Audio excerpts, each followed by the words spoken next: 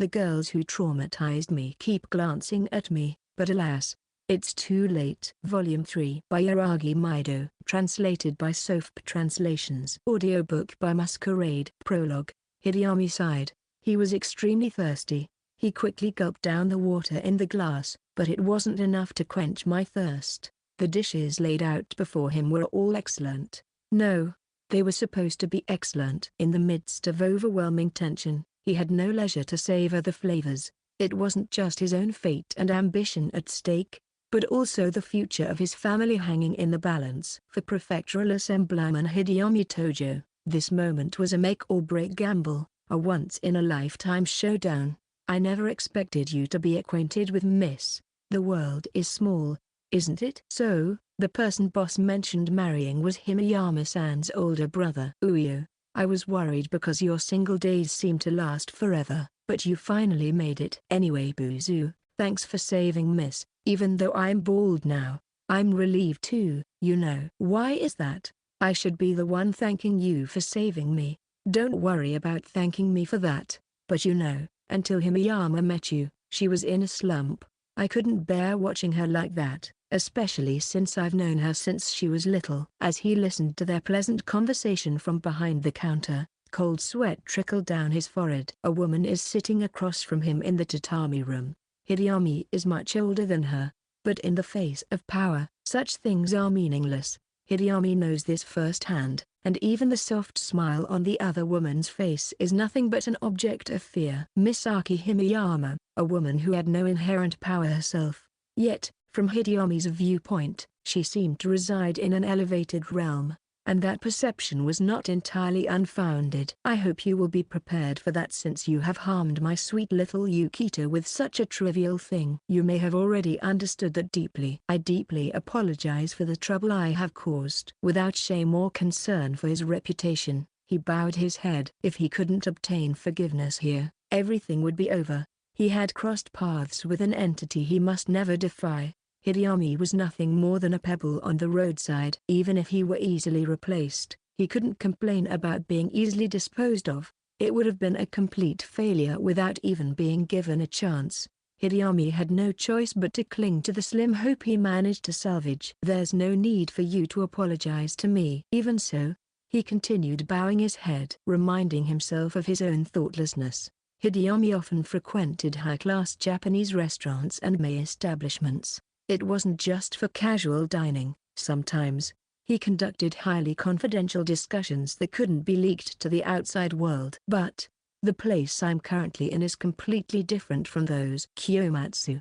It is a privileged culinary establishment reserved only for the invited guests of the Himeyama family. Hideyami also learned about it for the first time, but not even a signboard existed at the entrance. If not for this opportunity, he might never have known about it forever. Had it not been for this desperate situation, he would have been overcome with emotion at being invited to this place. May, please, Himeyama-san, forgive him already. He's trembling like a stray puppy. It's too pitiful to watch. Yukito-kun, but you've been through such difficult times yourself. Well?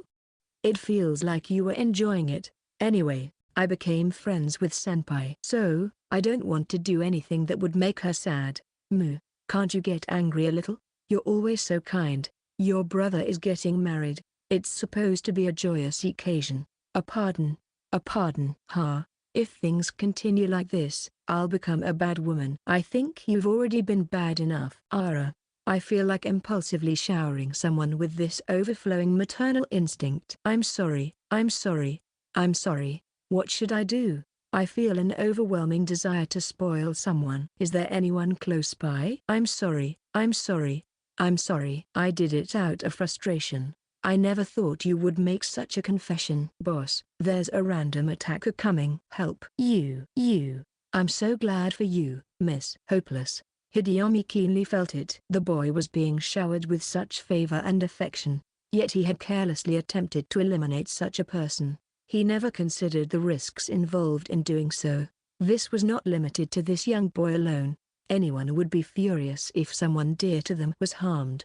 Hideyami also has a beloved family. Above all, he cherished his daughter. If his daughter were to experience the same ordeal, He would never forgive the perpetrator. When did he become so arrogant? When did he become so self-absorbed? He was consumed by self-reproach. I have no choice. For Yukito-kun's sake, I will personally convey it to my grandfather. Really? But please swear that you won't cause any trouble for Yukito from now on. There won't be a second chance. If something like this happens again, I will definitely crush you. I promise. A ray of light shines through. However, Hideyami's heart remains clouded. The boy he had tried to eliminate was the one who reached out to save him from the sinking ship. A complex mix of inadequacy and gratitude fills him. It's so embarrassing that he feels like yelling at himself. I don't want Himeyama-san, who is always so kind to me, to say anything dangerous like crushing him. I am sorry. Let's play with American crackers later, okay? The bubble generation. The woman who had emitted such a strong aura of intimidation now panics and fumbles around. He realizes firsthand that the person he should never anger is this boy. I couldn't help it. You saved my life. I am sorry. It's not something that can be simply put away with words like that. It is the responsibility of adults to protect children. That's what He sought self-preservation to avoid his own ruin. It's a responsible position. He doesn't think it's a bad thing. His daughter changed after that incident. She became calm, as if she had changed as a person, and started to empathize with others. After decades, tears well up in Hideyami's eyes. His daughter knew. Perhaps she wanted to become like him. To be a kind and magnanimous presence who can forgive others. I don't think I can repay the debt of gratitude with something like this, but from now on, if anything happens to you, I will definitely lend you my strength. Whenever you're in trouble, anytime. I want you to consult with me about anything. He had jumped into the political world with the determination to become someone who could help others, someone who could save those in need, and change the current situation, even if only a little. Hideyami was recalling his original intentions from his youthful days. Well then, without further ado, please help me get away from Himeyama-san. I'm sorry. I feel guilty as soon as I say it, but I alone am not enough. Adults are liars. He averted his gaze from the boy who was hugged tightly. Some things are impossible. There are things he can't accept without thinking. That was the sorrowful reality. Hey, Yukito-kun. My grandfather wants to see you.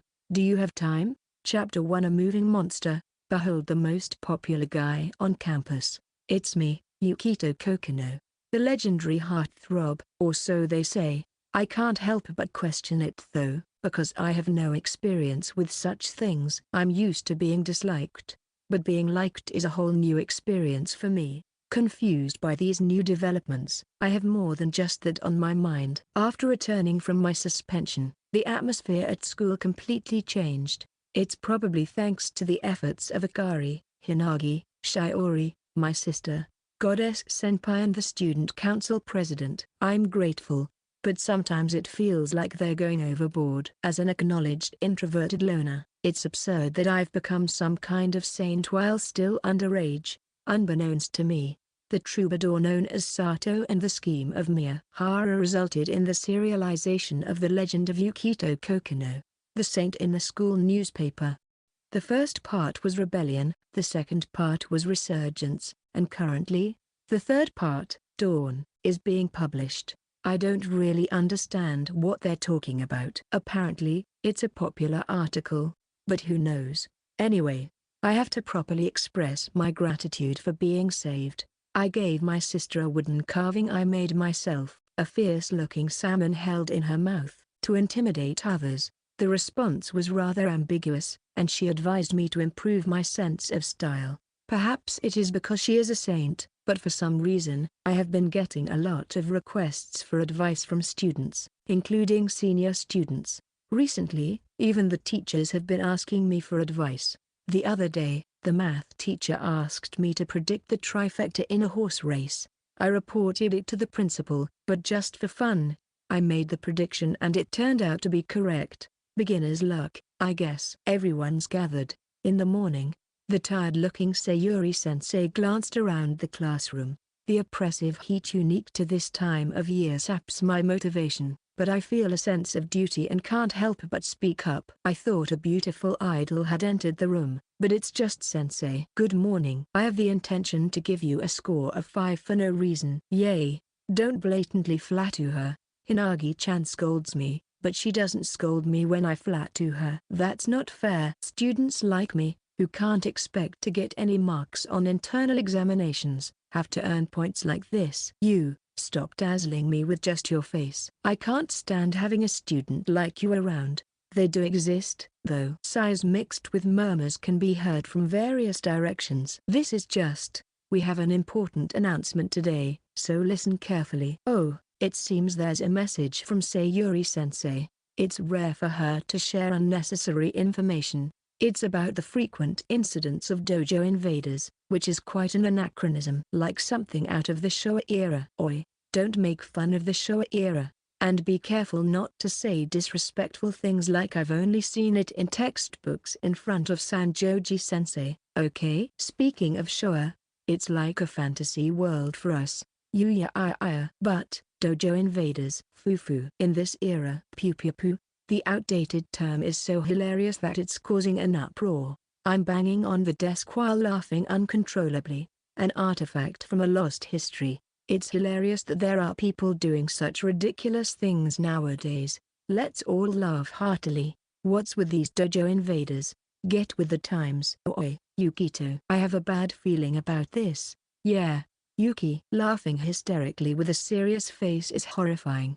It's quite absurd to have such an idiot around. I'd like to see their parents' faces. The dojo invaders are causing havoc under the pretense of martial training, mainly targeting the basketball club within the school grounds.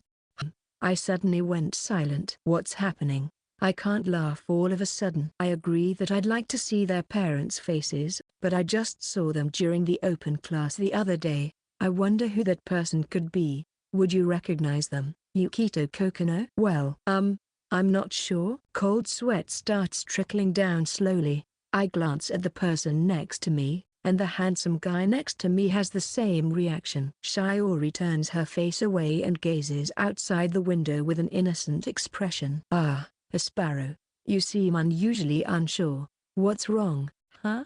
Come on, Yukito Kokonoe. Laugh. Do you have any inkling? Based on eyewitness testimonies, we've also identified the characteristics of the group involved. They consist mainly of overly hot-headed person, exceptionally agile person, and unusually tall girl. In addition, there's a particularly suspicious individual wearing a mask. What's the matter? Do you recognize anyone?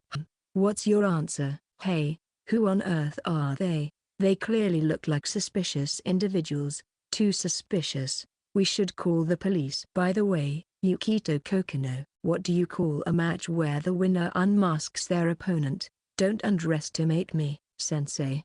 I know that. It's called mascara contra if both wrestlers wear masks. If one is unmasked, it's called mascara contra cabellera, and the loser has to cut their hair. It's a traditional showdown where their pride is at stake. It's common sense in Mexico. As expected. You've studied well. You're quite knowledgeable. He. Oh, stop praising me. It's making me blush. The group behind these incidents is called Snow Rabbits. Written in the same way as Yukito's name, they're known as Snorabi-chan for short. It's you. What exactly are you plotting? You've only been here for a few months. This isn't anime or manga. Can't you be a bit more obedient? There's also the possibility of it being a light novel. What are you talking about? Seriously, you always worry about me. Thanks to you, my position in the staff room keeps rising, which is, well, I'm grateful for it. Sayuri-sensei chuckles. As a respected teacher who manages not only the first-year class but also the most troublesome students in the school, Sayuri-sensei's teaching ability is highly regarded. According to the student council president, you could say that she's been burdened with all the troublesome matters. I'm sorry, sensei. Mu and Kamishiro, even you guys are in Tog. Ito as well. Ah, the unnoticeable Ito seems down. Gohan, it's an issue outside of school, so I won't interfere with your private matters. But be careful not to escalate the situation any further. Got it?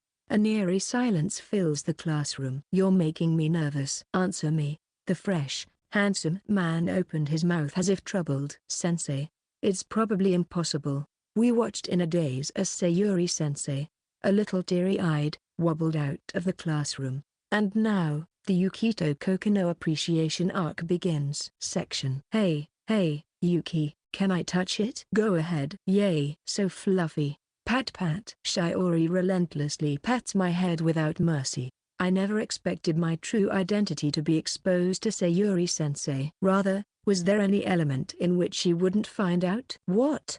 My disguise is flawless. Isn't it too late to ask about your peculiar behavior? Why a mask?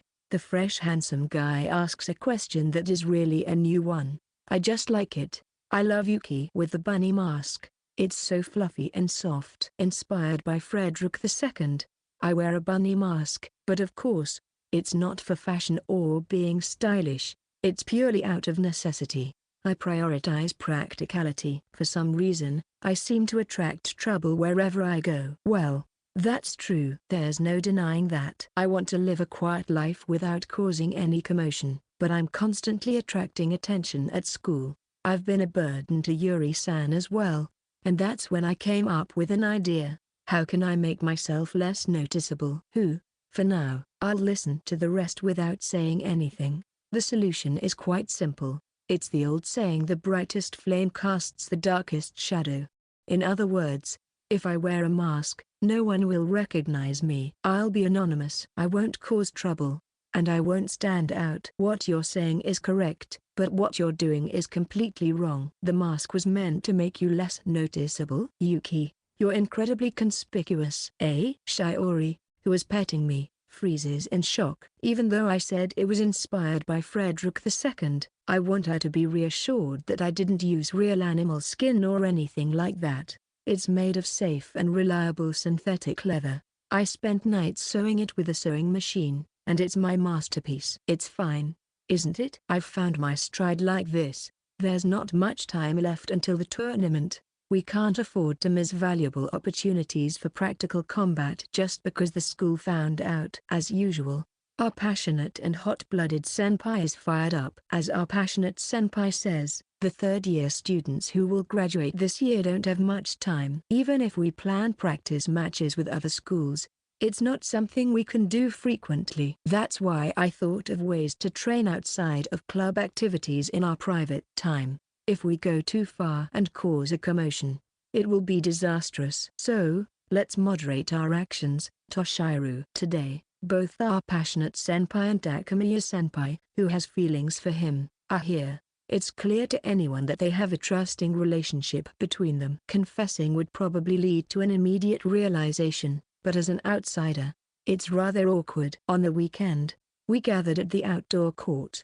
It's not mandatory, but the basketball club members without any prior engagements faithfully participate every week. It's good that they're enthusiastic. Although Sayuri-sensei called it dojo intrusion, it's certainly not a savage imitation. It's strictly a straightforward approach. I'm simply using the charming and handsome man's help to write a polite letter, inviting them to play basketball together. I've been waiting, Kuki. And today, I'll expose your true identity. You cheeky rabbit. I'll defeat you again. Senpai, you know this guy's true identity, right? Gay, I was complaining about why you didn't come to me. Has my senpai become more mature? It feels like going back in time, and I'm happy about it. The refreshing handsome man is talking to the towering man in front of him. Kuki, whom we usually don't see at school, is there. The giant named Daigo is apparently his senior from middle school. They had a lot of interactions in the basketball club back then. He's a good person who continues to join us for the second week. Kuki has many acquaintances, but I can tell that they're comfortable around each other. I know a lot of fresh, good-looking guys, but I can tell that he is one of those guys that I don't feel comfortable with. Last time, I couldn't steal the ball from you. I've been looking forward to this revenge. I won't let you. Sasasa. By the way, the main opponents are the passionate senpais who lack practical experience, so I mostly watch. However, there's a mysterious rule that if I lose in a one-on-one match, for some reason, my mask gets removed. Why only me? It's unjust, unfair. I suddenly ponder. People have different faces, and in relationships with others, We construct various versions of ourselves. That means that others are the ones who bring about change within ourselves. Perhaps change can only occur through interactions with others. No, it should be said that there must be a motive to change. If I were to remain a loner, I wouldn't have needed to change. If no one was around me, if I was always alone, I could have stayed the same. Not changing would have been acceptable. But now, Yuki, you're really amazing. Only you can do something like this. Shiori says, smiling without a care in the world. I've been clouding that smile. Just saying thank you isn't enough. Every day is so enjoyable. I'm sure everyone else feels the same way. Mukan, the senpais too. That's why there are always so many people around Yuki. Because it's surely fun. That's what it is. Before I knew it, I couldn't be alone. I won't say that this is not stressful. Even this morning, when I woke up in the morning, my mother was sleeping next to me. This is already the 7th time this month. I've become friends with Hinagi Suzurikawa, my rival in love. But I wish that days like this, days when he can laugh at each other like this, could go on forever and ever. Shiori has changed. So has Hinagi. She chose to change and stepped forward. She is no longer weak like before. There are no more shadows. Maybe I am the only one who thinks they are the same as they used to be. I have not been able to keep up with the speed of change. I have been left behind by their growth. Let's catch up with them. No matter how slowly, one step at a time. Ahaha. It's fun. Why is she getting taller again? She had grown up, not only in height, but also in mind. Aim for 180 centimeters, USA. That's the only thing I don't want to do. By the way, doesn't it seem like there are a lot more participants? The court of Stubers is filled with several teams in addition to the senior players we invited, such as Daigo and the other members of the powerful Tang High School basketball team. Some of the basketball teams we have invited, others we don't know. Although the number of participants had been gradually increasing, it had unexpectedly become a huge success. Yukito-kun, long time no see. Who are you, USA? I turned around as someone called me from behind, and there was my university senior, Hyakuma. Hello, USA. Did Hyakuma-senpai come to practice too, USA? Kyuku. I see, so that's why there are so many people here. What do you mean? Shiori, who knows Hyakuma-senpai from Stubers, asked. According to Hyakuma-senpai, there's been a peculiar buzz in town about a mysterious figure wearing a skillful rabbit mask, known as the enigmatic bunny man, who disrupts basketball courts. There are rumors that some basketball teams are waiting for challenges from the bunny man. The situation had become more serious than what Sayuri-sensei warned about. It seems that one enticing factor is that the bunny man's true identity will be revealed upon winning. As a result, the outdoor court was bustling with spectators who gathered to catch a glimpse of the bunny man, as well as basketball teams and street basketball enthusiasts who came to challenge him. It created an unprecedented lively atmosphere. It's great for us that Stubers is gaining popularity. We don't have to worry about finding opponents. There are even strong high school teams participating, so it's unexpected that it would generate excitement in this way. Come to think of it, I've been hearing voices here and there saying, "There's the bunny man. And wow, he really exists." People are asking to take photos together and various other things. Photo shoot, okay. Yukito, whether you wear the mask or not. Don't say it, don't mention it. Yuki, you really stood out. Oh, my ears twitched. I didn't intend for it to turn out like this. USA. The monster invitation from the bunnyman soon became the status quo of the basketball team. Unbeknownst to me, the bunnyman meme contamination was quietly spreading throughout the country. This was the beginning of what would later become the third basketball boom. Shiori's point of view, expressing gratitude, ? For all the help you've given me as well. The classroom buzzes with excitement upon hearing those words. Naturally, I'm included. Yuki, who just finished serving his suspension, says he wants to thank us. It's true that we worked hard to have his suspension lifted, but the ones at fault were Tojo-senpai and the school, not Yuki. He had done nothing wrong. If anything, He should be the one receiving apologies for the unjust punishment. Yuki already has done so much for me and the others, more than he can ever repay. There was never any obligation for Yuki to thank us. However, those words are like a deadly poison to a maiden in love. Because Yuki wants to thank me, how can I let this opportunity slip away? The self-questioning quickly reaches a conclusion. Being weak-willed, I immediately pounce on the bait right in front of me. Anything is fine? Impossible to do anything. Saying anything leads to disastrous outcomes. The other day, when I told my mom I would do anything, she asked if we could sleep together 5 days a week. It was terrifying. Too much child affection? It was tough after that. I said I would do anything, but when I asked her to spare me just 1 day, she insisted on 6 days instead. I was completely cornered. What did I do wrong? Because you said anything. Fortunately, Yuri-san was there, so it should be fine, but Yuki is truly loved by his family. But still, this is a difficult task. What should I ask for? I absent-mindedly touch my wristwatch. It has become a habit without me realizing it. I feel hesitant about receiving gifts. Just recently, Yuki gave me a custom-made wristwatch of my own, and it was made by Yuki himself. I don't know the details, but I can tell it's quite valuable. More than anything, it's my precious treasure filled with Yuki's efforts and thoughts. What should I ask for? I pondered, and suddenly, I remembered a video I saw on the internet last night. A nearby aquarium was recommended as a great date spot. They even have dolphin shows. I haven't been to an aquarium since elementary school. A date with Yuki. I can't help but smile. I've been chasing after Yuki for quite some time now. What lies ahead is unknown, and every day is a desperate struggle, just wanting to apologize. But Yuki gave me a chance to start over. If that's the case, I'll show him that I can build everything from scratch once again. To fulfill this love, I'll reset everything and start from here. Hey, how about we go out and have fun together? I heard we can interact with the fish too. Want to go see them? I see. Fish. Huh. Wait a minute. Yeah.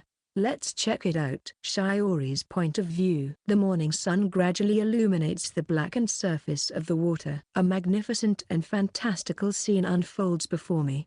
I'm left speechless and mesmerized. The overwhelming scale gives me goosebumps. As far as the eye can see, the vast ocean stretches out. The sun's rays reflect off the shimmering blue surface of the sea, resembling precious jewels. Seagulls gracefully dance through the sky, and fish leap from the water in the distance. The fresh scent of the sea fills my nostrils. Everything feels like a first-time experience. Indeed, I said I wanted to go see fish. I even mentioned being able to interact with them. But isn't this a bit too much? I'm at a loss. Yuki's actions were unexpected, but it seems I still lack a proper understanding of this enigmatic person named Yuki. On the ship sailing through the Pacific, overwhelmed with emotion, I shout to release the frustration in my heart. Yuki, you idiot. Yuki's point of view. Thank you very much, boss. Shiori seems to be enjoying it too. Shiori shouts something loudly towards the sea. It seems she likes it. Buzu, I'm sorry I didn't check, but when she said she wanted to see the fish, she didn't mean go fishing, she meant the aquarium, didn't she?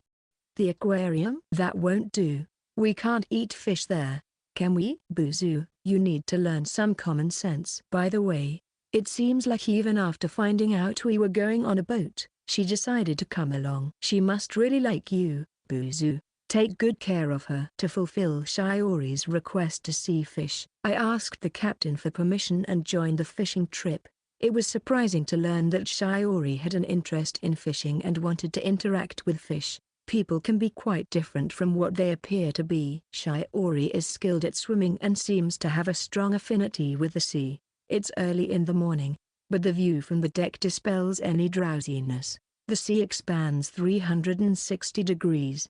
The entire field of vision is dyed with the colors of the ocean, evoking a sense of loneliness as if I've been left behind by the sea. A few days ago, when I told Shiori that we had obtained permission to board the ship, she started clapping her hands with joy. I wonder if she was that happy. I suppose there's something gratifying about being able to fulfill someone's request. We, as rookie sailors, can't disturb the fisherman. Of course, I can't let Shiori do anything dangerous, so she's wearing a life jacket borrowed from the captain. Since I had ridden ferries before, but this was my first time on a fishing boat, I was unfamiliar with the process. While the captain skillfully began the fishing operation, we held fishing rods in hand for some fishing.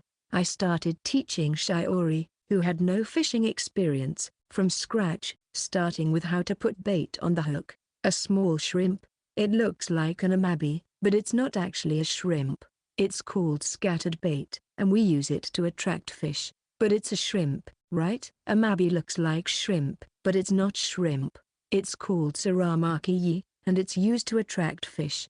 We scattered the amabi from the boat onto the sea surface. Shiori's question was reasonable. After all, it definitely looked like a shrimp. Although it appears to be a shrimp, amabi is a type of plankton. Living creatures are mysterious.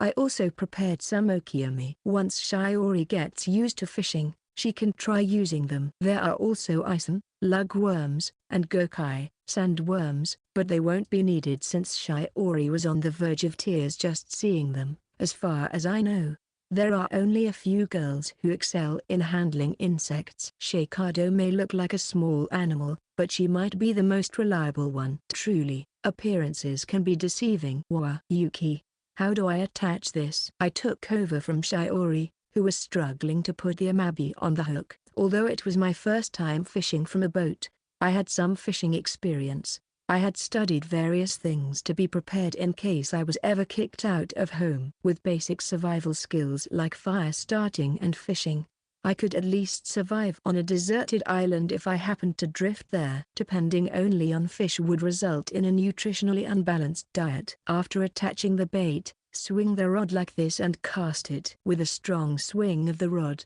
the weight at the tip of the hook would pull it away and fly into the distance. Once I confirmed it splashed into the water, all that was left was to wait for a bite. So this is how you fish. At one point I wondered what would happen, but I'm thrilled. I felt sorry for Shiori, who was excited, but fishing sometimes requires patience. When they're not biting, they really won't bite. Even if you change your location, there are times when you don't get any bites. In the first place, if there are no fish in that area, you won't catch any. However, today we were fishing from a boat. The boat was equipped with a fish finder, so it was unlikely that we wouldn't catch anything. Yuki, I got a bite. Does this mean I caught something? What should I do from here? Was this beginner's luck too? Shiori was already reeling in a catch as she said that. It seems like we'll have some fun after all. Yay! I caught one. Yuki, I caught a fish.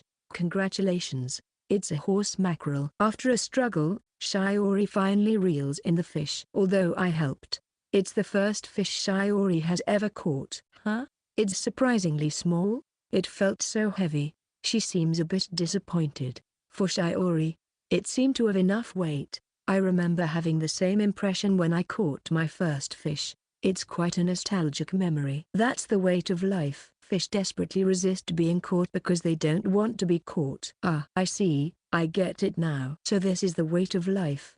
I took the life of this fish. Strictly speaking, the fish is still alive, but Shiori gazes at the fish she caught with deep emotion. Are you scared? No, but I have to understand that we take lives to survive and eat. We buy fish at department stores, but they're always processed. And even when we eat sushi, I've never really thought about it. That's why we Japanese say "itadakimasu" before meals, right? I almost killed you, Yuki. I took your life. She starts trembling and having a flashback, so I gently stroke her back to calm her down. I'm here, living like this, and back then, I didn't want you to feel guilty. I helped you because I wanted you to keep living. So don't take life for granted. Yeah, come on. We're just getting started.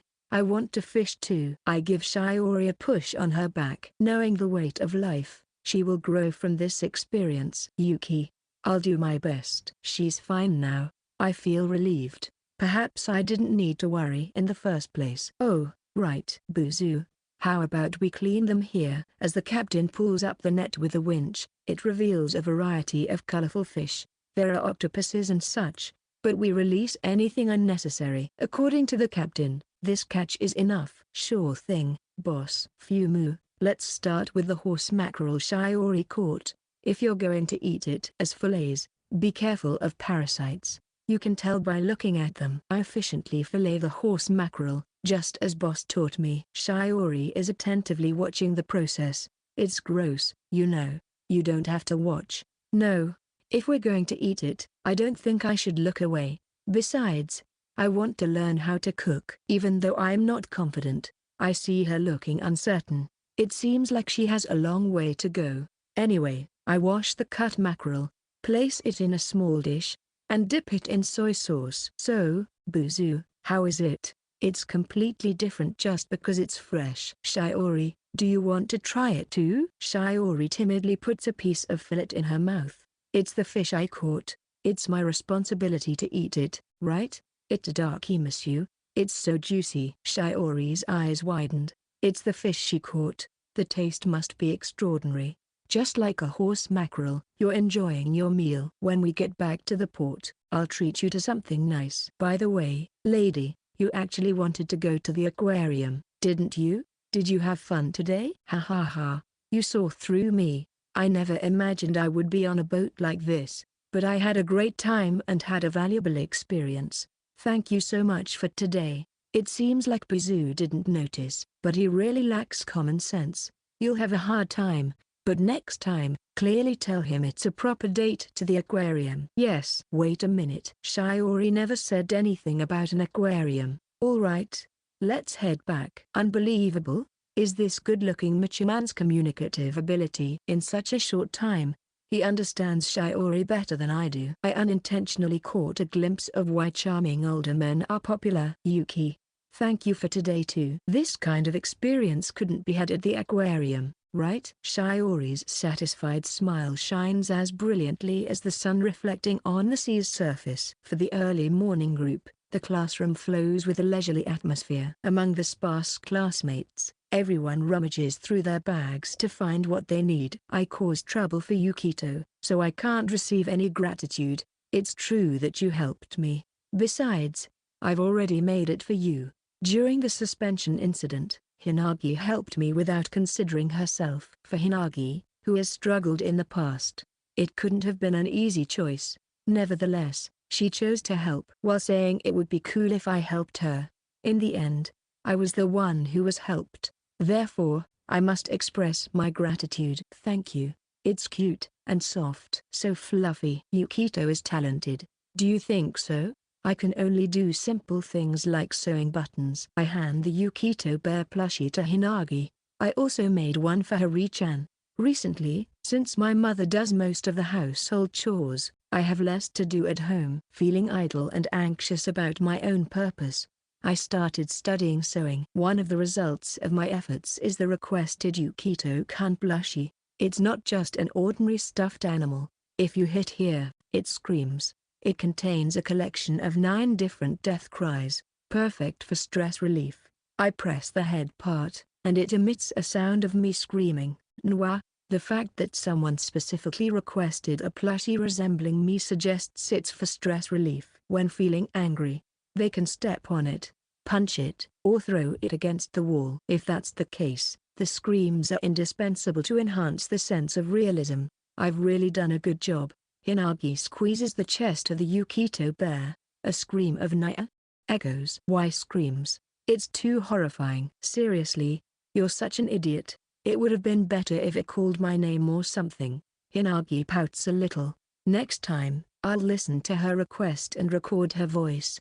And also, look at this. This is a book, right? It's the pop-up Hinagi-chan picture book. When I open the book, a young Hinagi-chan pops out. The content is very simple, telling the heartwarming story of adventurous Hinagi-chan, who experiences various things and becomes happy. You used to like picture books, right? What are you talking about?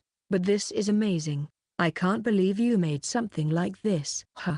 The last page is blank. As Hinagi flips through the book, her hand stops at the last page. Your future. Your path will continue from here on. It won't be an end. Yukito. As she looked at the finished picture book that incorporated educational elements, Hinagi-chan's eyes turned red once again. That's right. That's right. When we were children, Hinagi-chan loved picture books. She often came to me and said, "Yu-chan, let's read together." It was always me who read it loud while Hinagi-chan exclaimed, "Amazing!" in admiration. It's nostalgic. I've been thinking, Yukito, do you like crafts and such? I'm not sure. I haven't really thought about it. I've never been conscious of it.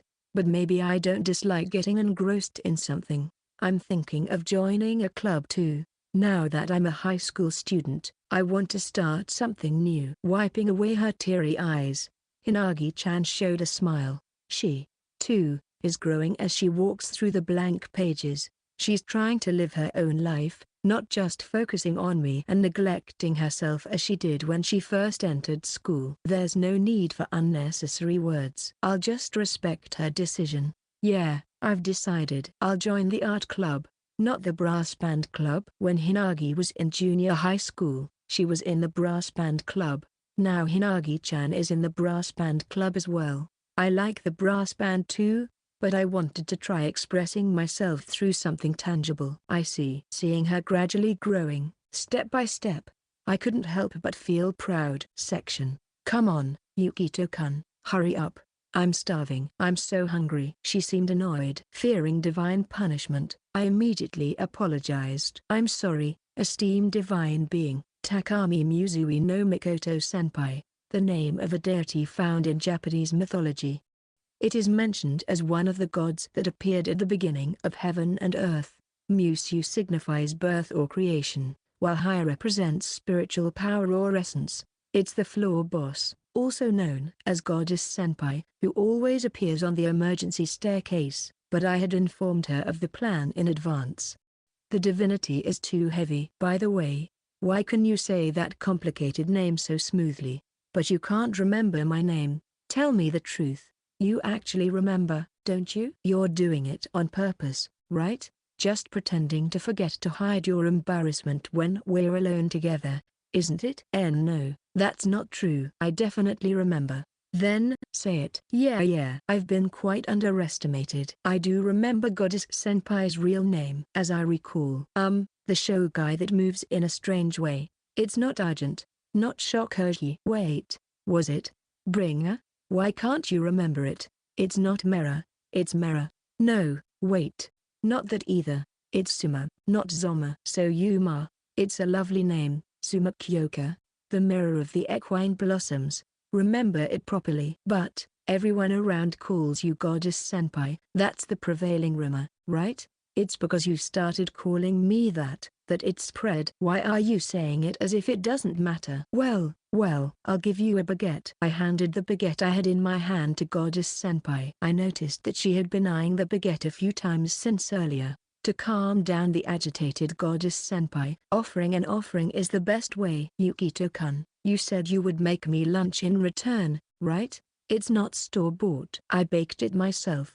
Here, have some. It's dragon fruit jam. Due to the size being too large to bake in the oven at home, I borrowed the head chef's help. That's amazing, but honestly, it's really impressive. I'm curious about the jam with such a strong and unique name, but even if I receive such a big and hard baguette for lunch, I won't be able to finish it. Wait, are you planning to make me say that line just now? There is French bread, but there is no Japanese bread. Hey, listen to me for a moment. It's like I'm the only one saying embarrassing things. What's Japanese bread supposed to be? Panzami, a seminar on bread? I understand.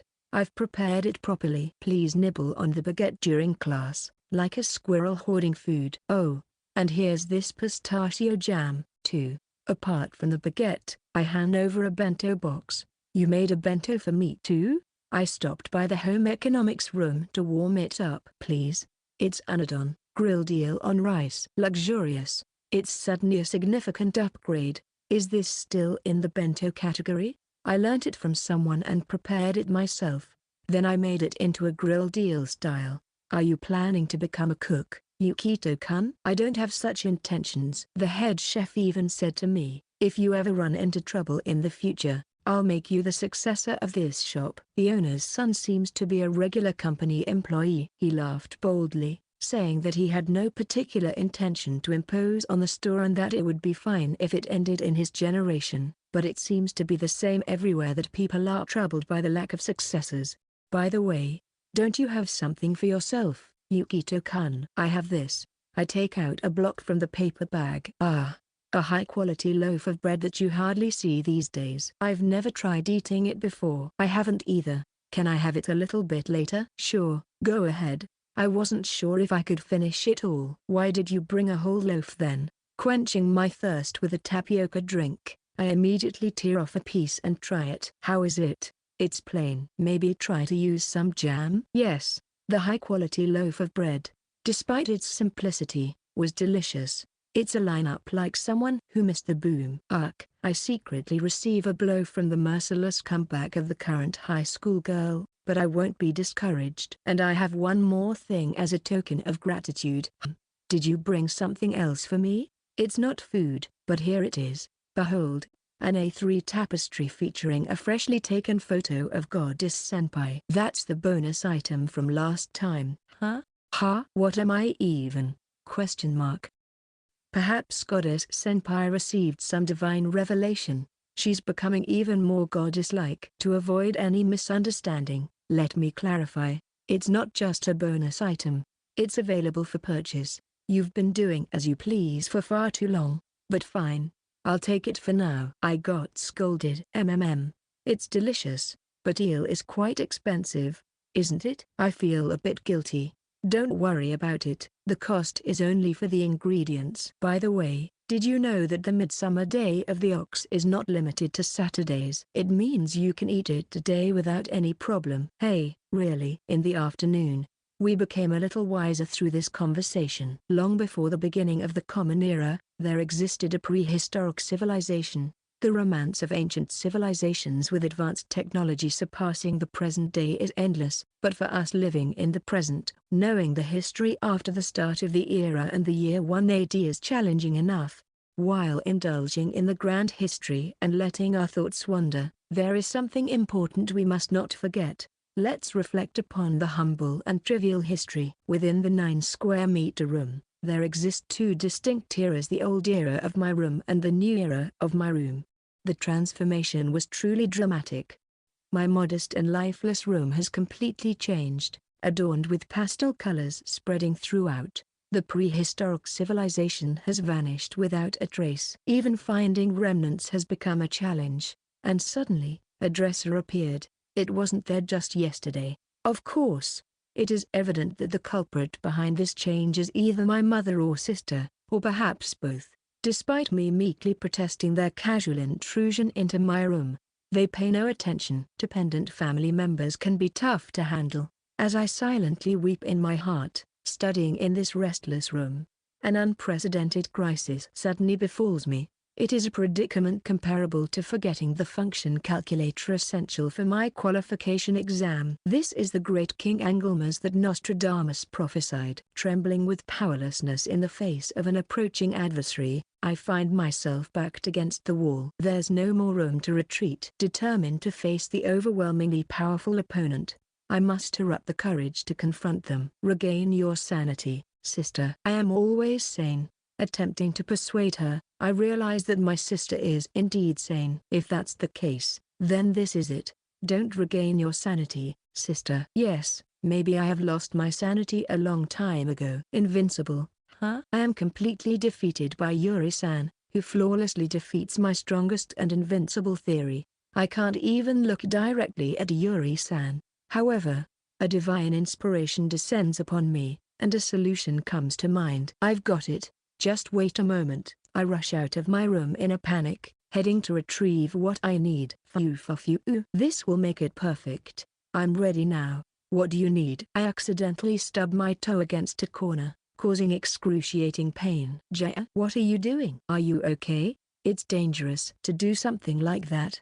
With a flick, the eye mask was thrown away. My eyes were also badly damaged. Why are you naked? Didn't I ask you to measure because my chest had gotten bigger? I need to buy new bras too. So, you weren't joking. Come to think of it, I vaguely remember her mentioning that her underwear had become tight. Wait, Am I really the one who's supposed to measure? Huh? Who else would do it if not you? What about Mum? Actually, isn't anyone other than Mom more suitable?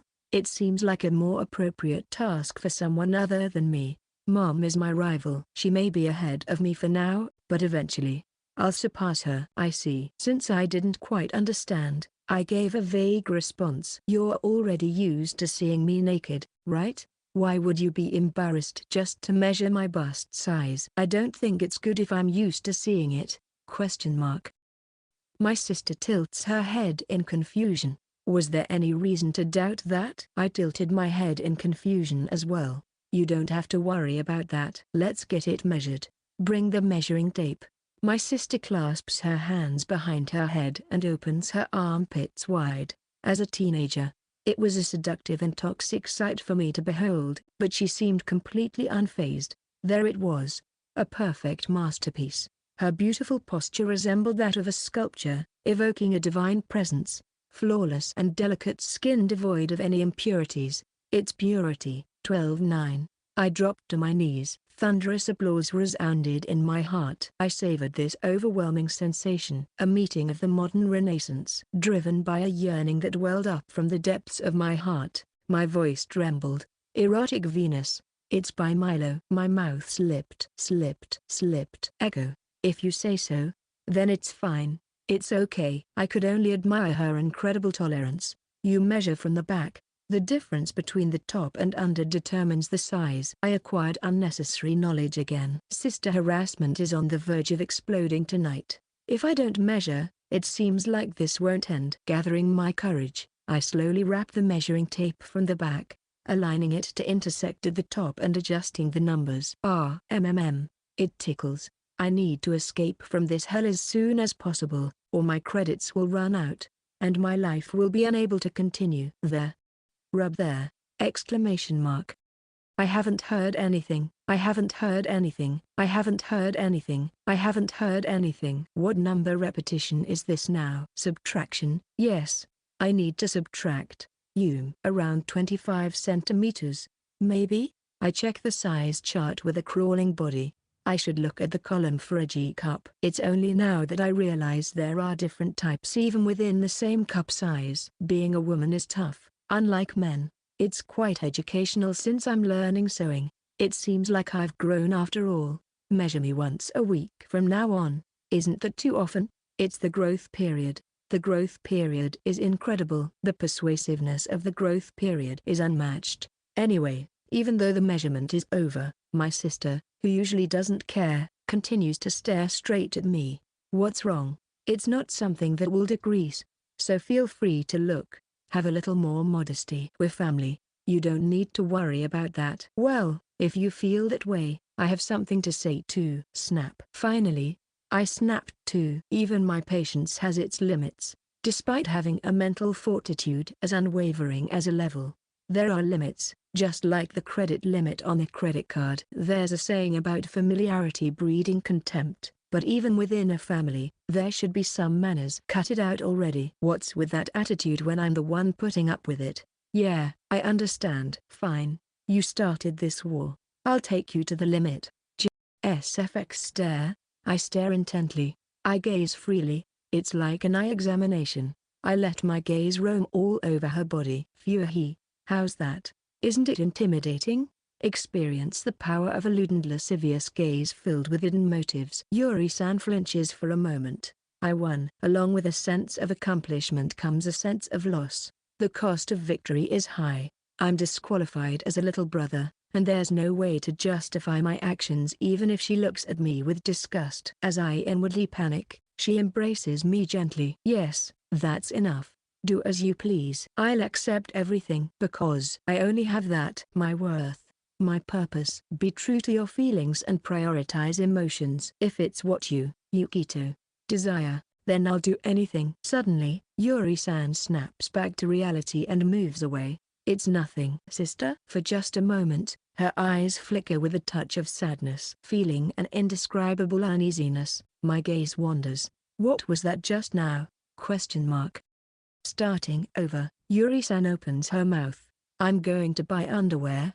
So you're coming with me? I decline. I'll buy you underwear that you like. Even if you say it in such a flippant way like buying me candy. Huh? You are coming, right? Please let me join you. Our outing is decided. Maybe we are gradually returning to being a normal brother and sister. However, the bittersweet and troubled expression on Yuri-san's face remains etched in my mind.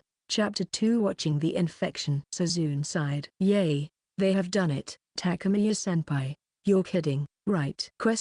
I never expected them to win. Suzune Takamiya was staring blankly at the court from the cheering seats. Next to her, Shiori Kamishiro was hopping around in excitement. But Suzune couldn't share the same joy. Despite the supposed happiness, she couldn't accept the reality in front of her. She couldn't have imagined this would happen just a few months ago. As she directed her gaze towards the figure of Toshiro Himura, who was raising his arms in a victory pose towards them, her cheeks flushed red. She couldn't help but think it was unexpectedly good. Unexpectedly, truly unexpected. Suzune wasn't the only one feeling bewildered. When she looked in his direction, she saw the club advisor Kyouga Kawando with wide eyes filled with astonishment. He had been in charge of the struggling basketball club, adopting a laissez-faire approach that could be seen as both positive and negative. Perhaps he couldn't keep up with the transformation of the now strong basketball club. The school's perspective and expectations would surely change. It was certain that their budget would be increased for the next term. It was the inter-high preliminary tournament. The boys' basketball team of Shuyo High School, led by Toshiro Himura, advanced to the third round. They were going to the B block fourth round. Their achievements as a boys' basketball team were impeccable considering that they had struggled to even make it past the first round before. This was a major upset, an undeniable feat. If they won the next two matches, including the fourth round next week, they would reach the finals league, and beyond that awaited the inter-high. Originally, it had been a laid-back club where basketball enthusiasts gathered to have fun. Participating in tournaments was just for commemoration, but now, there was no trace of that. The passion they had invested in this tournament was not inferior to that of other schools. It could be seen in their demeanor. There was not a single member who didn't have the face of a fighter. The sense of fulfillment was evident on their faces. It was not a coincidence. It was a result backed by their efforts. Things had changed. They had been changed, and no one would feel it more than the members of the boys' basketball team. Toshiro Himura's decision had brought about an immense transformation in the basketball club. Like a red dye mingling with scarlet, their boiling passion and overflowing sweat spread through them. The dream didn't end today. Last summer was still ongoing. Senpai, let's go to everyone. Captain Himura is waiting too. Hey, Kamishiro-san, don't pull me. Chasing after her junior who dashed ahead, Suzune's heart was filled with both joy and lingering anxiety. The game ended, and they finished preparing to leave. Suzune Takamiya was also amidst the circle of joy. Thank you for coming to cheer, Suzune. Your presence became my strength. Congratulations, Toshiro. Just a little longer, just a little longer. I will definitely become a man worthy of you. While she thought warmly of Toshiro speaking so passionately, her expression clouded at his words. She forced a smile, not wanting him to perceive her swirling emotions. It looks like Chigasu Academy won against Kawa-senpai's team. Twang, where Daigo-senpai is, also won, but they're in Block D. It's a shame we won't meet until the finals league. It's better not to face them if we can't win for sure. Well, that's true. But don't say things without dreams. The voices of Kukimu and Yukito Kokonoe, conversing behind them, reached her ears. Suzune had an uneasy feeling towards Yukito Kokonoe. It wasn't that she disliked him. On the contrary, she thought favorably of him. Since entering school, Yukito Kokonoe, a first-year student, had risen to prominence numerous times, and there was not a single student who didn't know about his eventful school life. While some disliked him, many admired him, and he had countless fans among the third-year students as well. Even in Suzune's class, there was a classmate who had approached him for love advice. While the legends surrounding him were uncertain, there was no doubt that at least a part, if not all, of the rumors were true. Based on the incident that had stirred the entire school through the intercom announcement, Above all, Suzune had nothing but gratitude for the fact that Toshiro Himura had invited Yukito Kokonoe to the basketball club. And yet, why, Toshiro? Did you forget our promise? ? Her chest tightened. In the end, it was ugly jealousy. Selfish, self-centered, and spoiled. She didn't expect the kind of confession that Toshiro imagined. For the two who had harbored feelings for each other since middle school, there was no need for special words to understand each other's feelings. For Suzune, as long as she could spend this last time of their high school third year with Toshiro, it would be enough. She didn't desire any changes.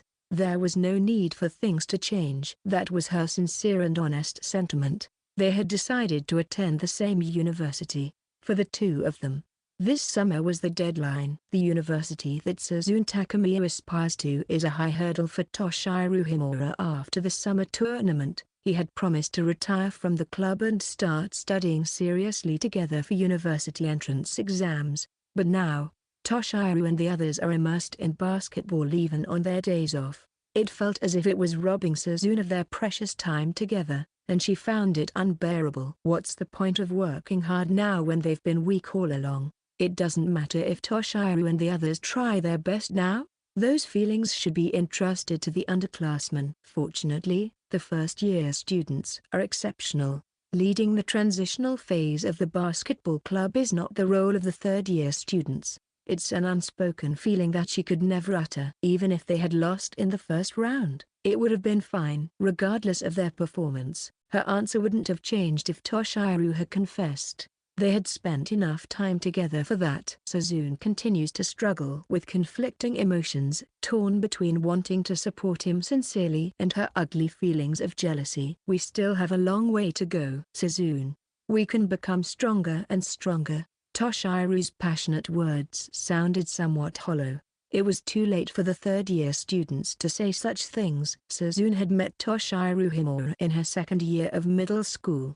At first, she simply thought of him as a hot-headed guy, but it was different. He was overflowing with a sense of justice, earnest to the point of clumsiness. At one point, he had reprimanded a girl who was subjecting others to unpleasant teasing, not quite bullying. Looking back, that might have been the first time she had ever been conscious of someone of the opposite sex. It didn't take long for Suzune Takamiya to be drawn to his way of life. Time passed by quickly. Strangely enough, they ended up in the same class from then on. It's more accurate to say it was an unusual connection. As their relationship deepened, she recalled how people around them often said that they were mismatched. Perhaps Toshiro had been conscious of that all along. If that is the reason why Toshiro Himura is so obsessed with the outcome, then Yukito Kokonoe has done a very cruel thing. He has given him hope, the hope of a dream, but it is poison. Looking back, Yukito Kokonoe was looking at the tournament bracket with a stern expression. He opened his notebook and muttered something to himself. Kukimu, who was next to him, peeked into the notebook! Yukito Kokonoe abruptly closed the notebook and started walking towards Suzune. Takamiya-senpai, I want to talk to you about something later. Under the intense gaze, Suzune found herself nodding unintentionally. Yukito's point of view. When it comes to detectives, I'm a purist, but when it comes to art, there is no shortage of the 30th school. From classical to impressionist, and realism, there are various styles. However, in the presence of artistic beauty, I switched to the Yuri-san school. The completion of modern art that earnestly pursues Yuri-san's beauty is the mission entrusted to me. I don't feel guilty about it, but I think it's pointless to feel guilty. No matter how strong my mental adaptability is, like a bear bug, there are limits. Especially, the graceful and beautiful thighs, calves, and ankle with the golden ratio can be called the three principles of beautiful legs. That being said, after school, I head to the art club with Hinagi, who seems nervous. It's understandable that Hinagi is nervous since it's an awkward time. Although I confirmed with classmates, there were no art club members in Class B, so the atmosphere of the club is unknown. I'm just accompanying her, but Hinagi wants to observe once and then officially submit her application. Thank you for coming with me. I'm doing this because I'm worried about you. Listen, Hinagi, If they try to force you into being a nude model, refuse firmly or run away immediately. Don't forget to seek help from adults. The phone number for the Ministry of Education, Culture, Sports, Science and Technology's Children's SOS Counseling Hotline is, "Why are you worrying about me so much?" Hinagi-chan's face turns bright red. But school is always filled with danger. It's important to stay vigilant. Anticipating the unexpected is the necessary ability to survive in the school's survival space. There's something I want to give you. Take this. This is, ?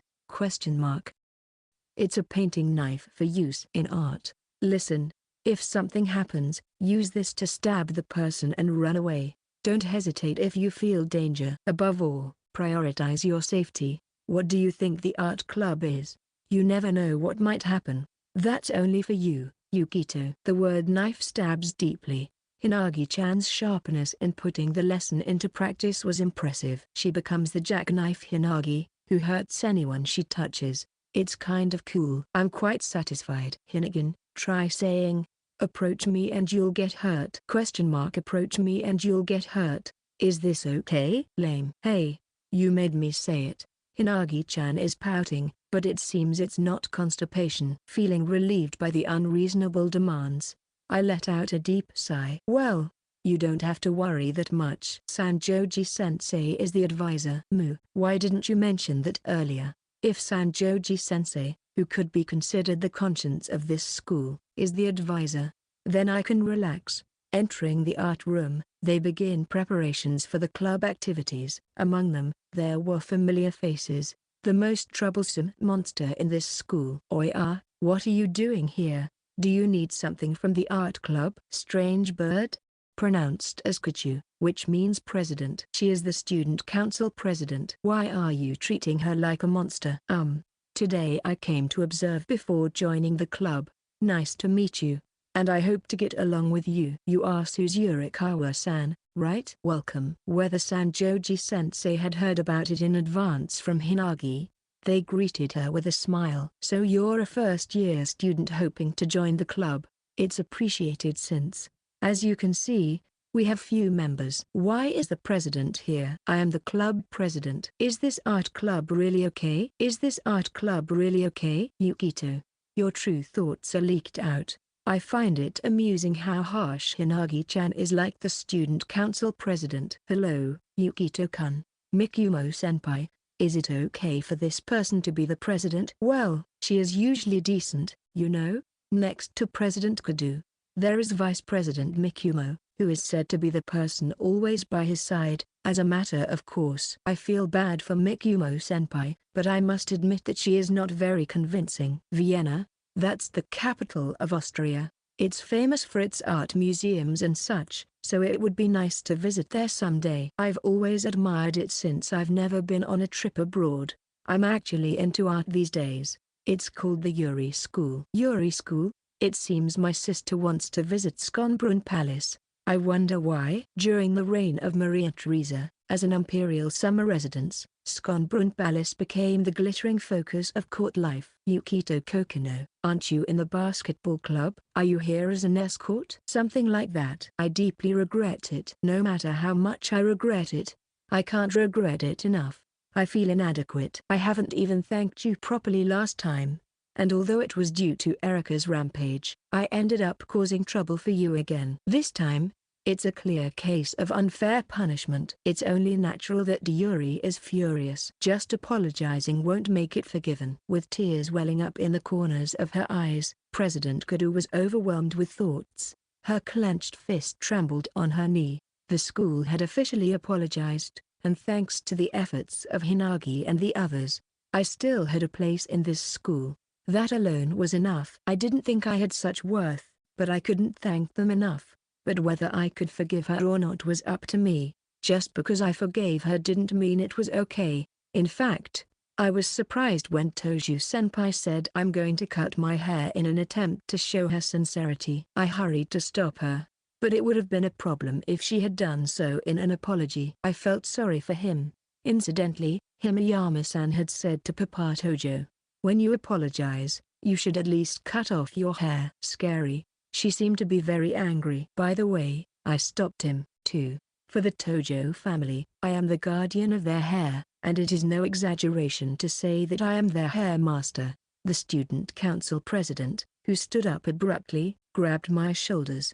Her eyes were spinning around. I don't think this is enough, but Yukito Kokonoe. I'll become a nude model. Matsuki-chan? It's nothing more than a crude gesture, but it's the only thing I can do. It's okay Yumi, let me go. As President Kudo tried to take off her uniform, Vice President Mikumo grabbed her from behind and restrained her. What nonsense are you talking about? Kudo-san, calm down. Nonsense? Was it nonsense? I couldn't help but feel annoyed at Sanjoy-sensei admonishing President Kudo. In that case, Sanjoy-sensei, can you take over? What are you saying? What's the matter, sensei? There is nothing wrong with it. I can leave it to the student council president as it is. In that case, I won't hold President Kudo responsible for anything that happens. Damn it, are you trying to threaten me? But to sacrifice the student? Oh well, should I ask President Kudo then? Look, Yumi. Even Yukito Kokonoe is saying the same thing. There's no problem at all. Let go. There's no way that's true. President Kudo understands. This is what responsibility means. And in comparison, I understand. I'm doing this to protect the students. I will take over, so please don't touch Kudo. I will become the nude model. That depends on the teacher's attitude, doesn't it? Nika. Why are you forcing her? I was suddenly hit on the head by Hinagi-chan. Huh? What the heck? I snapped back to my senses. It seems I was hypnotized after looking into Kudo's eyes. It must be her mystic eyes after all. But still, Sanjoji-sensei, who willingly goes along with such playful jokes, is truly an exemplary teacher. It's hard to believe that someone entrusted with student guidance is being disliked. Yukito, are you not satisfied unless you have done something mischievous? I averted my gaze from Hinagi-chan's stern look and whistled silently. After the series of commotions, the art room finally regained its calmness. In a way, this could be considered a light warm-up before club activities. Cough. Let's start our activities soon. We'll discuss the matter later. No, it won't be good to leave it for later. By the way, Yukito Kokonoe, are you joining us today? I have the intention to. I even brought my crayons.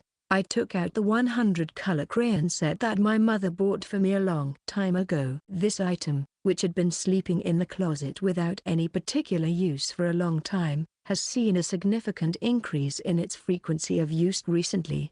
It has become an indispensable item for me, who has awakened to the Yuri style. Today is a fine day. Shall we go outside for some sketching? Following Sanjoji-sensei's decision, I grab my belongings and head outside. I'm looking forward to it. What are you going to draw, Yukito? Right, maybe you, I guess. Me blushing. Hinagi-chan lowers her head. While a landscape painting would be fine, as a Yuri enthusiast, I naturally lean towards drawing people. As if remembering something, Sanjoji-sensei speaks up. By the way, participation is optional, but would you two like to consider entering the art competition? Summer of art can be a wonderful experience. An art competition? What do you think, Yukito? I want to participate. The art club participates every year as part of their activities, but students outside the club are also free to enter. It's summer vacation. A great opportunity to try new things. Let's give it a shot. Yeah, please do your best. Fufu, I'm glad you showed interest. Apart from the president, the art club is a warm and wonderful club. I wish advisor Sanjoji-sensei, who is kind and hasn't bothered me at all while leaving everything to me, could be a role model for advisor and sensei of the boys basketball club.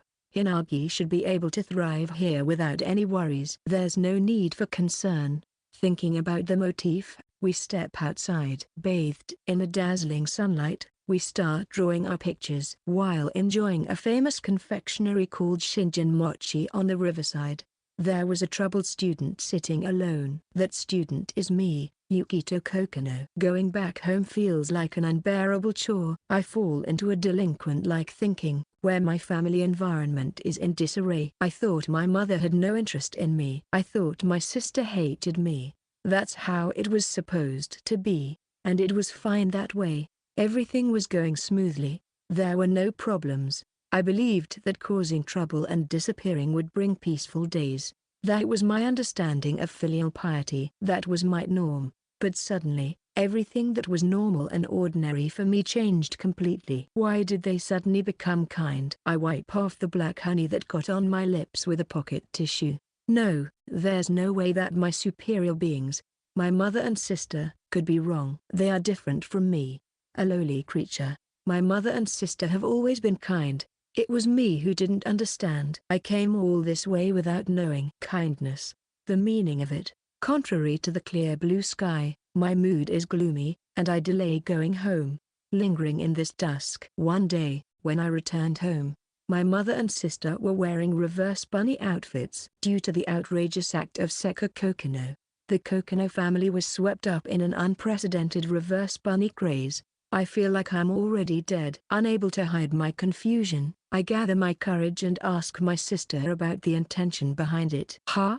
It's the year of the rabbit, you know. She's absolutely right, but I lack the intellectual capacity to understand the correctness of her response. I seek help at the Himeyama residence, but even Himeyama-san is wearing a reverse bunny outfit. Like Alice lost in Wonderland, the collapse of common sense. Perhaps I have wandered into a world not of another dimension, but a world of reversed values. So now, I am a stranger wandering, searching for an exit in this unfamiliar land. My mother is currently in the midst of her mother training, and she mistakenly sees me as an infant or a baby. After all, she sometimes talks to me in baby language. All I can manage is babbling in response. When did common sense get so distorted? Will the days when I can be at ease ever return? Once I return home, it's immediately a battlefield. I am spoiled as quickly as the wind, as quietly as the forest, as fiercely as the fire, and as unmoving and spoiled as the mountain. Of course, they are also pampered as if with shadows and thunder, with the strategies of my mother and sister, using the Koyogunkan military tactics. I am undoubtedly being conquered. A message arrives on my smartphone. It's Himazen-san, a master strategist known for corrupting me. As I read the content, I spew out a mouthful of roasted soybean flour and start running. A wedding? Yes, my brother wants you, Yukito-kun, to participate too. I'm taken aback by this unexpected request. Involuntarily, my hand stops as I'm about to eat a plateful of cherries. They're in season and delicious. I received a shocking email from Himeyama-san saying, I'm pregnant with a baby, and I hurriedly came here. But now that I think about it, I had no reason to panic. Dangerous, dangerous. What was I getting all worked up about? Safe. Well, these cherries. What's wrong, Yukito-kun? Don't you like cherries? I start sweating.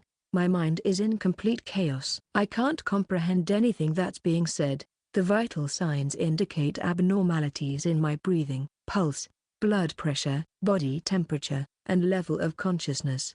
I may have the strongest mental fortitude to watch horror movies with an expressionless face, but when it comes to genuine paranormal phenomena, I'm utterly defeated. My gaze wanders in empty space, suffering a merciless defeat. I never had a sixth sense before, but now, I'm trapped in a situation where I can see things that even a sadistic clown would be shocked by.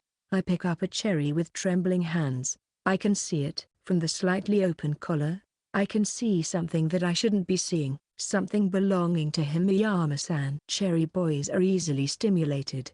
Do you really want to eat cherries that badly? It's okay, you can have them anytime. Foo-foo, foo-fa-foo. Looks like you finally pissed me off. She leans over and talks to me with her sweet breath in my ear. The performance of semiconductors doubles every 1.5 to 2 years. This is known as Moore's law. However, unlike Moore, this Himeyama-san has no upper limit to the increase in her likability. I can't help but feel a sense of crisis. From the moment I met her until now, the pace of increase in likability has been twice as fast as before. It just keeps going up. I beg you, please stop. If things continue like this, me eating cherries may end up being devoured by Himeyama-san. So, the strategist, Yukito Kokonoe, came up with a plan while being blown by the southeastern wind. It's called the Operation Lower Himeyama-san's Likability. Upon researching, I found that sexual harassment is the most off-putting characteristic of men for women. It includes things like unwanted physical contact and sexually suggestive remarks. Even though Himeyama-san is nothing but kind and well-meaning, I have to put this into practice. I'm sorry, Himeyama-san. He. You seem to have quite an impressive thing there. Don't underestimate me. Shall I play with that beautiful cherry of yours and turn it into an American cherry? I swiftly lift Himeyama-san's chin with my right hand, barely brushing my left hand against her ample cleavage. I look into her eyes from above as if I were showing her a hypnosis app. A moment of silence. The only sound that echoes is the gulp of Himeyama-san swallowing her saliva. Her eyes glisten. Her luscious lips slowly part. Are you serious? I am marked as a defective product, a woman disqualified from being a woman. Do you really desire someone like me? Why are you so, huh? That's strange. Even though I'm engaging in sexual harassment, her likability is increasing. It feels like the level up sound is playing in succession, just like when defeating an experienced metal monster. Wait, could it be that I fell for false information? Somehow, Himeyama-san has firmly held my left hand without me realizing it. Let go of me. What are you planning to do with my hand? Hey, the sensation of cherries? I met my demise. I'll leave the rest to the next generation of Yukito Kokonoe. I'm counting on you, buddy. You gave me a coin before, right? The person was deeply moved by it. And Yukito, I know school has been tough for you. That's why he was so concerned about you. I'm the one who should be grateful. I don't know the details, but I heard that she made a great effort to have my suspension lifted. Although I am truly grateful to Himeyama-san, but I can't shake off my discomfort towards her. Oh, Pink. I'm talking about cherries, right? I don't have any other intention. I'm just saying that I don't. They had been together for a long time, but they couldn't have children, so they couldn't make a decision about marriage. However, when the pregnancy was confirmed, everything changed. My brother was delighted, but the concern of being an older parent weighed on him. That's when he received courage from you, and he was really happy about it. I had heard that they were getting married before, but I had no idea how it happened. Come to think of it, Himeyama-san also said that she broke off her engagement due to infertility. As a woman of the same sex, she may have had some feelings about it, but I am a complete outsider, and I don't even know them. Himeyama-san's brother holds an important position, and the scale of his wedding is quite large. The number of guests invited is also far removed from a typical wedding. The actual number of guests invited to the wedding ceremony is also far from the norm. The wedding ceremony is a big event, and the number of guests is quite large. Don't worry, Yukito, you'll be sitting with me in the family section. Family section? I'm a relative of Himeyama-san. I'm too scared to mention it anymore. I heard that if you can tie the stem of a cherry in your mouth, you are a good kisser. The stem was elegantly tied on the mischievous tongue that playfully flicked. It had turned into a beautiful six-pointed star. Too much skill. How skilled is she in kissing? What depths of technique does she possess? Mysterious person. Wanna give it a try? I think I might lose all strength, so I'll pass. What a pity. Considering the current state where I'm already being figuratively weakened by my mother, becoming even more like a spineless creature is undesirable. Being completely crushed is the least of my concerns. Now that my attempts to lower her affection have all failed, I feel powerless. I've tried various things, you know. When asked about fashion preferences, I provocatively said, how about naked suspenders? Well, it's probably too much for you. Himeyama-san laughs. But when she actually went and changed clothes, I realized it was impossible to lower her affection. Why did I make such a foolish comment? Regret knows no bounds. In other words, Himeyama-san's current appearance and good behavior is self-regulation. For some reason, I try to ask a question that I've been hesitant to ask. It may be a good opportunity. Why are you so kind to me, Himeyama-san? The air felt frozen. The seductive atmosphere from earlier dissipated, replaced by a bitter and pained expression on Himeyama-san's face. There was something familiar about that expression. I managed to gather my thoughts and spoke. No, I'm not kind. I am a liar. She weakly laughed. Her body trembled uncontrollably. Her lowered figure seemed fragile. as if it would break under the slightest pressure. I was at a loss for words. Insensitively, I had hurt Imiyama-san, who had shown me such kindness. Yukito-kun? Mother said that doing this would make you feel at ease. I lightly embraced her, as if touching something delicate, so as not to break her fragile body. I was nothing more than a stranger to her, and this was my limit. Even if I were accused of sexual harassment, there was no helping it. Still, I felt it was necessary. My mother's teachings were absolute. I don't lie!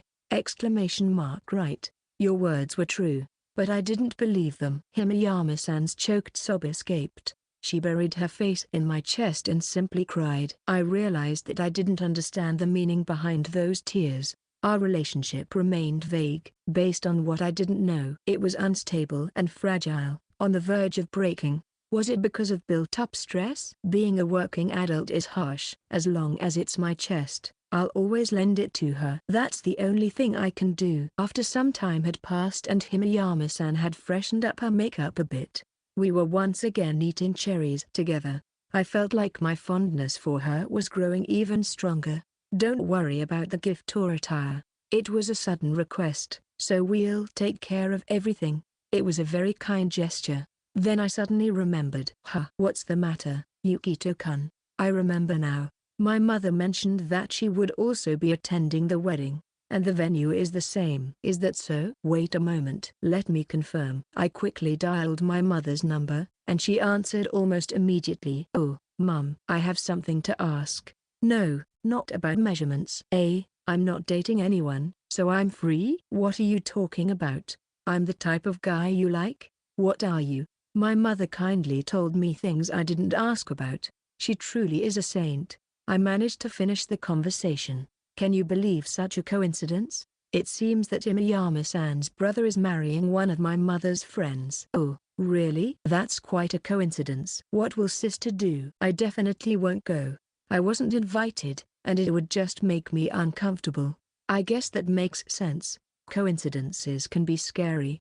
I was talking to my sister in my room about being invited to the wedding. In the end, it was confirmed that my mother would attend as a guest of the bride's side, while I would attend as a guest of the groom's side. My mother was surprised but seemed happy. Having my mother there made me feel more at ease. In this situation, it's Yuri-san who will be left out. I asked her about it, but she flatly declined. It would be complicated to be invited to the wedding of a complete stranger and it can't be helped. By the way, why are you closing your eyes? You can't measure me like that. It's my spiritual eye. I see. I never expected that I would actually measure her every week. Yuri-san, who embodies beauty and has honed her physical perfection, is truly deserving of being humanity's greatest masterpiece. Facing the pinnacle of contemporary art, it's impossible to directly gaze without a light-blocking panel. I am Yukito, the blind measurer. Kuzukasu. Ha ha ha ha ha ha. It's rare for something like this to happen. My sister started laughing, so I couldn't help but laugh along. What's so funny? Kai-ain. I let out a dog-like yelp, being kicked away. If you're going to act like that, I won't hold back either. An ominous line sent shivers down my spine. The sound of clothes rubbing against each other, slipping. Crap. Because my vision is sealed, my hearing has become more acute. Maintaining the measurement posture, my sister collapses onto me. Her body temperature feels unusually warm. My other senses have also become sharper. My sense of touch and smell are also sounding red alerts. It can't be true. It can't be true. Speaking of Yuri-san, she is immensely popular at school. And I also have immense popularity with her. No matter how you look at it, if we do that, it won't be the Davos conference. It'll be a family meeting. I slightly open my eyes and confirm I widen them in shock. Why is your lower body also naked, blind measurer? Defeated. As long as we're at it, I thought you could measure my 3 sizes. My other sizes must have changed too. As long as we're at it? Yes. Who's going to measure them? There's no one but you, right? Impossible, impossible, impossible, impossible, impossible, impossible, impossible, impossible. Am I a stand user? Don't you get tired from averting your gaze like that? An unreasonable pursuit by the culprit? Yuri-san stretches herself slightly, her figure even more divine, then places her heels firmly on the ground. I'm filled with question marks at her mysterious actions, but soon her intention becomes clear. I won't say what it was, but it jiggled. I really won't say what it was. My eyes quickly follow that movement. Naturally, my gaze is drawn to it. Hey, this is a technique for directing your gaze. Remember it. It's beneficial for studying psychology. I fell right into the trap. Yuri-san is triumphing. Stomping around. Let me make an excuse. If you keep reptiles and amphibians as pets, you will notice that some of them only eat live food. When feeding them, they only recognize live insects as food. This means that capturing moving things in your field of vision is one of the animal instincts. It's not like I was lured by perverted feelings. Hey, are you listening? What's wrong? It's not something that will decrease. So feel free to look. Don't think I'll be satisfied with that. I avert my eyes from the Vio private zone. I can't even stare at it in anger. Right, let's take measurements once a week here. Isn't that too much? It's my growth period. The growth period is really something. The persuasive power of the growth period is truly impressive. I managed to endure hellish time, but Yuri-san still remains there. I'll be there to cheer you on at the tournament. Thank you. I think the seniors will be happy too. And if possible, could you wear clothes? What about you? I'll be so happy I'll jump for joy. Also, could you please put on some clothes soon? Dance for me. While wishing for her to quickly put on some clothes, I dance. I've never heard of the basketball club having good results until now. Making it to the 4th round is already amazing. You've achieved that much, so you should be more proud. Am I being praised right now? It feels strange. It must be the same for Yuri-san. We awkwardly continue to exchange words, still unfamiliar with each other. It's awkward, but we're undoubtedly taking steps forward. My sister and I are both navigating this unfamiliar distance. It will still take time for it to become natural. My sister and I have endured without fleeing from this moment. We are sharing this time together. More than anything else, that is important, and for now, this is fine.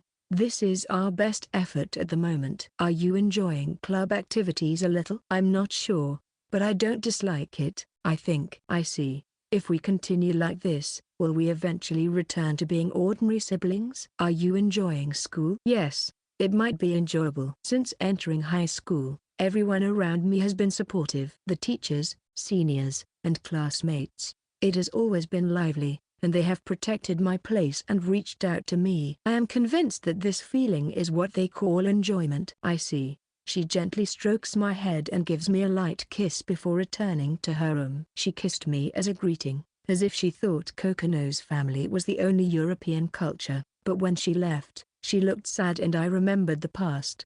In the past, my sister was always smiling. Her smile disappeared after I caused a great commotion. My sister who used to smile and my sister with a gloomy expression are like completely different people. It feels like she has changed into someone else. I haven't seen her smile for a long time now. While it's usual for me to have an expressionless face, I loved her charming smile. She always played with me and reassured me that I wasn't alone. She was my prideful big sister, and I loved that about her. Precious memories that I held onto without discarding them. She stopped smiling. Just like me, but she is someone who can smile. She is a wonderful person who can enchant others with her smile. I can't let her remain without her smile. I can't let her lose it. I see. Yuri-san is still. She is trapped in a deep prison of guilt. After the serious injury, my sister has repeatedly apologized on various occasions. Forgetting my anger, I have continued to forgive her. What significance did this exchange hold for her? The injury was my fault for clinging to her without considering her feelings. There is no need for my sister to atone for any sins. The key to the prison is always unlocked. And yet, my sister chooses to remain in that prison of her own volition. I've kept my distance from them because she hates me, but if that's not the case, then that's Yuri-san, Ne-san, Ani-chan. A hint from Mum. She said to start over. If that's the case, maybe I need to start over not with Yuri-san nor Ne-san, but with Ani-chan. No matter how close we get, there's still a distance between our hearts. I yearn for a future I want to make a reality just strongly once again, so that Ani-chan can laugh. Yuri's point of view. That boy is all right now. Returning to my own room from the comfortable room of my beloved little brother, I collapse onto the bed, feeling powerless. My heart feels warm. That child, Yukito, is already okay. The question I once asked. Previously, he said that club activities and school were boring, not enjoyable. Has he noticed that his answer has changed? It reached him. Yukito realized it. The kindness that surrounds him. He is not alone. Exciting days and youth are waiting for him from now on. I naturally come to understand. Ah, I see. My role is finished. I'm no longer needed by him. On that day, I made a vow. I was determined to protect Yukito. But now, it's over. In the first place, his problem-solving ability is outstanding. Every time something happens, every time someone tries to hurt him, he becomes stronger. He becomes someone who won't lose. He has developed an unbreakable strength of spirit. There was never a moment for me to take the stage. He solves everything on his own. I've been pretending not to notice, or rather, pretending not to notice anything at all. Because, as a murderer, there was no other way for me to be by Yukito's side. Mother, who is the pillar of our family, supports us financially. Yukito supports us emotionally. I'm the only one with no role. I'm the only one who hasn't done anything. I'm not just worthless, but also a vengeful presence. A murderer who only brings suffering to my little brother. It's a cruel truth. A hole seems to open up in my chest, filling me with emptiness. This is ridiculous! Exclamation mark. What on earth am I doing? I know I'm a nuisance, yet I'm interfering with my little brother. Being by his side, it's excessive meddling. It's unlike me to approach him in such an intrusive way and cause him trouble. I'm a woman who has outlived her usefulness. Unable to accept that fact, I was in a state of panic. Ugly-hearted. Although I claimed not to seek anything in return, in reality, I wanted to be needed. I wanted to be relied upon. But such a thing is impossible. Who would need and depend on a murderer? What exists is resentment and hatred, fear and animosity. There is no reason for anyone to approach me. No reason to exchange words. It's impossible for anyone to fall in love with me. I have been averting my eyes from this obvious reality. That child, Yukito, is steadily improving. This is a good opportunity. I will fulfill that child's wish at the end. On the desk, there is a single printout career preference survey. It's the time to gradually start thinking about the future path after high school. I'm sorry, Yukito, for everything up until now. I had already decided to go to university, but now I make a new resolution. It's not that Yukito will disappear. That child is desired by everyone. It's me who should disappear. A university in another prefecture. The further away, the better. If possible, even studying abroad might be an option. It will be lonely not being able to see Yukito. But I need to take responsibility for what I've done. I'm sure that child will allow me to at least meet during the new year. Because he is kind, I can't let myself become a further burden to him. Above all, I can't bear it anymore. Is this what it means to detach from being a sister? I'm disgusted by my foolishness. The reason I never tried to distance myself was not only out of guilt but also because I couldn't help it. I love you, but let's end it here. To avoid any unresolved feelings, from now on, we will be a normal sister and brother. Suzune sighed. The ball traces a parabolic trajectory, burning its path into my vision as if in slow motion. A world devoid of sound. The surrounding noise doesn't reach my ears. Unconsciously, tears escape. In the silence, I lean over the railing and shout at the top of my lungs, regardless of appearances. Please, go in. The outcome has already been decided. Only pride remains. I give it my all for the final shot. Sound returns to the world. With a thud, the ball bounces off the backboard, and Toshiro Himura's shot misses the rim. The timer hits 0, and the buzzer sounds. Toshiro Himura, crumbling down, is helped up by his fellow third-year teammates. Shuiuku High School boys basketball team's summer journey comes to an unexpectedly abrupt end in the fourth round. What words should I say? What words are the right ones? Neither the manager, Shiori Kamishiro, nor Suzune Takamiya, who has been supporting us since the first round, can figure it out. You did well, just getting this far is amazing. Such words are inadequate, as anyone observing the boys' basketball team can see. No one seeks consolation. Frustration is evident on their faces. They didn't want it to end here. They wanted to go further. It's an emotion that the boys' basketball team hadn't experienced before. Once you catch a glimpse of hope, you can't help but desire it. You can't help but believe in the possibilities. So they fought relentlessly, dirtied their feet. Yet, they couldn't reach it. They knew that other schools are also diligently polishing their skills. They are different from Toshiru and the others, who recently changed their approach. It's the result of their desperate efforts since their first year. Still, they didn't think the barrier in front of them would be impenetrable.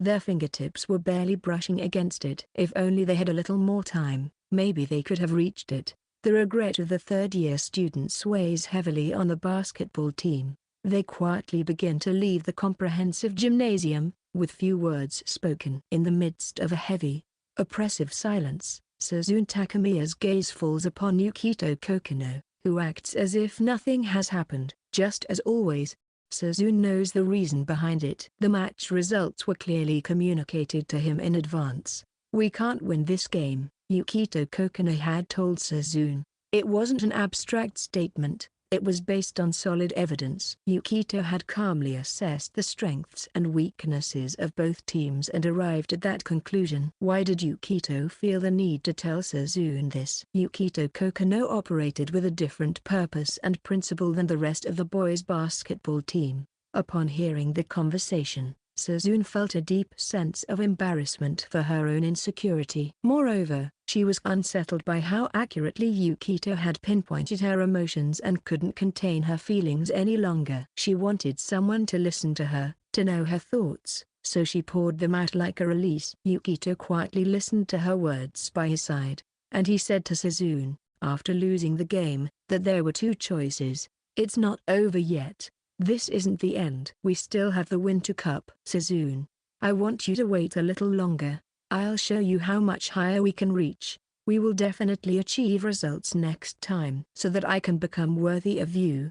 This time, for sure." As Yukito had predicted, Toshiru Himura chose to make the decision, and the result was not desirable for Suzune Takemiya. Yukito had conveyed to Suzune, "If you continue to postpone the confession any further, Suzune knows what will happen next." A single scenario has been presented, a ridiculously absurd farce, and it was even a recycled one. Yet, at that moment, everyone was captivated by such a farce. It seized the hearts of those who were watching, refusing to let go. They were struck by its nobility. Both Toshiru and Suzune were present in that scene. They could only watch, unable to do anything else. The sight of Toshiru wanting to stand on the court together, his determination reached the multitude present. Suzune was one of those who shed tears at that resolve. Toshiru and Suzune were both cowards. Perhaps that's why Toshiru sought out Yukito Kokonoe. At the very least, Yukito and those who gathered around him all possess strength. They do not fear pain or being hurt. They are unafraid to collide with each other, with their emotions laid bare. One day, Suzune casually asked Shiori Kamishiro about it. Shiori smiled and answered that she, too, was a coward. She admitted that she was still a coward, scared to death. However, Suzune respected Shiori, who said that she no longer wanted to have regrets. It didn't matter if she was a junior. She was undeniably stronger than Suzune. Yukito Kokonoe looked at Suzune Takemiya. He nodded slightly.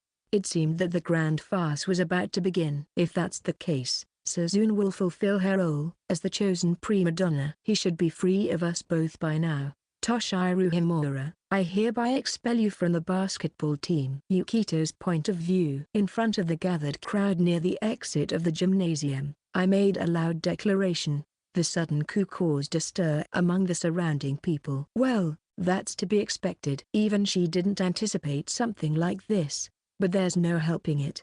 Expulsion? What do you mean? Yukito Kokonoe. What's gotten into you, Yukito? What's the matter? Are you saying I'm a burden? I delivered the statement coldly, causing confusion among the others. The hot-blooded senpai still have room to grow. The more he trains, the better he will become.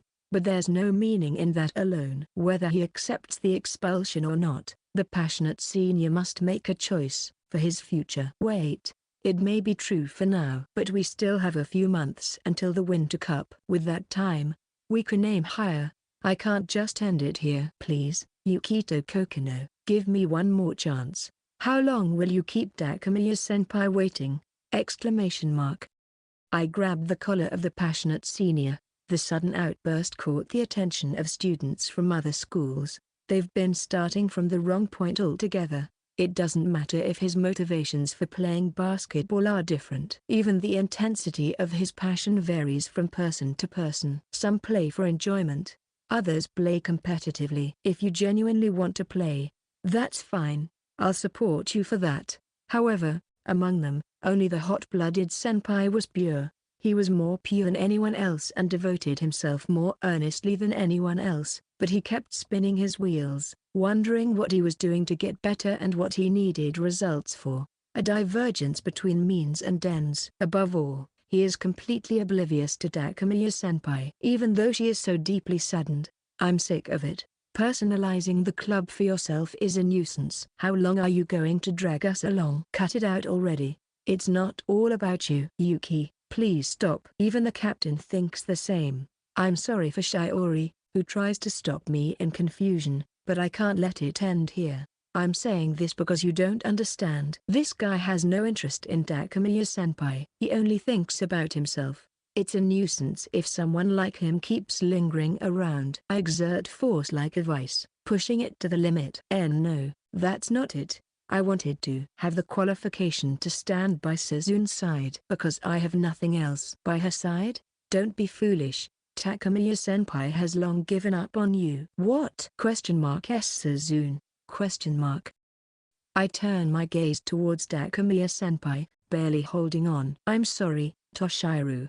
I can't keep up with you anymore. Takamiya-senpai stands beside me.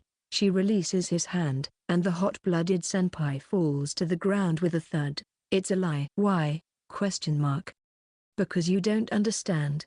That's why they call you incompetent. It's Toshiru's fault. I never wanted this to go on forever.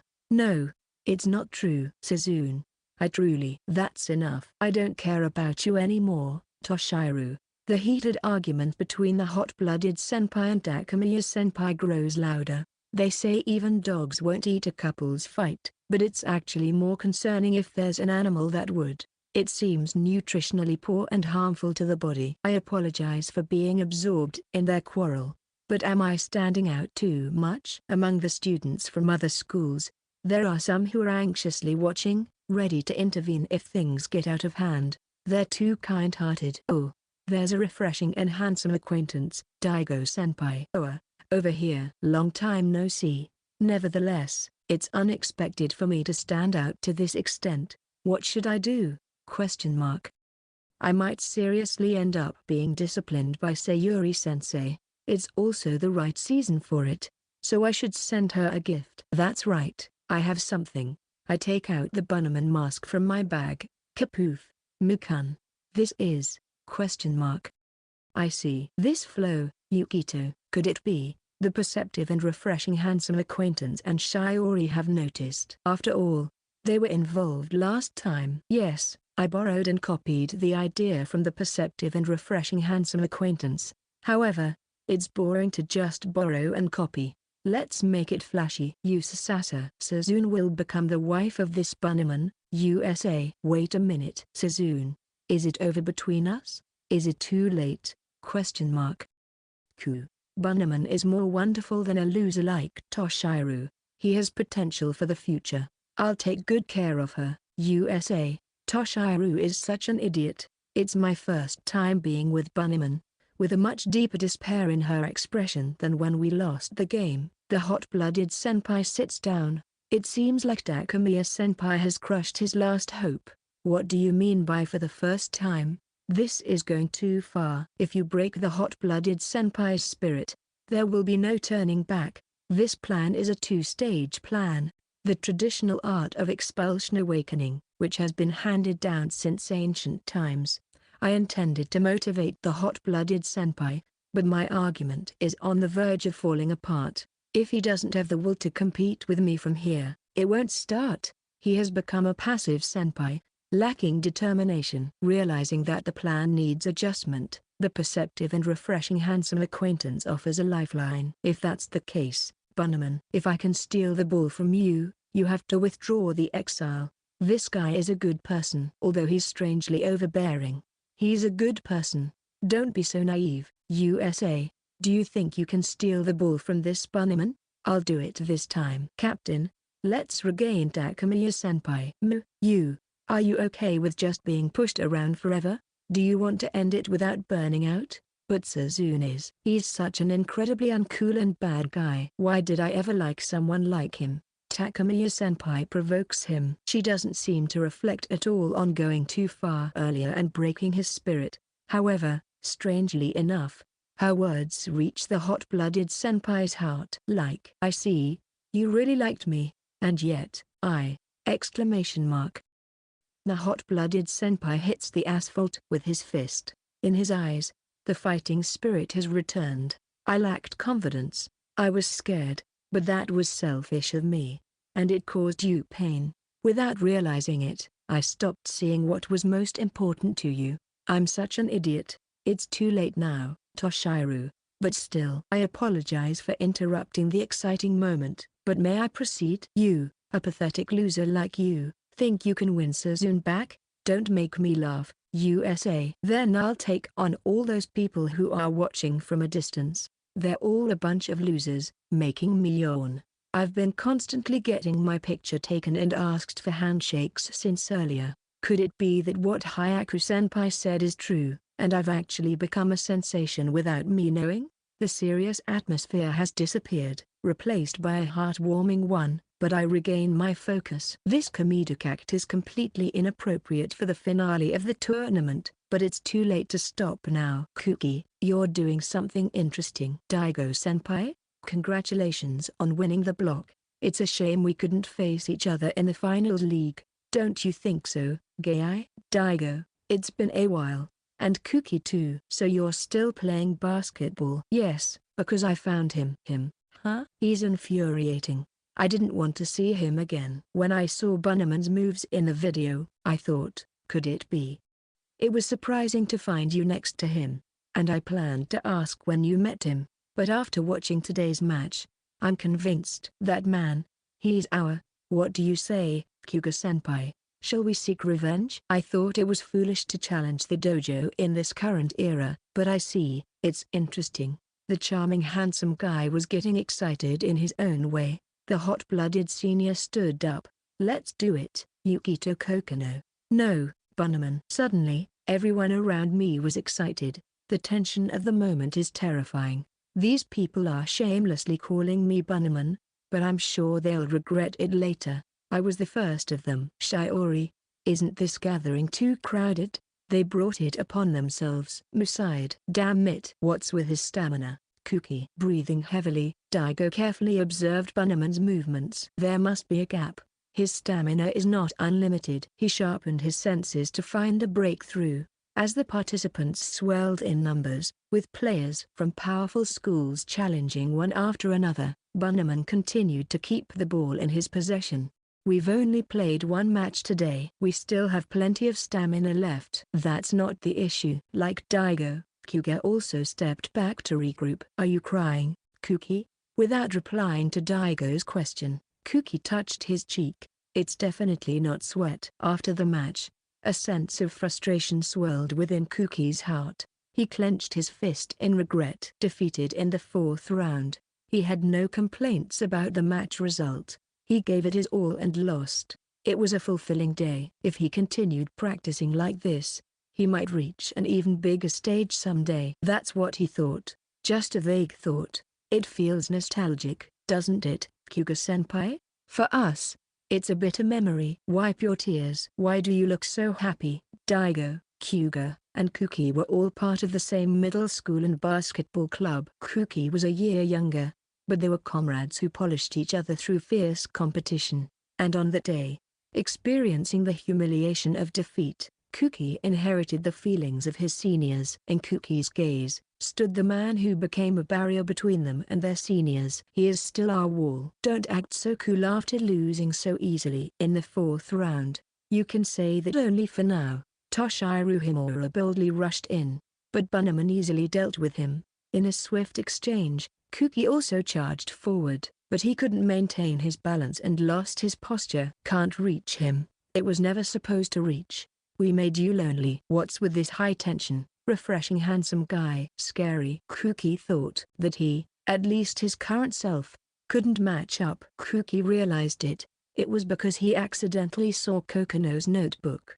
It was filled with detailed data on their opponents, the specifics of the regular players, their dominant hand, the type of players they were, their preferred tactics. It wasn't something that could be gathered quickly. Kokonoe had been diligently collecting this information. Probably even during their training camps, he researched, devised tactics, and improved their overall strength.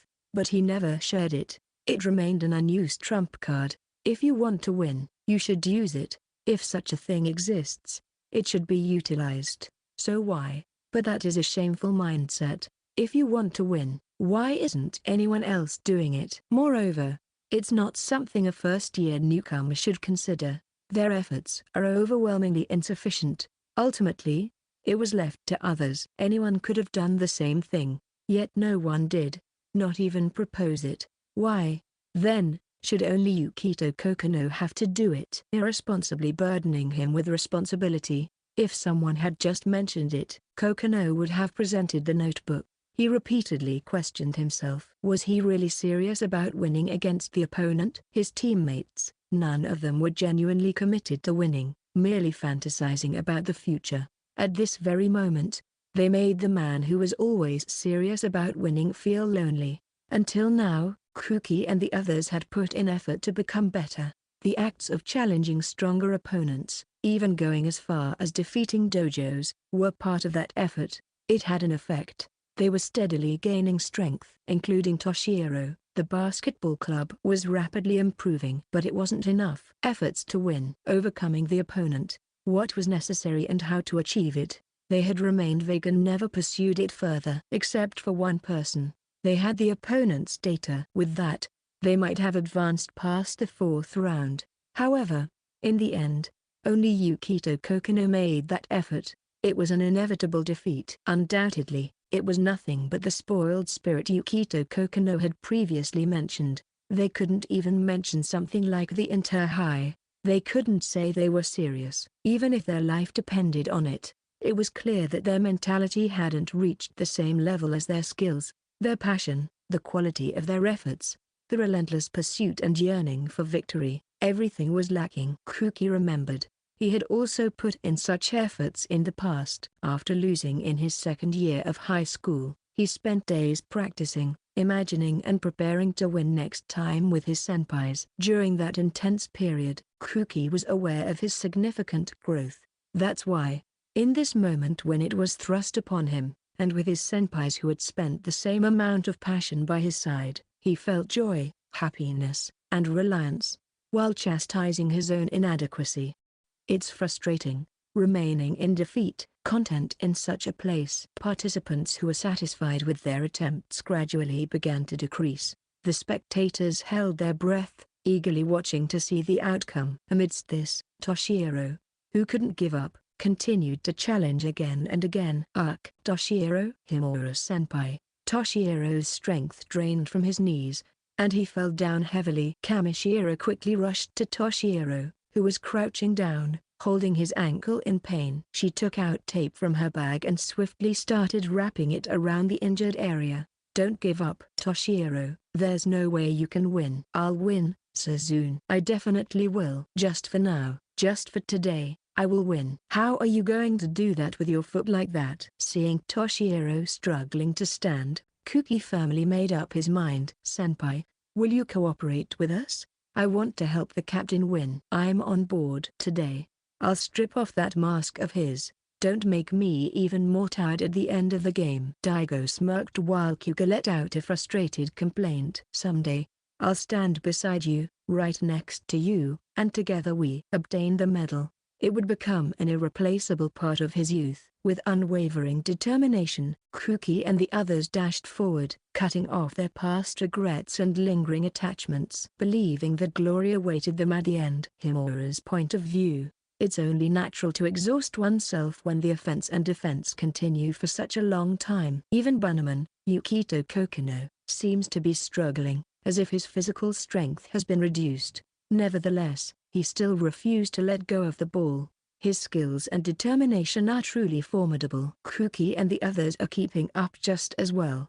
It's an intense battle of attrition. The first-year students are reliable and promising. The future of the basketball club looks bright. It was them, the upperclassmen, who held them back. I knew it. I've been wrong from the beginning. I recruited Yukito Kokonoe to join the basketball team in order to show my performance to Suzune, but in retrospect, that was a mistake. The purpose of the game was switched, and without realizing it, I was causing Suzune to suffer. For the sake of foolish me, they prepared this ridiculous grand stage. They stood before me in the end, as my greatest enemy. It was all for the sake of my pride. Memories rushed through my mind.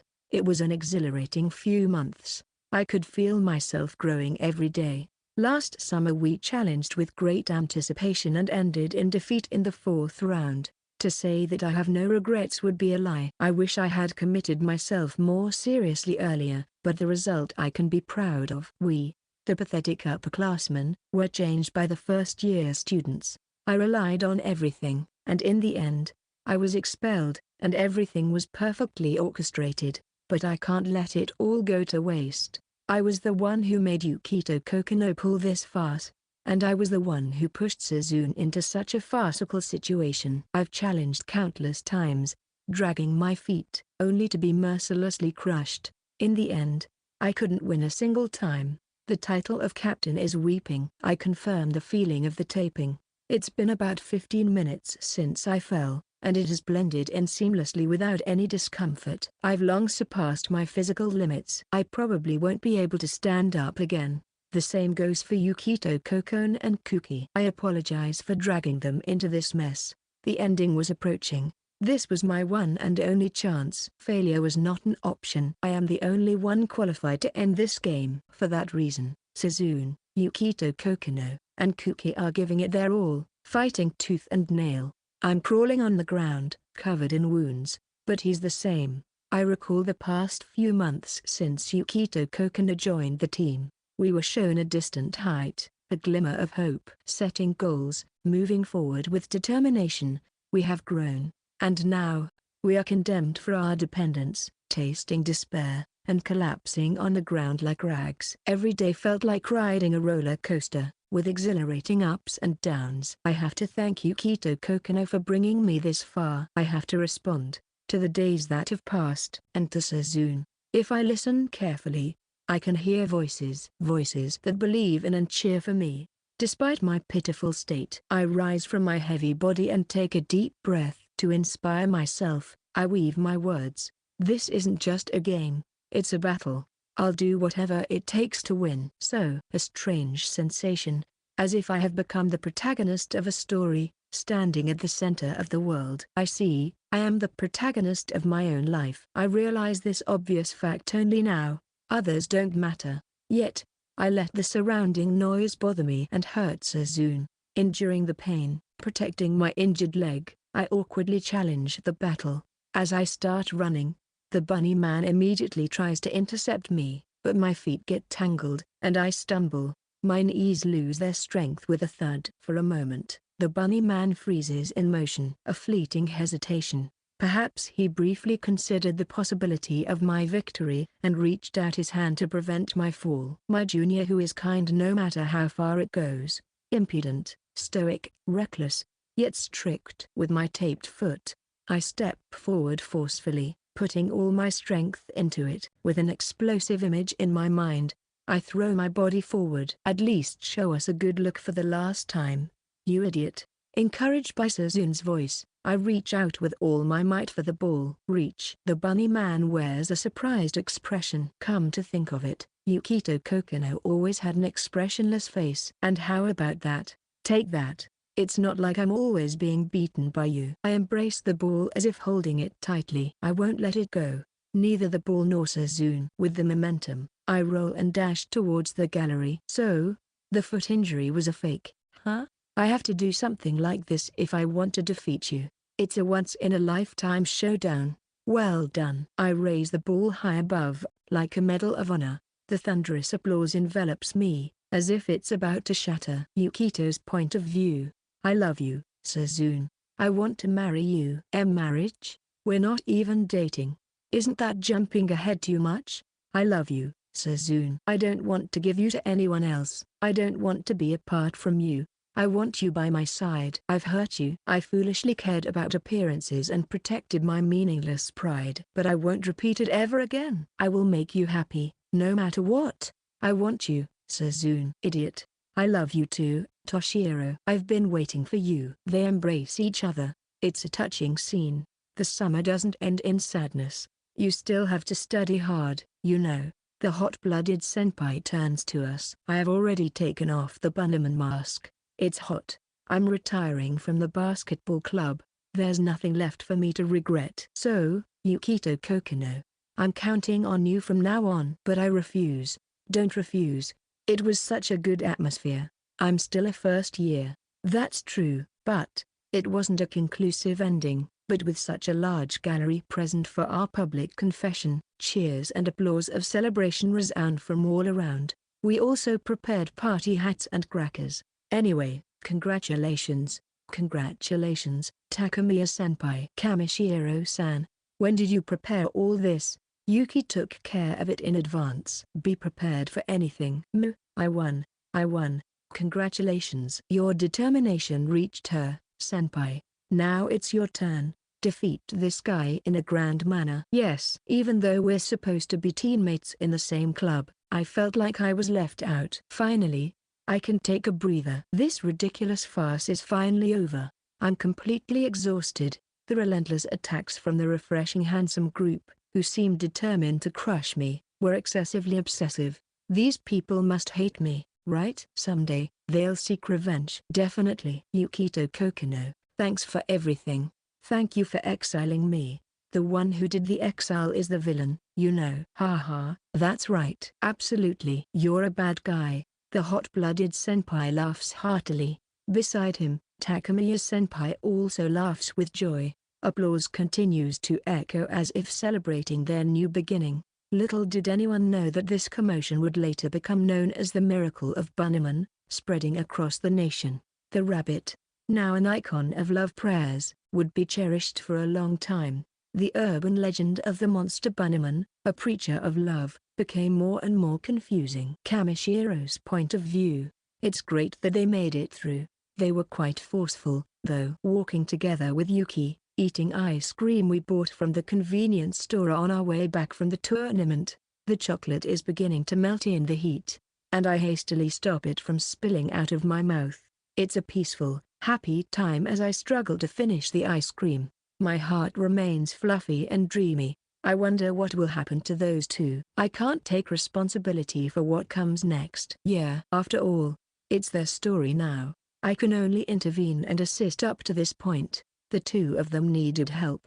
It was like a deeply moving experience, as if becoming an extra in a movie. Witnessing a miracle. The happy ending of two people who overcame difficulties and found each other. It's romantic and aspirational. Many of the people present at that moment must have felt the same way I did. Even though I should have been down after losing the game, Yuki saw something different. That fact is a little frustrating. I feel pathetic for not facing the same direction as Yuki. I became the manager of the boys' basketball club. Yuki accepted me, but it feels unsatisfying. I didn't notice that Himura-senpai was feeling anxious or that Takamiya-senpai was struggling. I wanted to be of help to Yuki, to be useful, but I couldn't accomplish anything. I hope they can be happy. If it's hot-blooded senpai, he'll be fine. He awakened, after all. Yeah. Yuki brings happiness to those around them. It's a stark contrast to me. who only inflicts pain.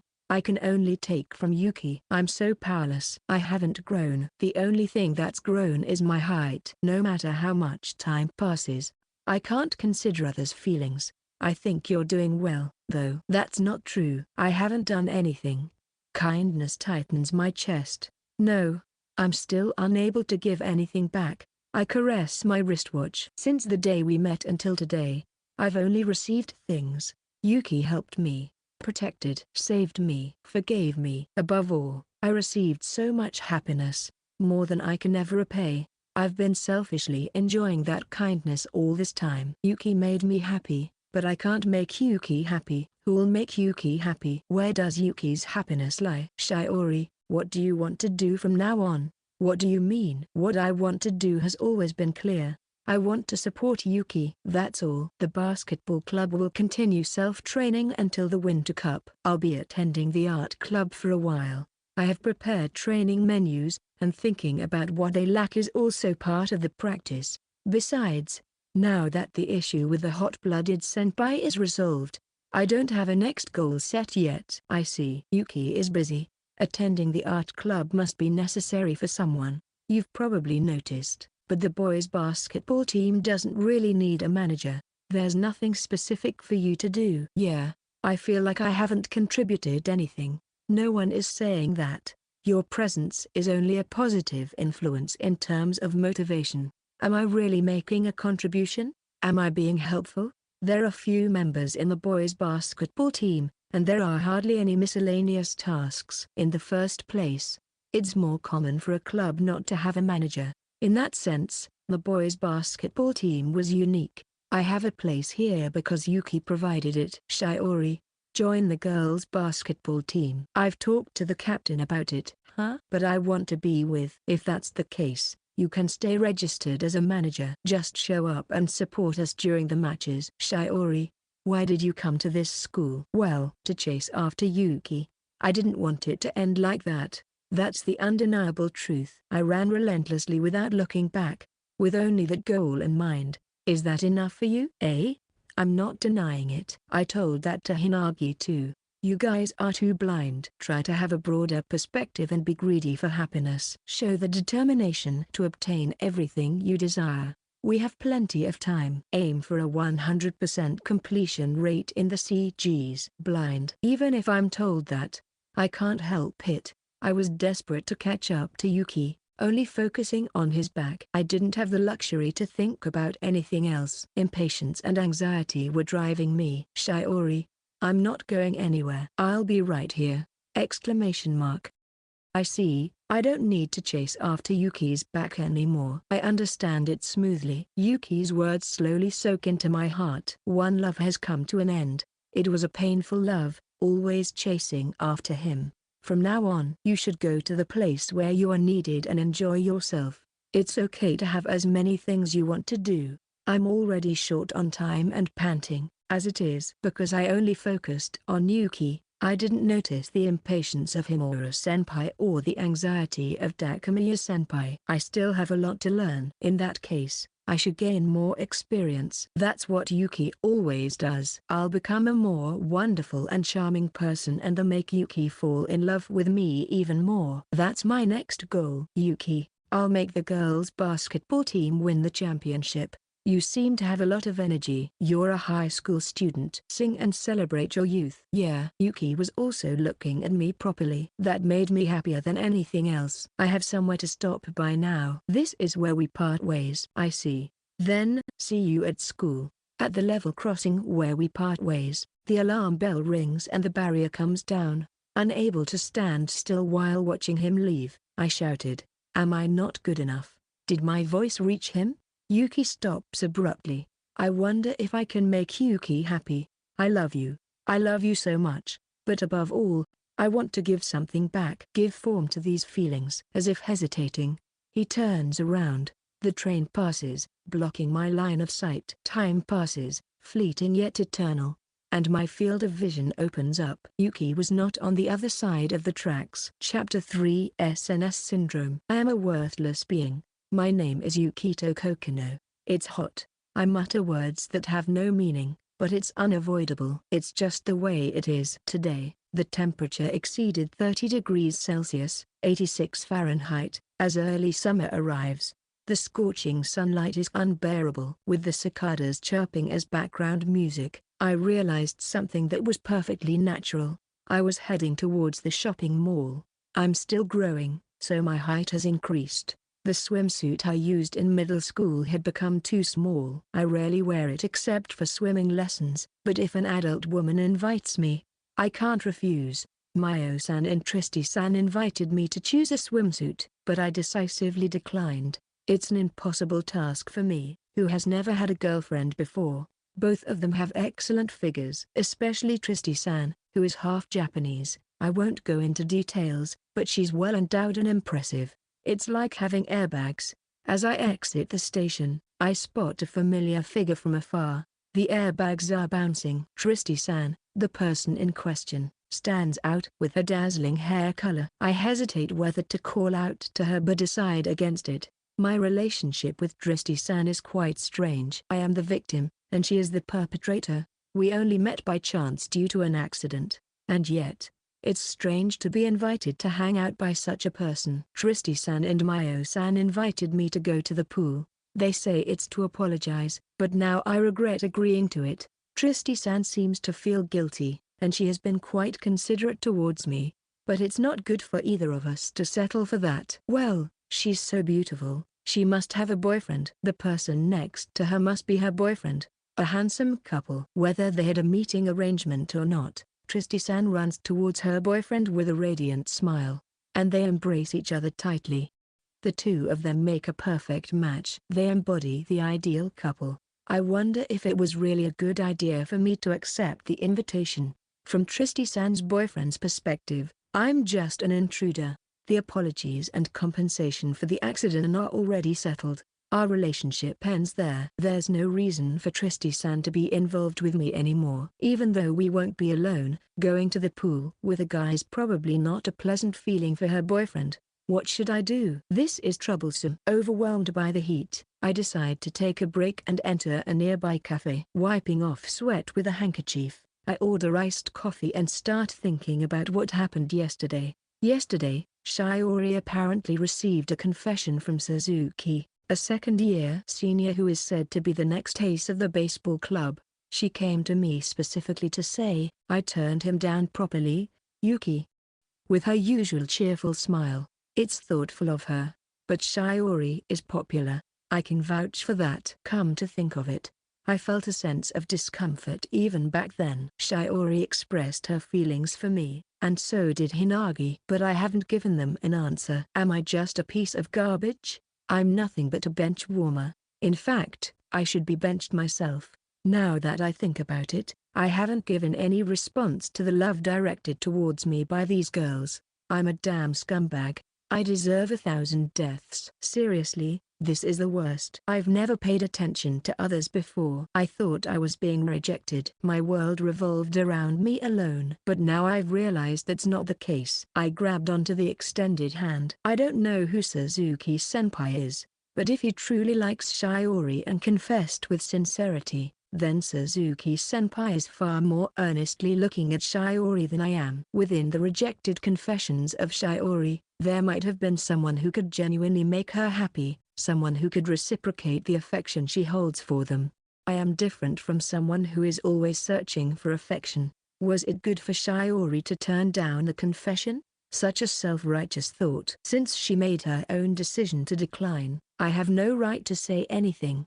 However, if I had given an answer earlier, for example, if I had clearly responded that I couldn't reciprocate Shiori's feelings, she might have had new options.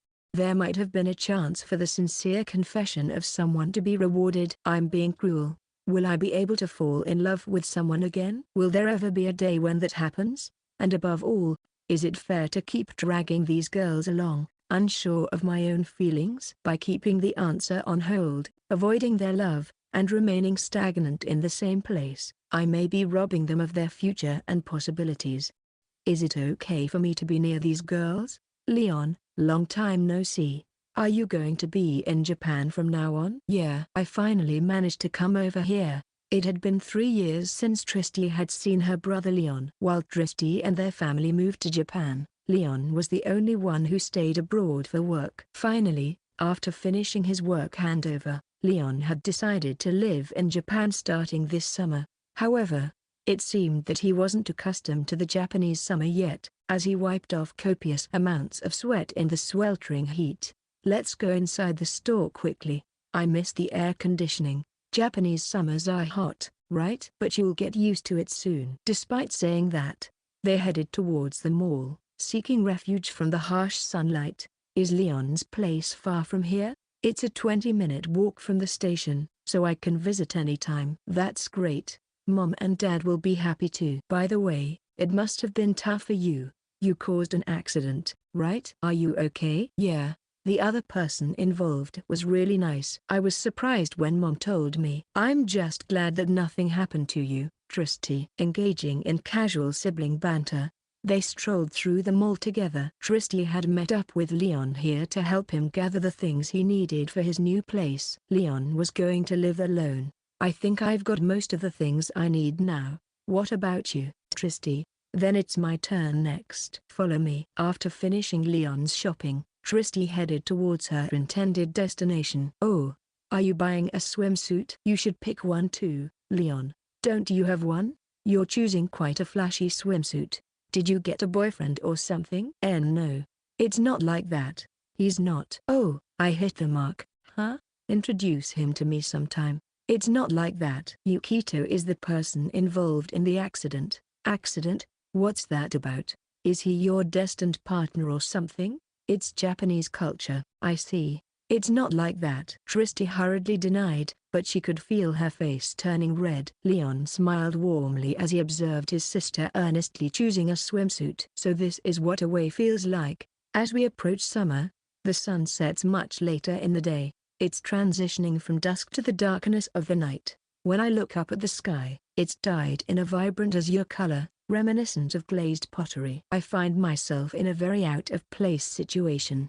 Just being here challenges my identity as an introverted. Who am I? Yukito Kokonoe. Is that really who I am? Amidst the cheerful commotion around me, my heart feels cloudy. "Yukito-kun, sorry to keep you waiting." "Hey, you don't have to rush like that. He won't run away, you know." "For me, I'd run away as much as possible. However, I've been cornered." Two people come out of the changing room, and everything suddenly becomes more dazzling. Mayo-san and Tristy-san invited me to the night pool. It's a spell that deals significant damage to an introvert. I'm already feeling blue. When it comes to summer, the only thing I would usually do is watch B-movie shark films. It's not a place I would naturally find myself in.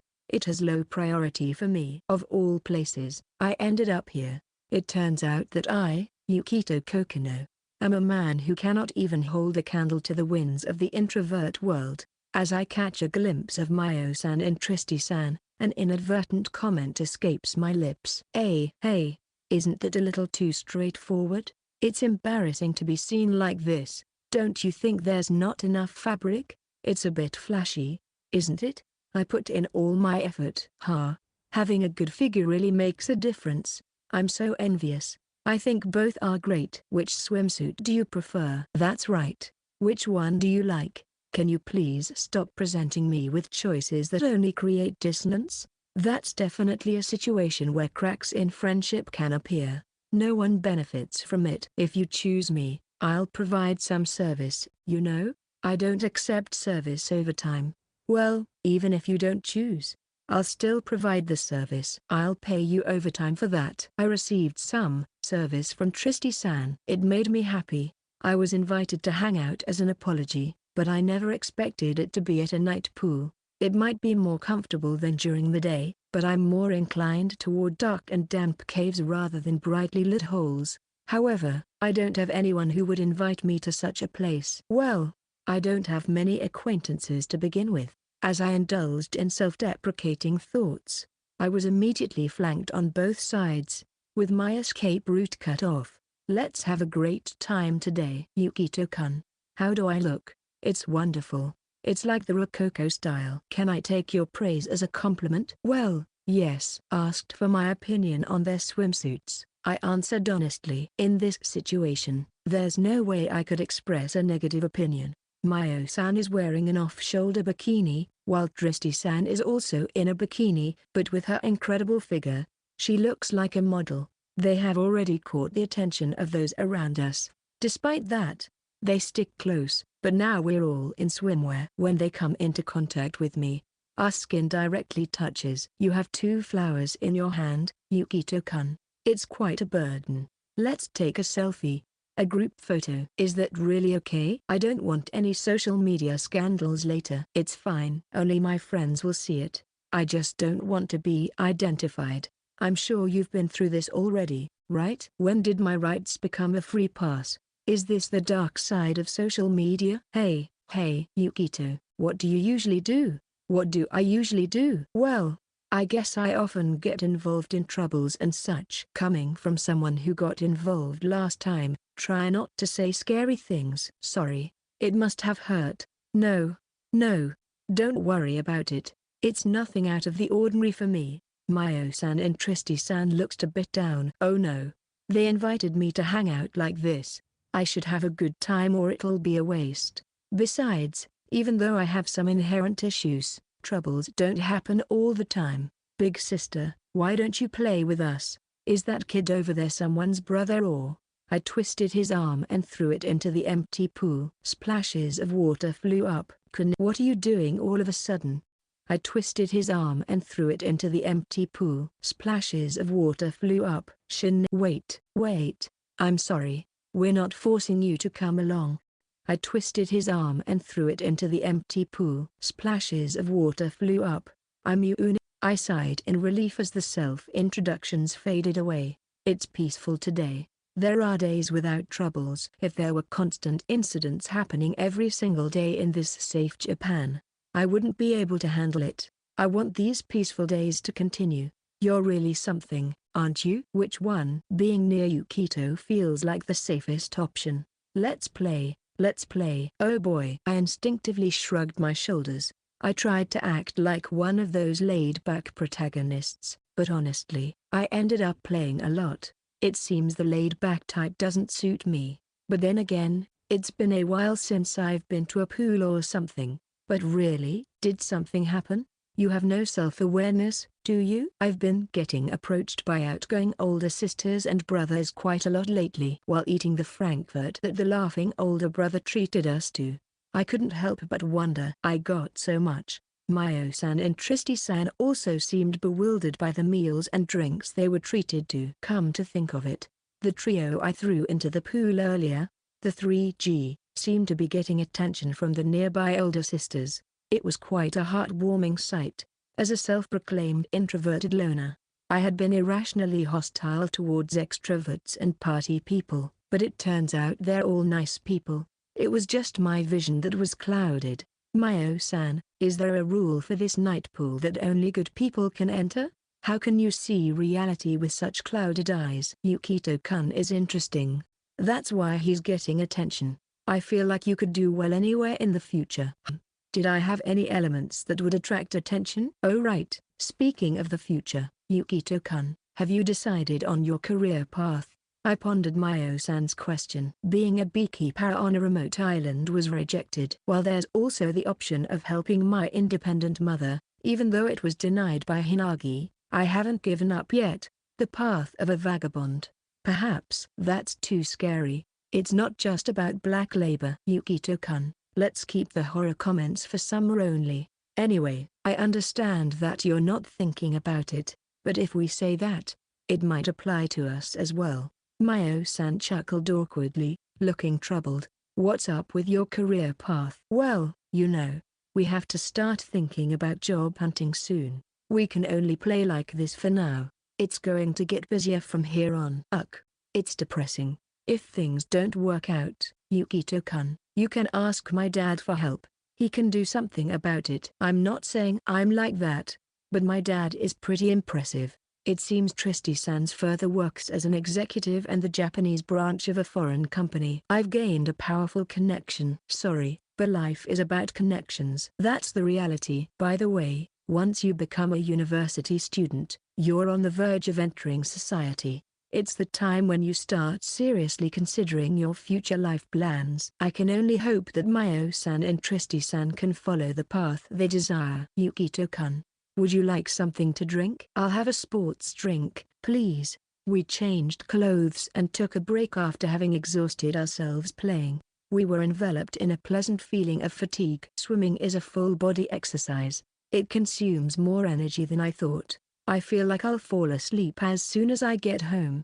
It was already past 20:00. It's about time we leave, or else we'll be in trouble. I had fun today. What are you going to do after this, Yukito-kun? I'm going home. Since I'm underage, I can't stay out late at night. I see, that makes sense. Can I invite you again sometime? Yes. Of course. I had a great time too. When I told my mother and sister that I would be going out with Mayo-san and the others, they were strangely unhappy. I have no idea what would happen if I came home late at night. If it's okay, Yukito-kun, would you like to come to my house next time? We're having a family barbecue. To Tristy-san's house? That's a bit. Is it not okay? Tristy-san looked sad and lowered her gaze, but there was something she had been concerned about while we were having fun today. It wouldn't be right to your boyfriend, after all. Boyfriend? Who? Ha, Tristy-san, don't you have a boyfriend? I don't. There's no such person. Huh? But I happened to see you hugging each other in front of the mall the other day. What does this mean, Tristy? I really don't have one. The mall. Wait, could it be about my brother? You mean it was your brother? Yeah. When I went to buy a swimsuit the other day, my brother, Leon, finally managed to come here. So we just met. It's not like we're dating or anything. I was worried that you were playing with me even though you had a boyfriend. That's not it. I swear, it's definitely not like that. In fact, Leon said he wanted to meet you too. Even Mom and Dad want to meet you. So would you come to my house next time? Well, in that case, I didn't realize I suddenly had more visitors wanting to meet me. But I see, so his name is Leon. I thought Tristy-san and him were a handsome couple. But if he's Tristy-san's brother, it's understandable that he's also handsome. It seems my needless worry was for nothing. Looks like the Shura was averted. I'm glad. I'm sorry. I lied. Shura was not avoided at all. What does this mean? As soon as I returned home, I was made to kneel down. My sister, who is beautiful as always, is now piercing me with her sharp gaze. It's starting to become pleasurable for me. On my smartphone, there was a selfie that Tristy-san had sent me. Just as it looks. Having a great time, huh? You're all lovey-dovey. Han, I'm the one who's always been praised for being too serious and scary. I hate to brag, but it's not popular at all, not even a bit. That's a lie. What's wrong with your self-awareness? So, what's the relationship? It's more like a victim and perpetrator. Eek. Tristy-san had previously come to apologize with her family. Thanks to that, my mother knows Tristy-san, but my sister, who wasn't present at the time, doesn't know her. When I explained the situation, my sister was dumbfounded, and I felt the same way. It's incomprehensible that a victim and a perpetrator are playing together so harmoniously. I wonder if you have some kind of aura that makes older people like you. What's that? It's scary, my sister muttered in exasperation. But for me, who has a reputation for being unlucky with women, it's not a laughing matter. For me, women are synonymous with trouble. But even so, I stopped cutting off everything and took a step forward. In order for me to change, I needed the help of others. I didn't want to leave their one-sided feelings as they were. I realized that it was a cowardly and sinful act. Regardless of the answer, if I don't respond, it will end up being unhappy for everyone. Stagnation has gone on for far too long. I can't behave with the unconsciousness of a harem protagonist. I guess the only option now is for me to wear a micro-bikini. I want to see it. My true thoughts slipped out. You're quite honest too. That's not it. This is more like a conditioned reflex, like Yukito Kokonoe's Pavlov, and it's definitely not my true feelings. Do you want to see it? I do. Very well. Are you sure about this? Doubts crossed my mind, but since my sister gave the green light, it should be fine. In this chaotic and demon-infested Kokonoe's household, Worrying about the details would be a lost cause. So, do you have someone you like or anything? Don't siblings normally not talk about that kind of thing? We haven't had a normal relationship until now. It's fine, isn't it? Well, yeah, and it's not just me. Mum will be part of the family meeting too. At least spare me that. Well, let's go. Afterward, I was subjected to intense questioning. On Monday morning, a gloomy atmosphere dominated both teachers and students alike. In a melancholic mood, thoughts like, "I wish a meteorite would fall and give us a day off from school," crossed everyone's mind. Amidst such inappropriate musings, a most tactless young man casually appeared in the classroom. "What's wrong, Yukito? Your face is pale."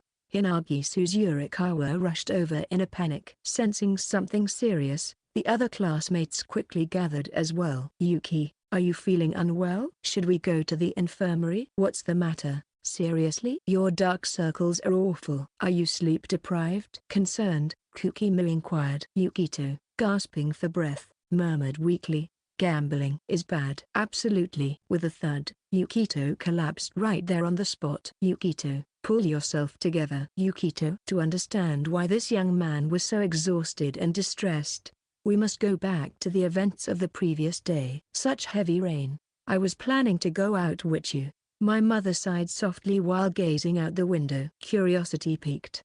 I looked up at the sky as well. The rain had been pouring since morning, steadily intensifying. Thick clouds stretched endlessly without a break. Despite it being daytime, the room felt dim and gloomy. It seemed like the right choice to stay indoors and quietly pass the time at home. "I have an idea. How about playing a game for a change?" "A game?" Mom claps her hands, as if she has just come up with a great idea. I couldn't recall ever playing a game together with my mother before, but with nothing else to do and just idling around in the living room, it might be a good idea. Some quality parent-child time. "Shall we play mahjong?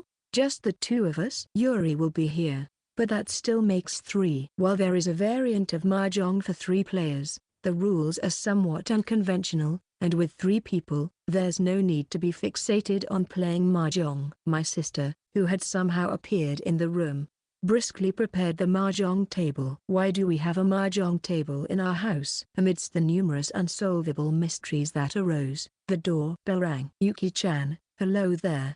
I bought lots of snacks. Let's eat together." "Seko-san." In a strangely natural flow of events, the 4 of us gathered together. I wondered if there was something important happening on such a stormy day, but it seemed they had simply come to hang out without any specific reason. Seka's participation was decided abruptly. "Okay, now that the preparations are done, I'll go change clothes. Look forward to it." Yuki-chan. Unable to keep up with the rapidly progressing situation, I simply parroted the question. Left alone and bewildered in the living room, a few minutes later, my mother and the others returned.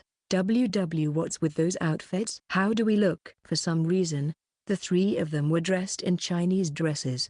It was a captivating sight. They elegantly turned around, exuding a bewitching allure with every move. Their legs, shamelessly revealed through the slits, captivated the gaze with their slender beauty. And for some reason, they even wore shoes, despite being indoors. Yuri, in particular, had opted for a minute-length Chinese dresses. It was too provocative. "Is this what youth looks like? They ostentatiously crossed their legs and sat on the chairs. "Yes, ostentatiously. That's the word." Yuri playfully caressed her chin with a feather fan. She blew a breathy sigh on her neck. "With this kind of weather, we have to liven up the mood, right?" While my mother was saying something quite reasonable, I felt an intense desire to escape from this situation. They all looked like villainous female executives. They might say something like "death to the traitors." "Well then, Yuki-chan, let's get started right away." And so, without my understanding, the first Kokonoe family mahjong tournament began. Ron. In the first hand of each round, my mother declared a victorious Ron with excitement as she won on the 8 of characters she discarded. Luck was on her side. While munching on the kerinto that Seko-san brought, I secretly smiled to myself. I was surprised by the Chinese dresses, but in a mahjong tournament, there must be some kind of reward for the winner. I will be the one to claim victory in this match. Ha, you really can't hold back, can you? Nei-san, don't push yourself too hard.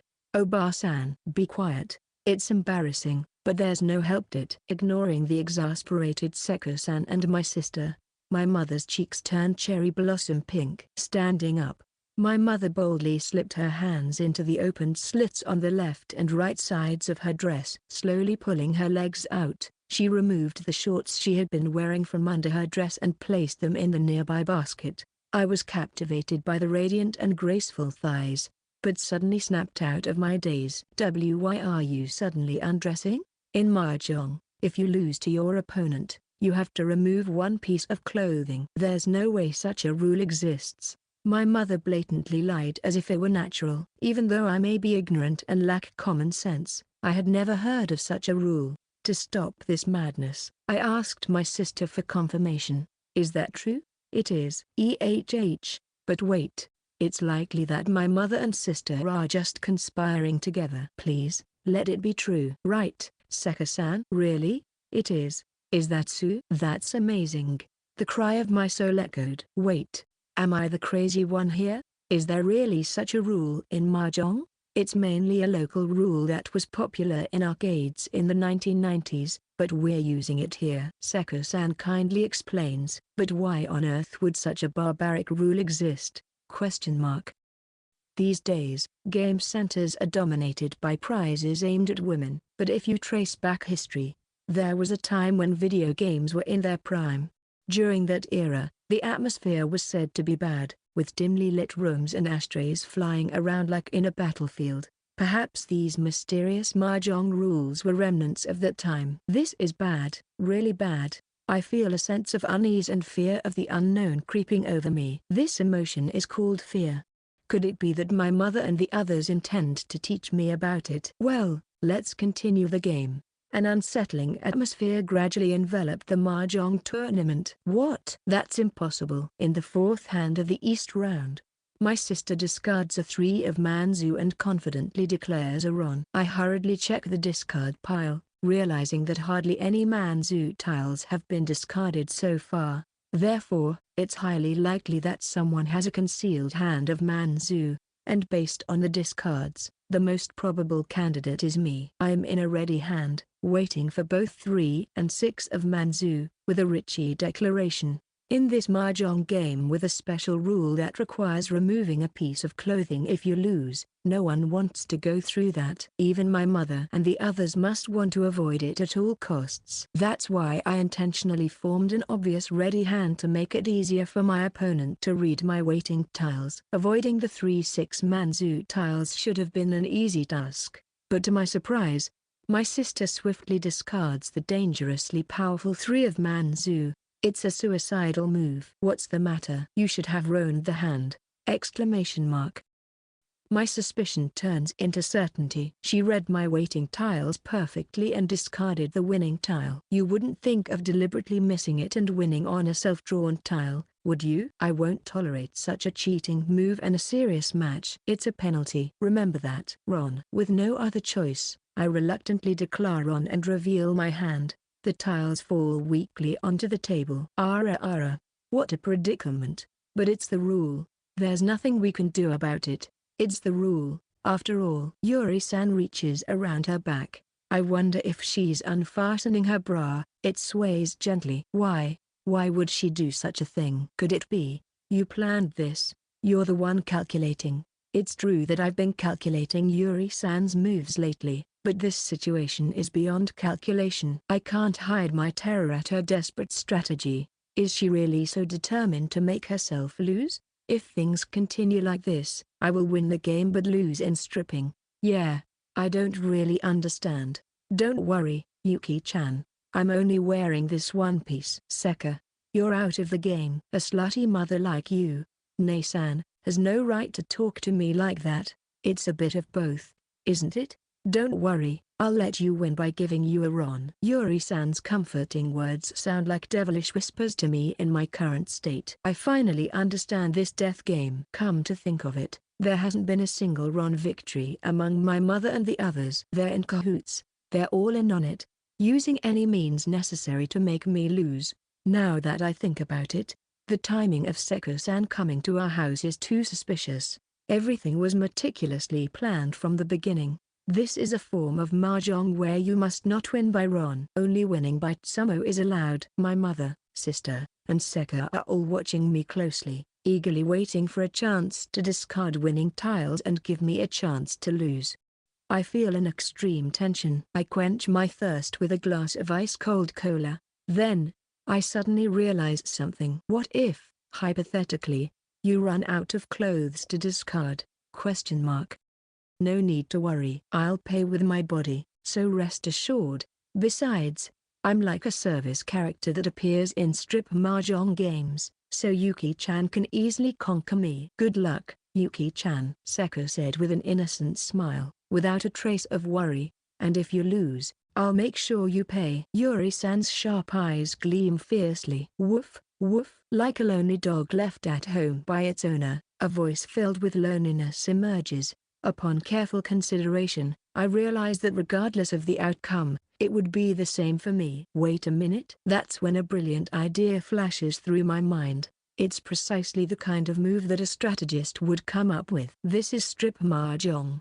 Then, while avoiding Ron, I should cut down my opponent's score, aim for Yakuman or Doberman, and then at once to bash the score with a high-scoring Yaku to reduce it to a negative number. Foul and despicable scheme. Fear not, I will chip away at their scores.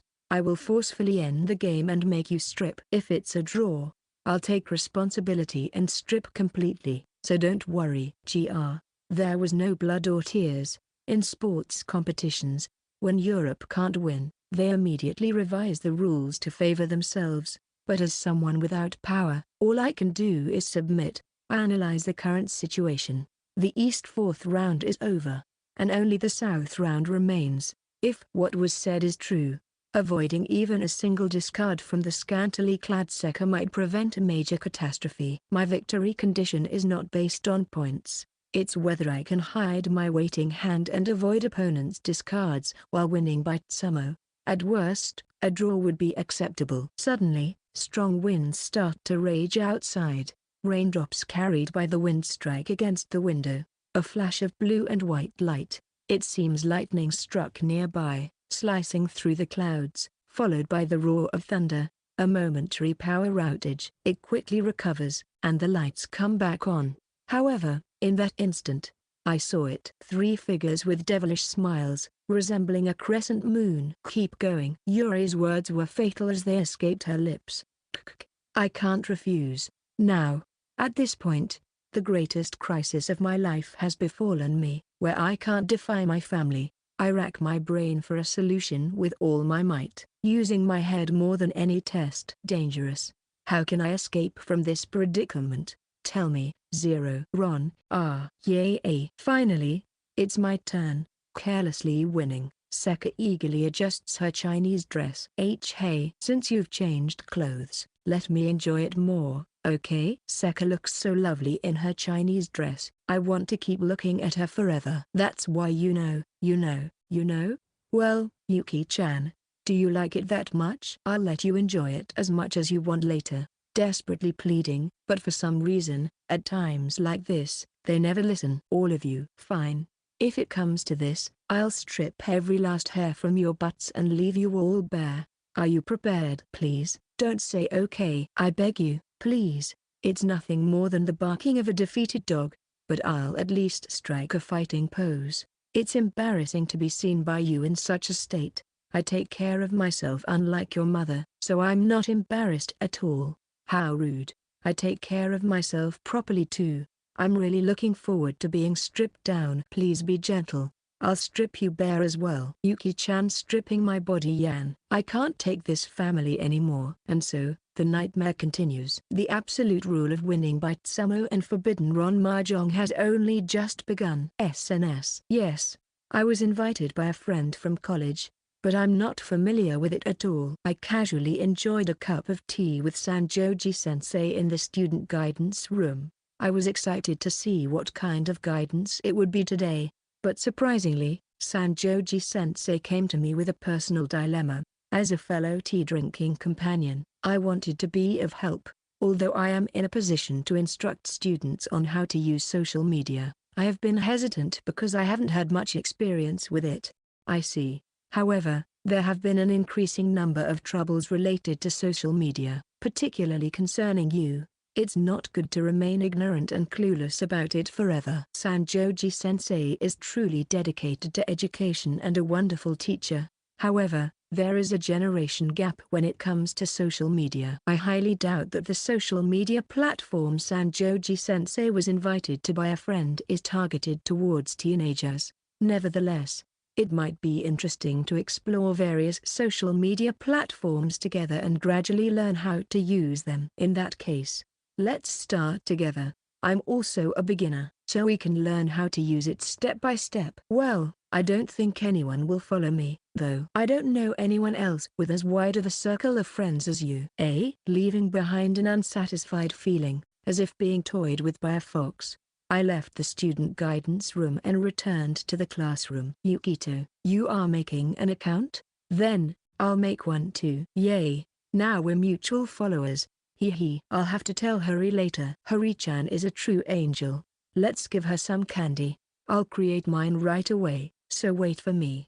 Yuki. I've been neglecting it for a while, but if Yukito starts, I'll resume using it too. Seriously, Kokono-chan? This is big news. Big news. When I mentioned that I would create a social media account, all my classmates followed me. It was only natural to follow each other. Some even went as far as creating an account just to follow me. Everyone in this class is so kind. Sniffle. By the way, I was surprised to find out that Shikado had the highest number of followers in the class. It turns out she has a large group of insect friends. The princess of the reptiles circle was among them. Having a distinct hobby might make it easier to connect with others, I guess. Well, I don't think I'll use it that frequently anyway. Is that so? But why is your opening greeting "This is me, Yukito Kokonoe"? It's too self-assertive. Which one is that? Just something I thought sounded cool. Cool? At that time, I misunderstood it as a trivial matter. However, unbeknownst to me, the situation was about to escalate in an unexpected direction. Meanwhile, in the other classes, have you heard about it, Yuri? I heard that your little brother made an SNS account. Huh? What do you mean? It's something that's been talked about. It's true. What's going on all of a sudden? I followed him too, but his followers are growing so fast. It's scary. I can't let this happen. I have to tell my mom about it right away. Is it really that important? Of course it's important. What? Yukito Kokonoe started using SNS? Yeah, I heard it earlier. So it's definitely true. And look, so many classmates are following him. Wait, what's happening with the number of followers? We can't leave it like this. Yumi, let's create our accounts right away. Even the lonely goddess, Yukito-kun, and a certain lovey-dovey couple. Yukito Kokonoe. Huh? Should I inform our club members? By the way, how do you even use it? Toshiro, you should show some interest too. Even the friendly neighbor Yukito-kun using SNS? Ara, and mutuals with Suzuka Sanjoji? Quite clever. And someone who appears to be a repentant prefectural assembly member. Father, it seems Kokono-san has started using SNS. Kokono-sensei. Erika, we can't leave it like this.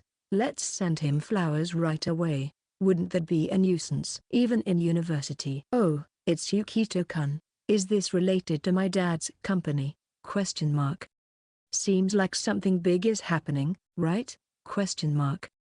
Hono, my honorable Nisama is a wonderful person. Chikyu, let's meet again. But for now, I will enjoy just being able to catch a glimpse of my honorable Nisama's figure in Kansai. Kaha. Funny. He's so funny. Kazuki. Calm down, Keisuke. Is this the rumored Bannerman? He might be a formidable opponent. In Hokuriku. Oi, really? Sending seafood too? Would that be a nuisance? I don't know. Let's not do it. In the land of the north, Kyuku. Is that so? I finally found you. Even on the outskirts of the south.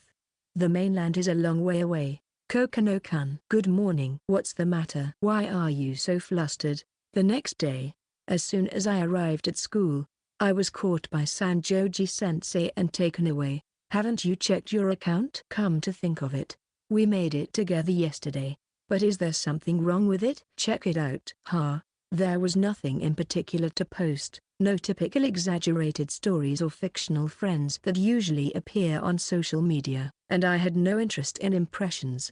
Although I created the account, I left it as it was. What on earth is this? The number of followers exceeded 4,000, and it was still increasing in real time. What the hell is going on here? What did you do? I don't know. I haven't done anything in particular. I checked the replies that were coming in. Sensei, please take care of me from now on. Isn't this Representative Tojo? So this is what they call a bullshit comment. It was an authenticated account with a blue badge. Given that Papa Tojo, with his long history as a representative, was sending polite greeting replies, he might be an important person, and other representatives had started following him as well. It was a confusing situation. After all, my account was being followed by Himeyama Office, which has hundreds of thousands of followers. Why? Perplexed, Tristy-san was posting a selfie. As expected, I was being easily identified. There were also numerous romantic consultations like, I have a crush on a senior in my 3rd year, and I want to consult with Bunnaman. Somehow, it had been revealed that I was Bunnaman.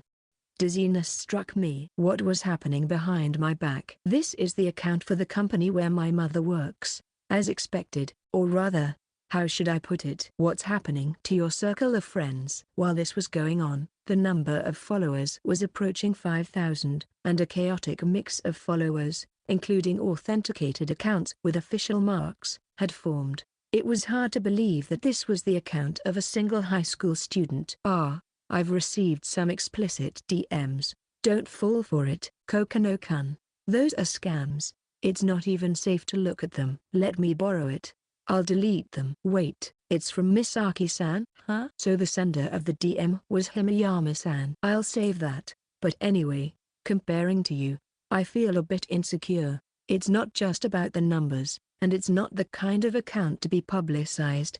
But after all, I'm just an ordinary teacher. Please cheer up. Sanjoji-sensei seemed a bit down. I have to find a way to cheer her up. Oh, I know. Sensei, may I do something? What is it? Let's do this. This is Sanjoji. My skirt shortens by 1 millimeter for every like. Wait, what are you posting? Like and share. And in no time, it started growing rapidly. Wait a minute. What should I do with this? 300 likes in such a short time? Does that mean 30 centimeters? It's still increasing, but it's impossible. I can't make it any shorter. I've never worn anything like this even in my 20s. Is that the principle?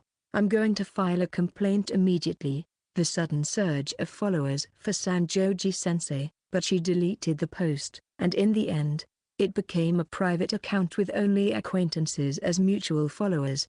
We learned the dangers of social media and thus grew one step closer to adulthood. So, let's go with 48 centimeters. Please, do not share this. Absolutely not. I mean it. She is really a good person. It's a secret that later on, I received an image of Sanjoji-sensei with her skirt barely above her knees. Though there are various cultural differences, I, Yukito Kokonoe, do not deny them. It's what we call deculture. And whether or not this term is understood depends on cultural differences. Diversity is not something to impose on others but something to accept ourselves. According to my mum, it's perfectly normal for parents and children to bathe together. This, too, is a cultural difference. I never, even slightly, doubt it. Diversity, it's all about diversity. What's wrong with being a Galapagos? It tends to be used with a negative connotation, but unique evolution is diversity in itself. If the world were to become uniform, it would quickly meet its demise. Japan is an island country. It has many advantages, but sometimes it's a good experience to go overseas and broaden your horizons.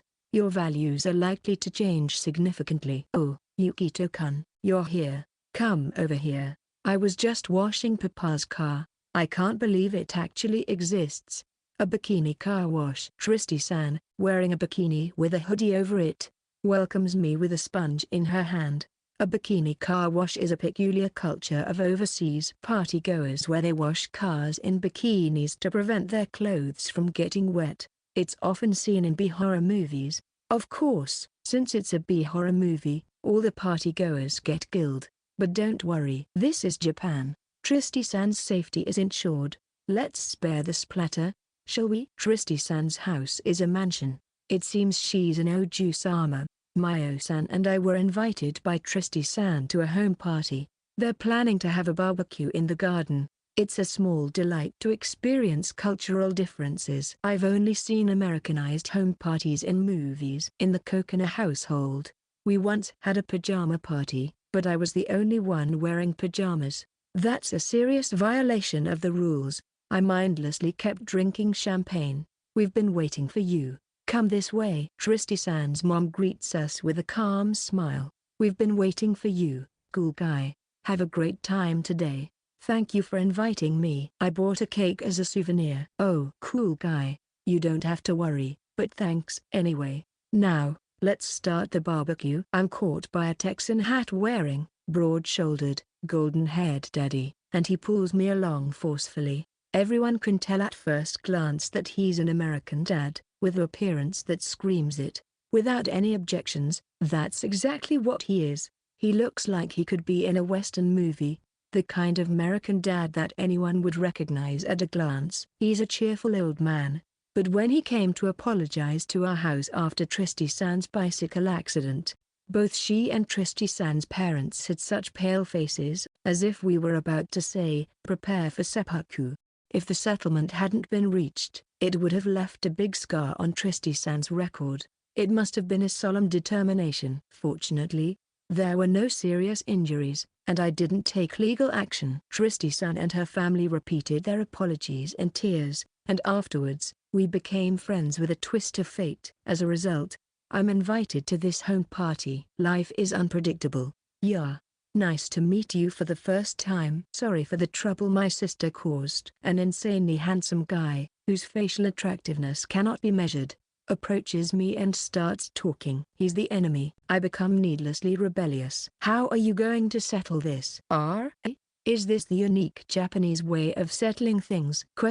Well, how about I give you my sister then? Leon. What are you saying? Tristy-san is indignant at the sudden suggestion of human trafficking. I feel a cultural difference between overseas and Japan. It's quite disturbing. By the way, Yukito-kun, if I remember correctly, can I talk to you for a moment? Yes? I'm called by Leon-san and we moved to a corner. I wanted to say that I'm grateful. I heard you were feeling down after the accident. Just like Tristy. I told her not to worry, that it will be fine. I wasn't injured, so there's no need to worry. I still want to apologize again. I'm really sorry. Thank you for forgiving my sister. I hope you can continue to get along with her. I'd also like to talk to you about something else. Leon-san suddenly becomes hesitant and keeps glancing at Mayo-san. This super handsome guy unexpectedly seems to have a shy side. Can someone tell me who that beautiful and delicate woman with you is? Could it be that he's fallen for Mayo-san at first sight? Is this really happening? This is what they say about handsome guys. Once again, I feel the difference in cultures. The authentic barbecue was amazing. First of all, the meat was different. Instead of cutting the meat into bite-sized pieces like in Korean barbecue, they grilled it vigorously without caring about that. They cut thick steaks dripping with juices and put them in their mouths. The sausages were also unusually big. Cultural differences always feel refreshing. As we talked about various things, I learned that Tristy's dad is an executive at a certain Japanese branch of a major social media company. The previous management team, who had been running the huge social media platform at a loss, was completely replaced through an acquisition. The majority of employees in the Japanese branch were also laid off, and Tristy's dad, who had been hoping to transfer to Japan, was dispatched from the headquarters to rebuild the company. Oh, Dad. Yukito-kun also made an account. Tristy shows her dad my account, and he opens his eyes wide. Cool guy. Are you an influencer? I never intended to be. Unbeknownst to me, my account had surpassed 10,000 followers, not to mention I started receiving offers for corporate PR campaigns. I'm just a high school student. It's overwhelming. Helpless and overwhelmed by the growing number of followers.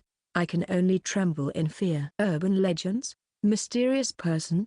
From teenagers to corporations and politicians. These are not bots, but real followers. Ha ha ha. Interesting. Who are you? I will verify your account right away. I might even ask Crazy Guy for some work in the future. American Dad was in a good mood and called someplace on his phone, and a few minutes later, my account was verified and my blue badge was shining. It's too fast. It's a cultural difference. Hey, don't bother Yukito-kun. I'm sorry, it seems like this person is getting carried away. Wait a minute. Crazy Guy's a talent worth grabbing.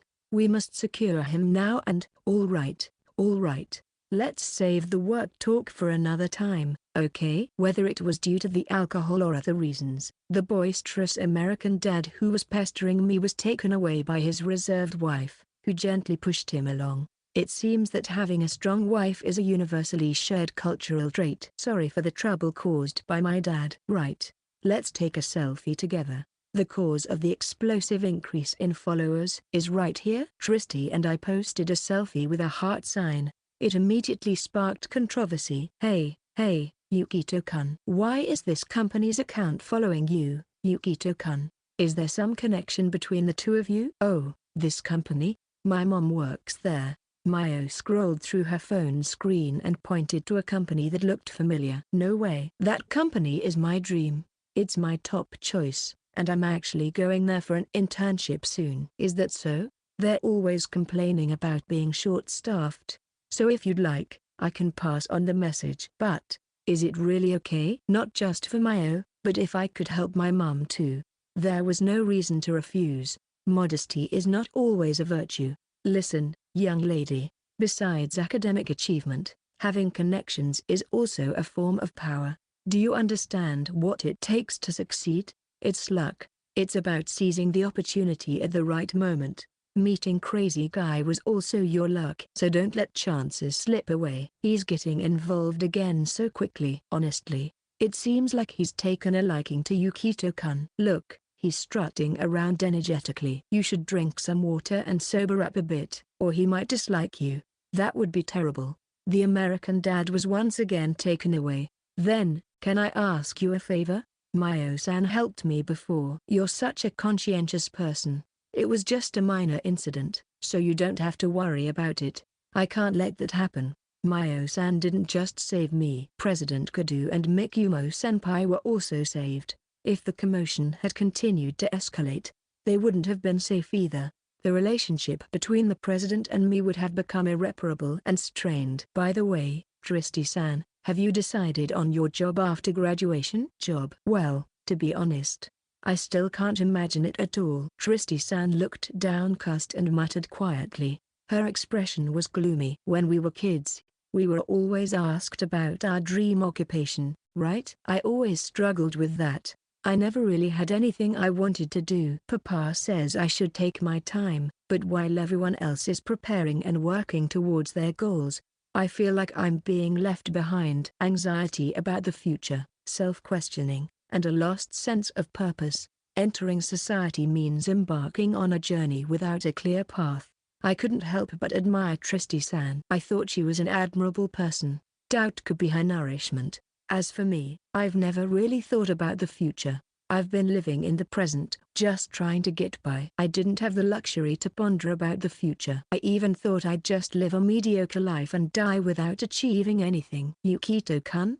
A worried expression. Tristy-san's future should be bright. She's so serious about it. It's okay to wander. It's okay to take detours. Even when you're 50 or 60 years old, it's not too late to find something you want to do. Life is long. I don't think the only correct answer is to reach your goals in the shortest distance possible. I remember my family, childhood friends, and classmates. I took many detours, made many side trips, and once gave up.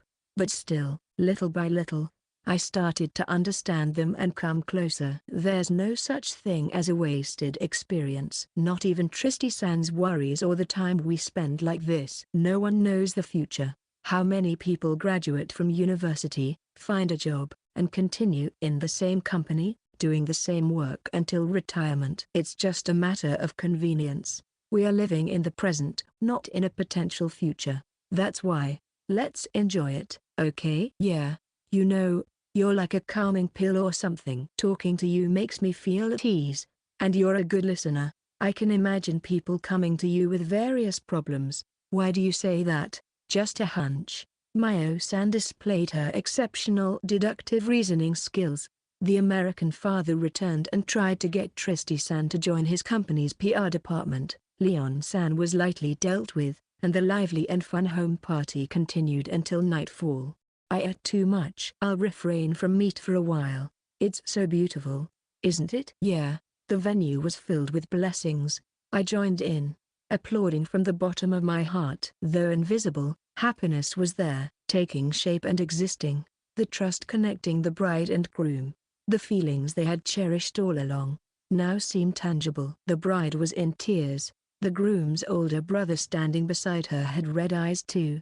There were people in the family seats crying. Even my mother wiped away tears. A mix of emotions. Joy that could be felt. It was beautiful. A beauty overflowing from within. That was an idea. That's why I wanted to offer my congratulations. It was truly a recollection. Together with my mother, we bid farewell to the couple on their new journey. All that remained was to go home. My mother and I had attended the wedding. Initially, I was seated with Himeyama-san's relatives, but I couldn't bear the excessive attention and turned to my mother for help. Seriously, something was off. I ended up being greeted by Himeyama-san's parents, grandparents, and even the groom's brother. I will leave Misaki to you. I couldn't handle it even if they asked. To top it off, we were formally invited to the Himeyama-san's main family. Even the Himeyama-san's house felt daunting. So what did the main family mean? It made me feel like I was being cornered. Furthermore, I received greetings and about 30 business cards from unfamiliar people. One of Rishu-sensei's prized son, successor, looks like a high school student, but eventually I was scared by the snippets of conversation I overheard. Fortunately, my mother was with me at the same venue, so my anxiety was somewhat alleviated, but the food was delicious. As it turned out, all the dishes at the venue were supervised by the master chef. No wonder he has been so busy lately. Leaving the venue, immersed in the afterglow. From now on, it would be the time for the bride and groom, and the time with their families. This is the happiest moment of Megumi's life. With a thoughtful expression, my mother murmured such words that somehow feels unfortunate. Why is that?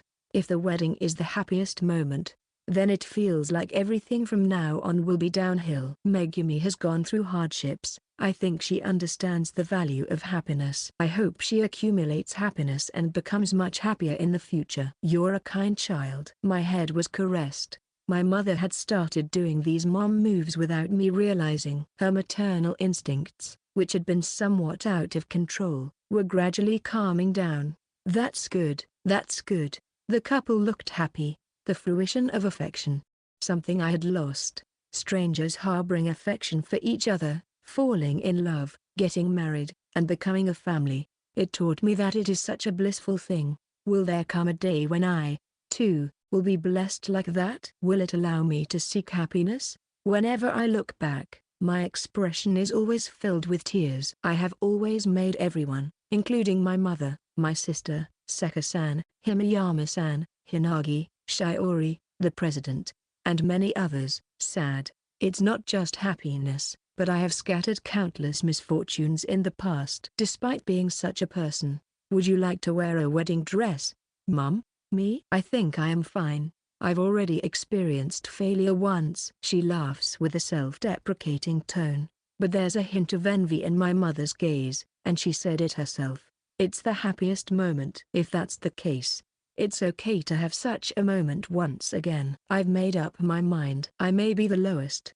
most wretched person who only spreads unhappiness, but at least I'll strive to bring happiness to those around me. To always have a smile, to avoid causing any more sadness. In return for taking away happiness, for causing unhappiness, I hope that this time, I will be given happiness. You might succeed this time. You know, being with you right now is the happiest thing.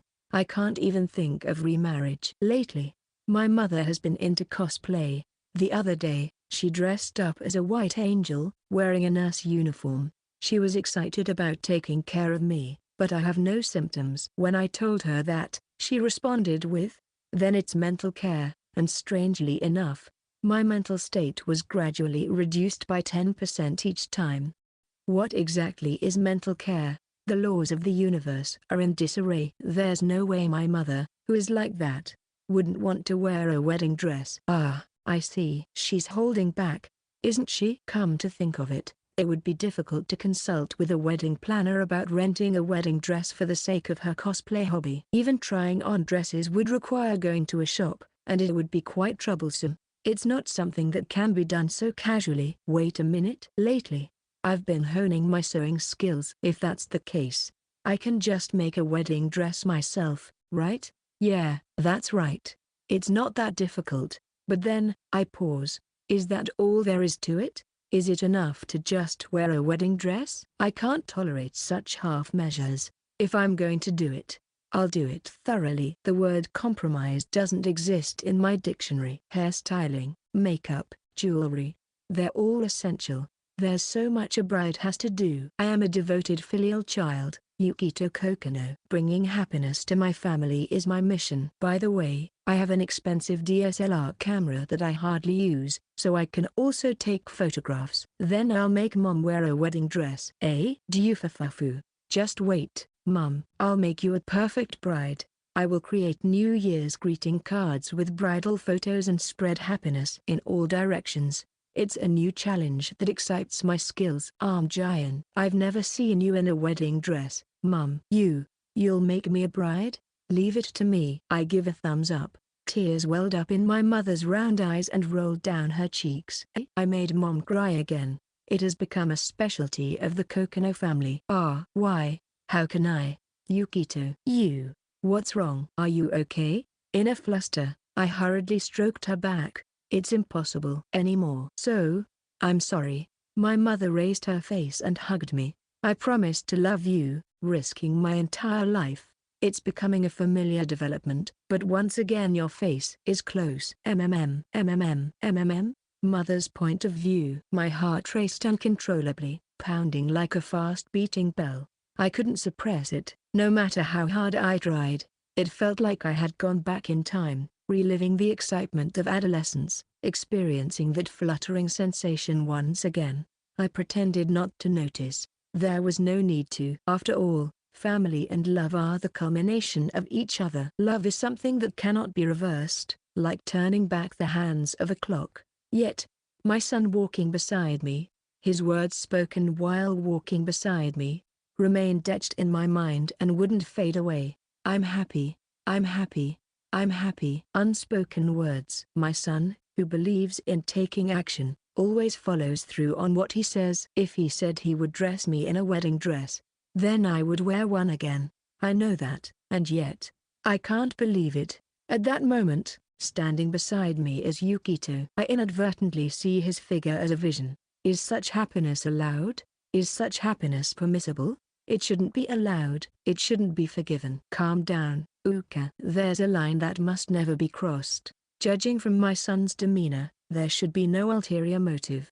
Kind-hearted Yukito must have made the suggestion because he thought it would bring me joy. Did I look so envious? Maybe that's how I appeared to my son, who is perceptive. But those words were enough to remind me of the long-discarded feelings of love. What should I do? I can't look my son in the face. I'm too embarrassed. Since that day, the world was changed. It might be breast cancer. When confronted with that possibility, I realized the finite nature of time. Fear rushed in as I calculated the remaining time. Confronting my own death. I didn't cherish my son enough. I couldn't love him enough. Now, I regret it. Only now, when it's too late, it's not enough. It's too late to reclaim what's lost. Feeling overwhelmed by despair, unable to bear it any longer. And yet, the one who saved me from the abyss of despair was my son, whom I failed to love enough. It's impossible. I can't endure it. I may have taken somewhat forceful measures to improve our relationship, to change the current situation. But even so, without denying it, Yukito's kindness enveloped me.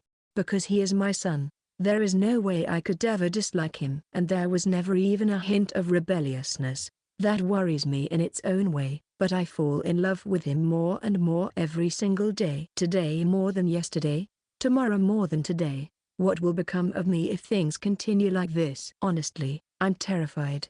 But even that fear was blown away by the words spoken just now. He said it's okay for me to love him more, to love him freely, and that he will dress me in a wedding dress. I was happy, truly happy from the bottom of my heart. Regardless of the intention behind those words, I am already falling for this child. If there is one concern, it would be lately, something seems off about Nae-san. You noticed? Well, yeah. If mom sleeps in my room 7 nights a week, I'd notice. Right. I'm sorry. You must have disliked it, right? I might have acted too childishly, without showing maturity. I need to reflect on this. It's not that big of a deal. It used to be about equal between Nae-san and mom before, right? He forgave me. My son, I love you. You're so adorable. I could just heat you up. She wasn't been coming to my room much lately. Yukito looked troubled with a difficult expression. I know the reason behind it. The career path that Yuri consulted me about. Studying abroad. If that doesn't work out, Yuri hopes to attend a university far away. It's an unbearable choice for Yuri. That child is still trapped by guilt. Please, I know I shouldn't tell you this kind of thing, but I'm powerless and can't help Yuri. That's why I'm asking you to save her. Your words are the only ones that can reach Yuri.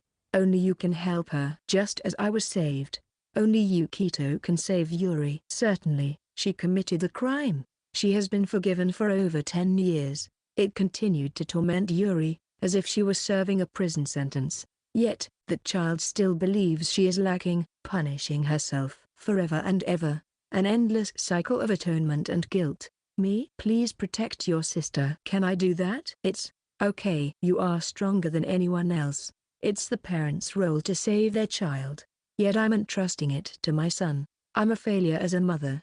I shake my head in my heart. I've long since failed. As someone who is starting over from the position of a fallen mother, I have no right to claim such qualifications. But I understand. I am Yuri's mother. I know what that child needs right now. I have no worries. Yukito will surely make us happy. Chapter 4 Red Summer Wish. I wake up before the alarm clock, with the sound of chun chun chun and the morning sun as my background music. I sit up abruptly, still in a daze from sleep, and gaze blankly at the wall. On the cream-colored wall, there are posters of my mom and sister. Mom's poster is a B1 size, and my sister's poster has a summer-themed polka dot collage. Seeing them in their swimsuits gives me a sense of summer vibes, but there's something special about these posters. When you overlay the special polka dot sheets, she appears naked. It's an incredible and ridiculously unnecessary effort. Muni, huh? I feel a soft sensation in my hand.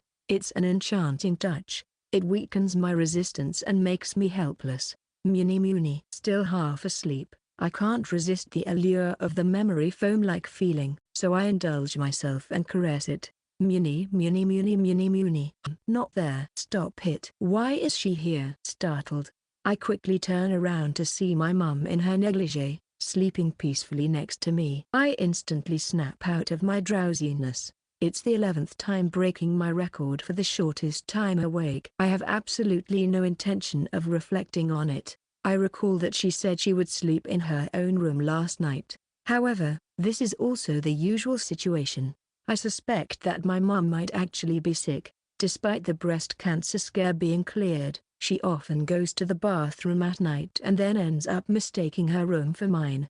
It could be sleepwalking. I am Yukito Kokonoe, a man who never doubts his family. I take everything they say at face value. Concerned, I ask if everything is all right, but she always evades the question. Is it really that serious?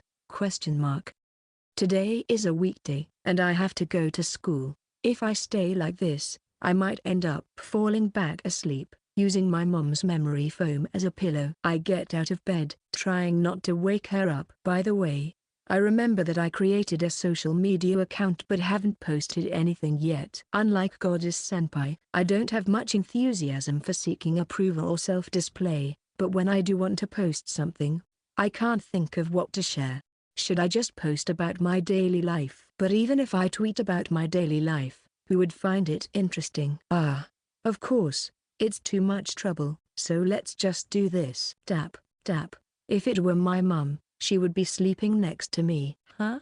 My attention is caught by a DM that piques my curiosity. I thought it might be a prank, but it's from an official account, so that's unlikely. The content is surprising and astonishing, but what should I do? My uncooperative brain can't make a judgment. I'll consult with someone later. Well, time to make breakfast. During the morning break, for some reason, I found myself being approached by two of Yuri-san's friends. By the way, the morning post I made received an overwhelming response, but I ignored it since it didn't really matter. You know, lately Yuri seems down or absent-minded. It's like she's not fully present during classes or break time. Little brother, do you have any idea why? Yeah, I've noticed it too. She's been acting strange at home as well. We thought maybe you were the cause since it's Yuri we're talking about. Strange, how is Yuri at home? Unlike their usual teasing and playful demeanor, the seniors genuinely seemed concerned about Yuri-san. Trying to find the cause, I delved into my memories. She doesn't hang around my room as often anymore. She stopped measuring. And she doesn't accidentally enter the bathroom anymore. But she's not angry or in a bad mood either. It's just normal, I guess. Hey, isn't that abnormal? I mean, Yuri-san wouldn't do something like being a normal older sister, right? Ugh, I can't argue with that. The seniors seemed frustrated, but objectively speaking, the relationship between Yuri-san and me had become more normal. It felt like the distance between us had become that of regular siblings. However, there was an indescribable discomfort. It bothered me that Nei-san had been somewhat secluding herself in her room. Even today, we went to school separately, and we haven't seen each other once since the morning. This was something unprecedented. Yuri-san used to make it a daily routine to check on me and my well-being. Perhaps I did something that bothered her and she was avoiding me, but whenever we did talk, she treated me even more kindly than before. I couldn't understand what she was struggling with. Even Mum said that Yuri-san was suffering. Yuri-san was different from me. She should be happy. She shouldn't be unhappy. If little brother doesn't know either, then I guess there's nothing that we do. Probably, or rather, it's definitely related to you, little brother. Please be concerned about her. Somehow, I was reminiscing about the past. When we were younger, I always followed my older sister around. Since then, I've been disliked and haven't tried to get to know her. I kept my distance, but now, don't worry, I'll definitely do something. Because Yuri-san is an important family member. I'll leave Yuri to you, but I also have something to consult about. Is that okay? Suddenly, Iaku-senpai, who had been acting timidly until just now, began to fidget and hesitantly opened their mouth. When I asked for their names, they introduced themselves as Sara-senpai and Iaku-senpai. For a love consultation. I have feelings for Saki-kima from Class D. Not just to me, but why would you come to me for love advice? Well, I mean little brother. You're like the god of love, the hero. It's thanks to you, it's a must to consult with you, little brother, at this school. No wonder I keep getting consulted. Unbeknownst to me, I had gained a divine status. The hero referred to hot-blooded senpai. The whole story of how I expelled a hot-blooded senior member from the basketball club was uploaded on video by someone. The video was uploaded by someone. The hot-blooded senpai, who defeated me dressed as a bunny man and succeeded in publicly confessing his love to her in full view of the public, was called a hero because of his courage, and his fame seems to have spread to high school students all over Japan. Although the basketball club lost in the 4th round, he was considered a winner in love. How annoying. Not only the hero but also Sue-senpai and the first-year minstrel. They're all you're doing, little brother. You're famous as the Cupid of love within the school. When did this world turn into a fantasy? In this world, there are too many goddesses, angels, and holy mothers, don't you think? Soon, a saint might appear. Because of these circumstances, I often receive love consultations. Despite being someone who has never had a girlfriend, Congratulations. With numerous love consultations being brought to me, I inevitably became acquainted with intricate human relationships. A complex and bizarre network of interpersonal connections gathered around me. Even Sakikima-senpai approached me for love advice. No way. Sakikima? But I thought he had no interest in love or anything like that. Hey, little brother. Congratulations. Does that mean? Ayaku-senpai.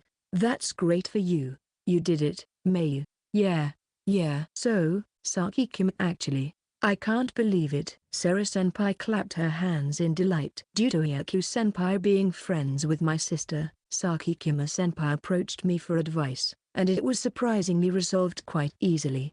This will only further enhance my reputation. Gahahaha. But from here on, it depends on you, senpai. Of course. Thanks for your help, little brother. It's like a dream. I still can't believe it.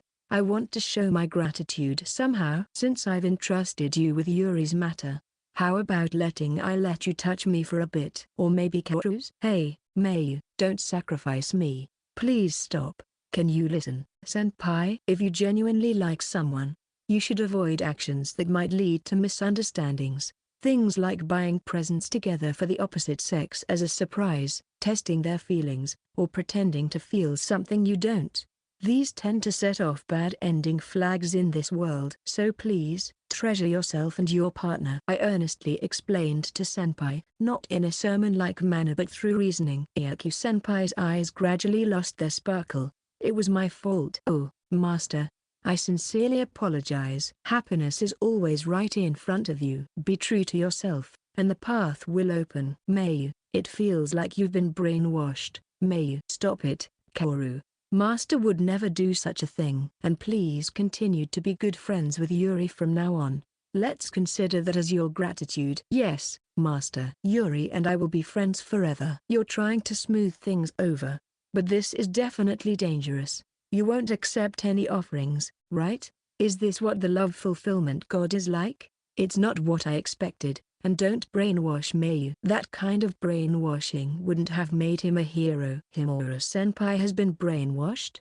That isn't romantic at all. With the love consultations resolved without a hitch, the break time passed by. Come to think of it, Yuri, are you going to participate in the forest school? I'm not a boy, so I won't go.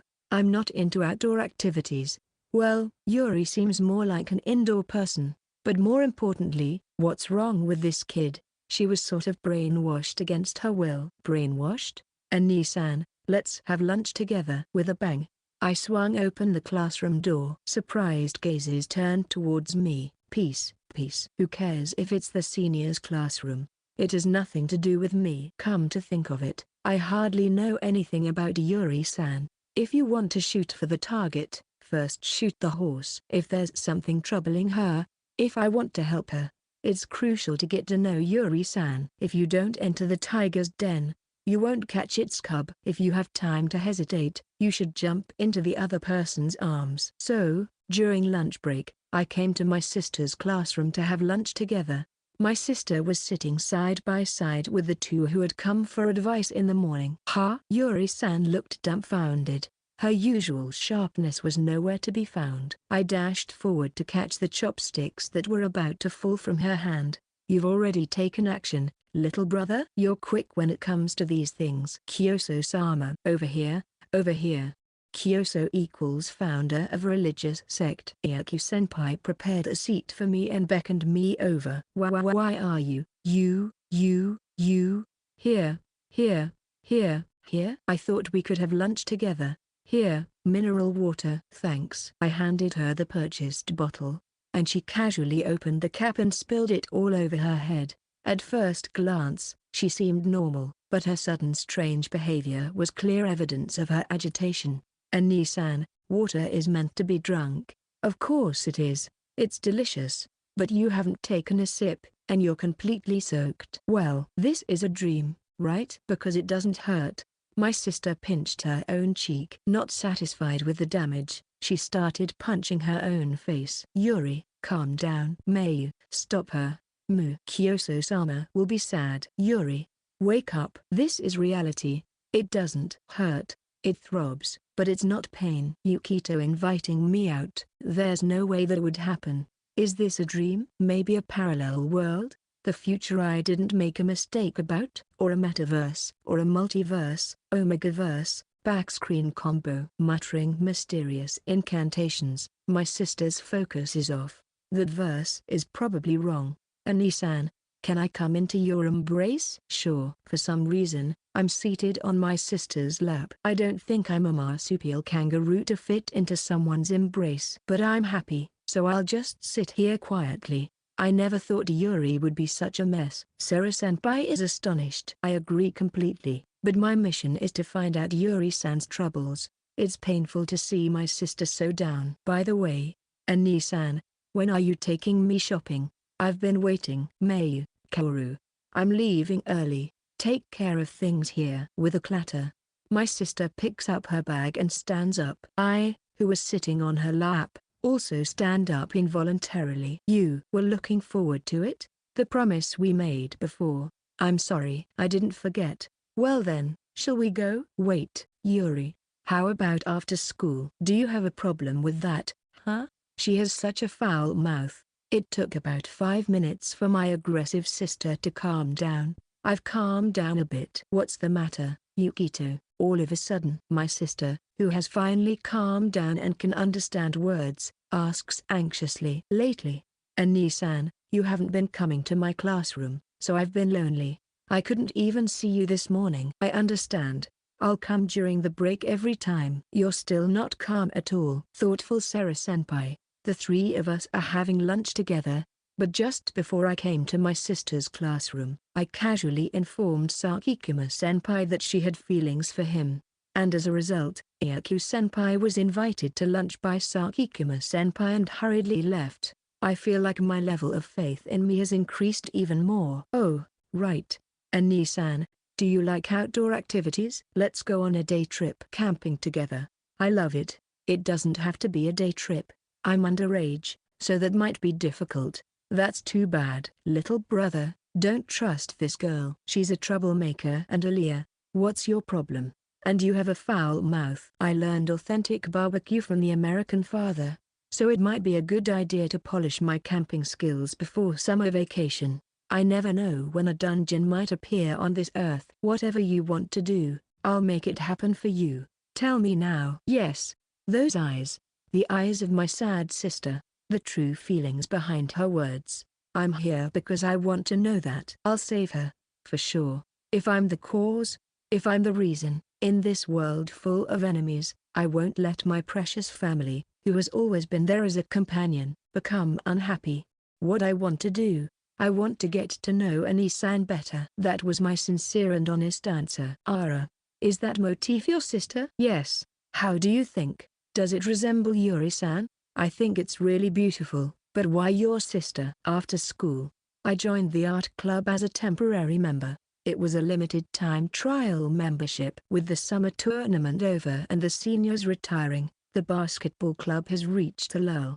For now, we are focusing on preparing for the Winter Cup, but it has become a period of self-practice where we calmly go through the daily training menu. Since there isn't much to do, Shiori is temporarily assigned to the girls' basketball team. In the first place, the boys' basketball team, which still has few members, doesn't really need a manager. The sports clubs are the ones who truly need Shiori. She was concerned, but when I told her that I would be joining the art club for a while, she understood. I hope Shiori can continue to give her best in a club activity where she can fully utilize her abilities. I caused a lot of pain to my sister. Painting is a solitary activity, but strangely, it doesn't feel burdensome. I hadn't paid much attention to it before, but perhaps I'm suited for diligent work. Noticing my demeanor, Sanjoji-sensei, the art club advisor, called out to me. I must have been deeply focused because it was almost time to go home. The other club members had already left. In the quiet art room, I simply faced the canvas with a clear mind. I chose my sister as the motif for the painting to be exhibited in the art competition, but this painting is nothing more than my imagination. I was uncertain if it resembled my sister, but Sanjoji-sensei's words brought me relief.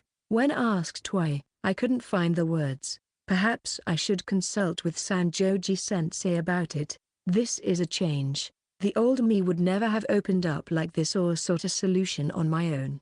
But now I know. I'm receiving kindness from others. There are plenty of people who are not like that, who are enemies, but there are also many who are on my side. They will help me when I'm in trouble. It's not wrong to rely on them.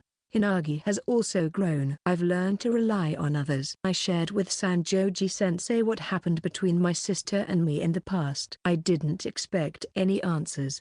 I just wanted someone to listen. Why, Higu? How? Biki, can you be so kind? Sanjoji-sensei burst into tears. I hurriedly handed her a handkerchief. Thank you. I've always had a weak spot for tears. Embarrassing as it may be. Even as an adult, I easily cry while watching movies and such. I've been holding back, but it was too much. I'll wash the handkerchief and return it later. That's not necessary. We can just wash it together. I hastily handed it to her. But I'm sure Sanjoji-sensei also has a handkerchief or two. I think I've been a burden to my sister all this time. It's not just my sister's life. I now realize that it even distorted my own personality. I've been avoiding my sister's suffering by looking away. I didn't try to understand. That's not true. Your kindness must have saved your sister as well. The people around me have taught me kindness. I want to give it back. It's mutually beneficial. It's not about beautiful ideals. One-sidedness won't work. Selfless devotion will eventually wear thin. Ah, of course. That includes you too, Sensei. Thank you for always being kind. I don't deserve your gratitude. Why now? You've always had kindness since back then, yet I! Sanjoji-sensei covers her face with both hands and continues to cry. Maybe there's something that weighs on her as well. There are only a few teachers whom I truly respect. There should be many students who have been saved by Sanjoji-sensei. I'm glad you're my teacher, Sanjoji-sensei. Please don't make me cry anymore. I'm sorry. I was unjustly scolded. Hopeless. Oh, by the way, I almost forgot. By the way, Sensei, about that matter. Please don't make me cry anymore. I've stirred up a hornet's nest. I can't help it, so I decide to wait patiently while making small talk until she stops crying. I apologize for showing you such an unsightly side of me. I never expected that you had a past of seeking pen pals through a submission magazine. In this day and age, it's easy to have interactive conversations through phone calls and chats, but in the past, even when going out to meet someone, they had to specify a meeting place in advance, or they wouldn't be able to find each other. Moreover, with pen pals, it would take a minimum of 3 days to receive reply. The generation from the Showa and Heisei eras is amazing. Please keep it a secret. It's confidential. By the way, I think it might be better not to submit this painting to the art competition. Is that so? The value of this painting can only be understood by you and your sister. It's not something that can be objectively evaluated by others. Even after hearing your story, it's beyond my comprehension. It's a very beautiful painting directed at a single individual, not for the masses. This is your ideal, isn't it? You probably want to keep it a secret from your sister, so why not take it home and display it once it's completed? I see. I'll do that. I hope she'll be happy. Yes, the canvas is still blank in its preliminary stage. It will take time to add colors and complete it. By then, I'll somehow find a way to solve my sister's troubles. I clench my fist with renewed determination. And by the way, I hope you're not just all talk when it comes to that matter. Please stop teasing and mocking. I know. Even I, as a teacher, am called a backward old lady behind my back by the students. It's not like I enjoy being behind. I'm serious about it. You're really diligent, Sensei. Who the heck would say such terrible things? But don't worry, Sensei. I'm serious about it. As we prepare to leave, we discuss the matter at hand. It happened just last week. In the sultry late night, I suddenly woke up feeling suffocated, and my whole body was paralyzed. I couldn't move a muscle. I heard a strange noise, like a faint whisper, right next to my ear. And then, I thought I heard footsteps coming from beyond the door, but the sound stopped abruptly right outside my room. Click. Gulp. So what happened next? Kokono-chan, Minder leans forward. Ghost stories are an essential part of summer. To enjoy a moment of coolness in the humid summer, we decided to share ghost stories during our break time. However, for some reason, Hinagi-chan sighs heavily, maintaining an eerie atmosphere. The conversation between the storyteller, Yukito Kokonoe, and the others continues, and then, the door creaked open, and a long-haired woman entered the room, right before my eyes. Minder-san, don't take it seriously. Since it's Yukito, he's probably just experiencing sleep paralysis, being unable to move because his mom is hugging him next to him, and the person entering the room is probably Yuri-san. It's obvious. Don't spoil the punchline.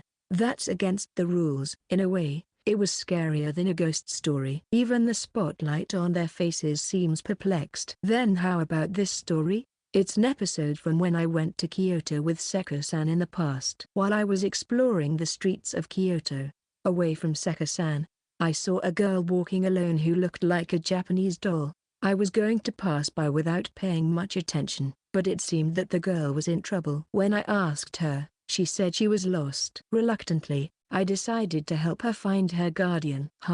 What's with that suspicious look from Hinagi-chan? And then, a woman who came from the other side suddenly shouted that you were a kidnapper, and you ended up being taken to the police. Why is the direction of fear is different for you? What's scary about that? It's not even a ghost story. It was a chilling and frightening experience I had in Kyoto. The first time I went there, we were mistaken to have expectations from Yukito. Besides, this guy wouldn't be scared by ghost stories. It was an unpleasant sense of trust. Ghosts are scary. Probably. Anyway, it's really hot every day, isn't it? Minder flutters a fan. The weather forecast shows a bright red. It has been scorching hot for days. We're accumulating fatigue due to the constant dangerous heat. It's hard to muster any motivation in this condition. However, I have a secret plan to deal with this heat. While going shopping with my sister, I'm planning to introduce something that I've been interested in for a long time. The day is near when this idea to revolutionize schools will become the standard. Call me the inventor Yukito Kokonoe. I'm looking forward to it. Phew, ha ha ha ha. Oh, was it the one with the fan? Is it okay to attach that to the school uniform? First, I want to experiment and see if it's really cooling. But isn't it noisy? I think it's better than the heat. By the way, what did you come to buy today? I was troubled with heat countermeasures, and I noticed the clothes that workers wear at construction sites and such. It should be applicable to school uniforms as well. Its name is the air-conditioned uniform.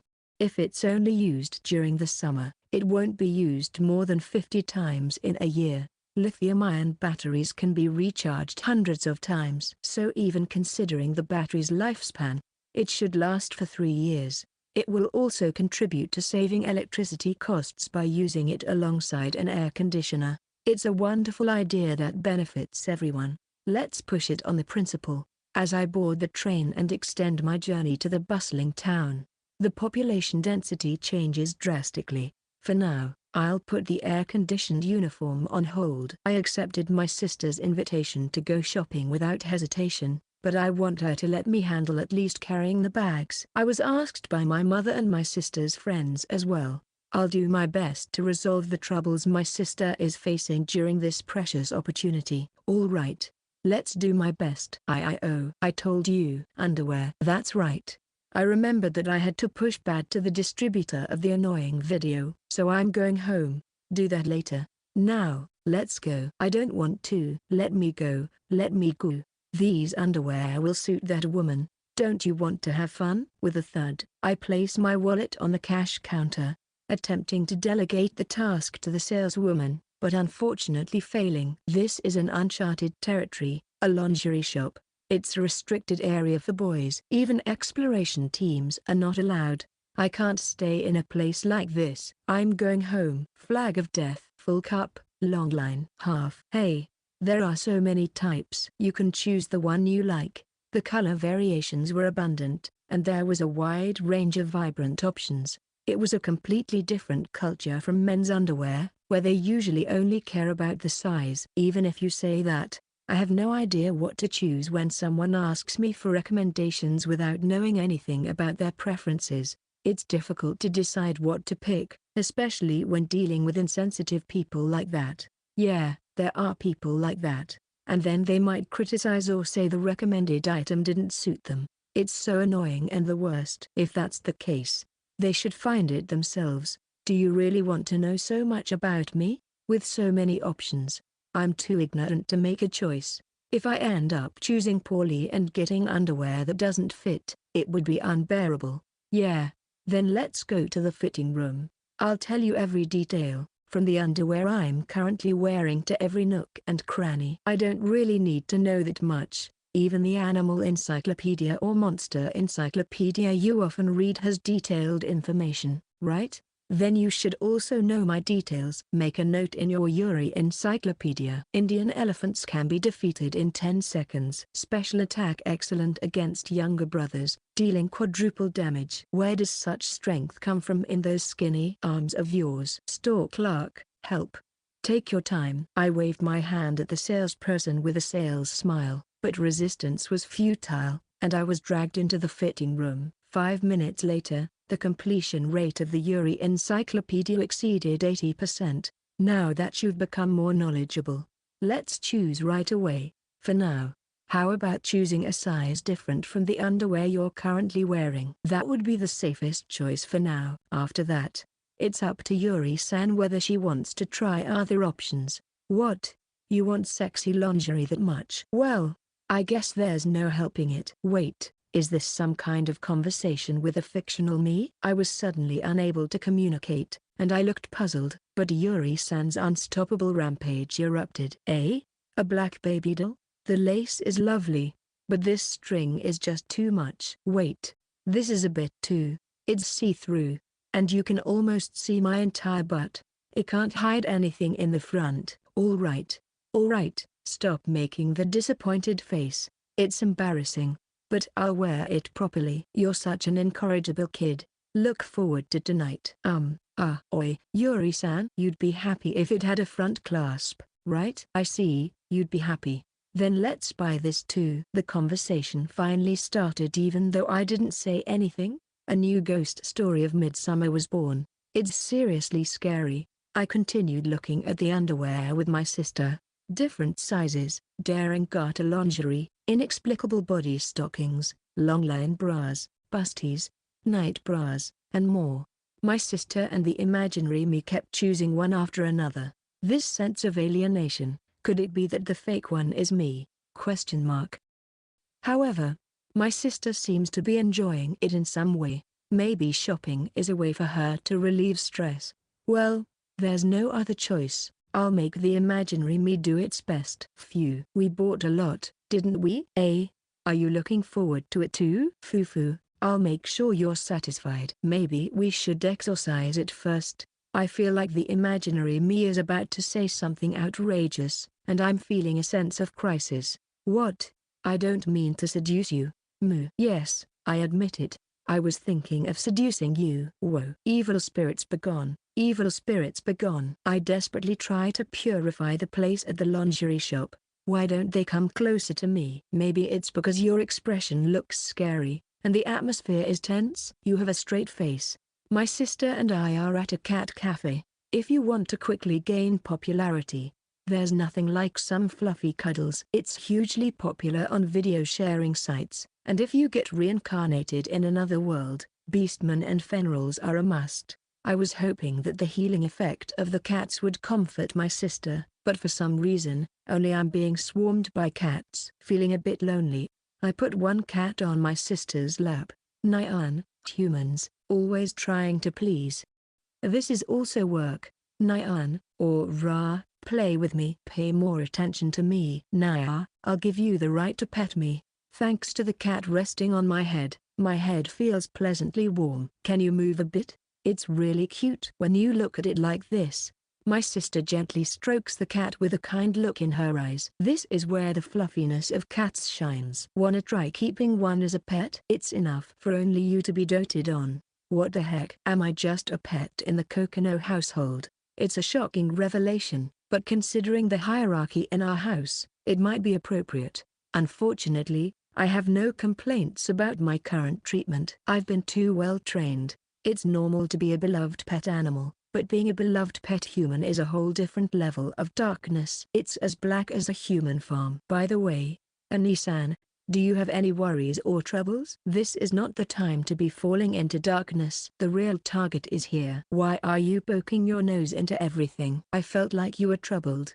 My sister's gaze wanders in the empty space. She seems about to say something but quickly withdraws. Is she hesitating? Or does she not want to show her vulnerability to her younger brother? I'm sorry for worrying you, but I'm okay. Really? Are you sure? I peer into her eyes as if trying to see through her true intentions. I, who have kept my distance from my sister until now, cannot fathom the complexity of her inner feelings. I feel like I'm being drawn into those obsidian-like eyes. Yukito, you don't need to worry about anything. Your wishes are my wishes. My wishes? All I want is for Yuri-san to get better. Of course. You're such a kind child. Even to someone like me. Her cool hand touches my cheek.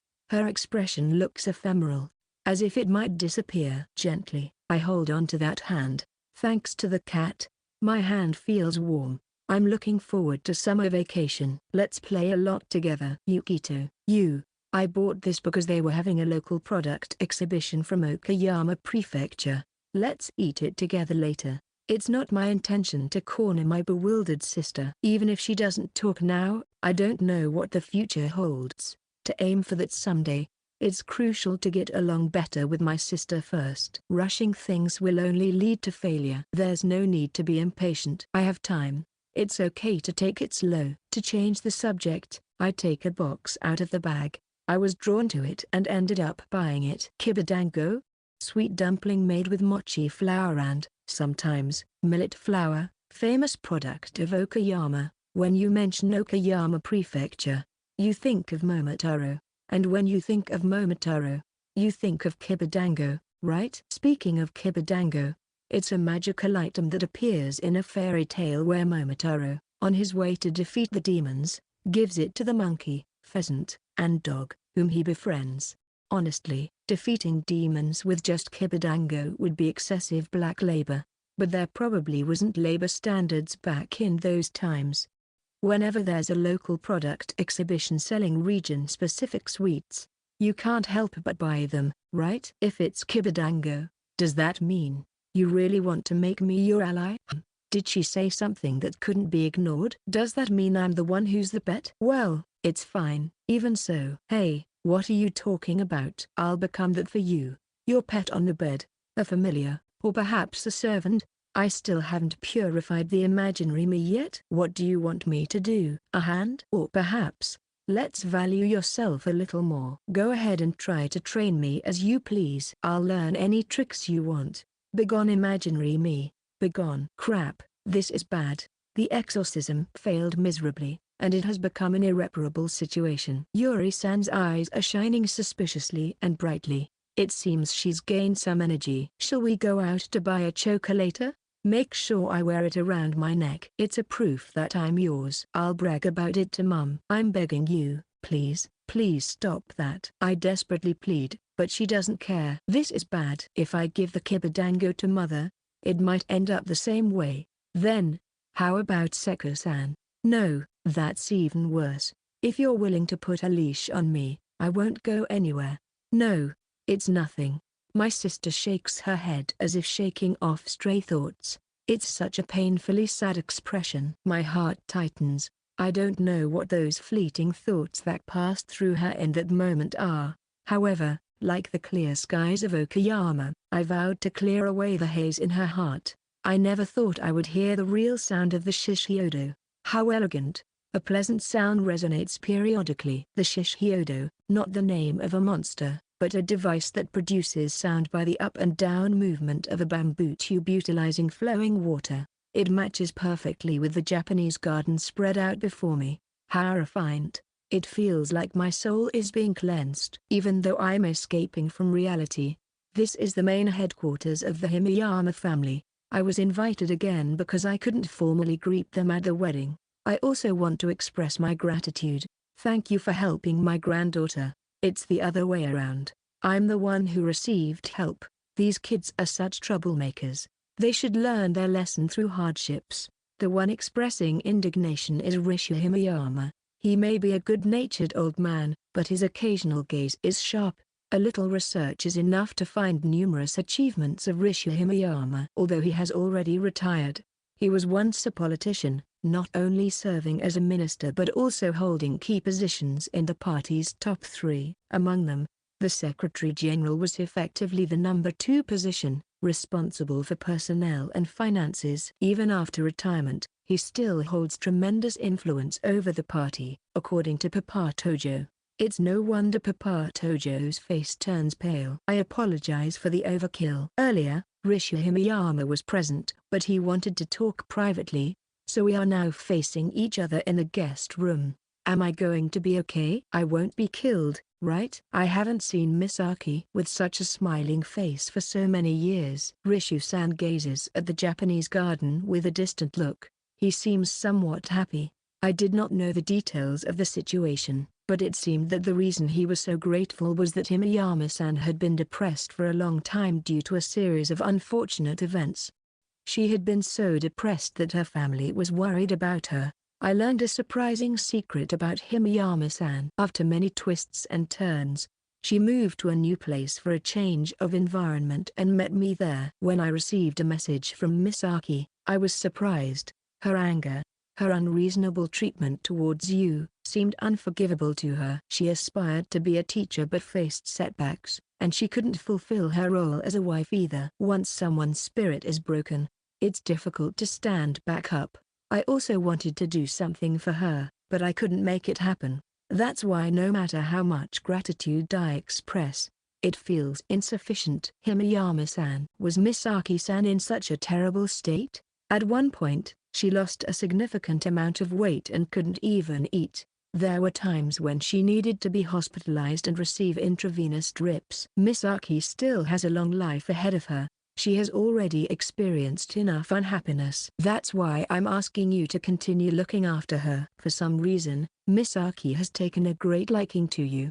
I deeply understand that. After my plan to lower her favorability failed, I tried an opposite approach with the plan to increase it, but I ended up feeling endangered by how much her favorability rose. It was ridiculously high. It doesn't bother me. Please take care of her. It may be a biased opinion, but Misaki is beautiful.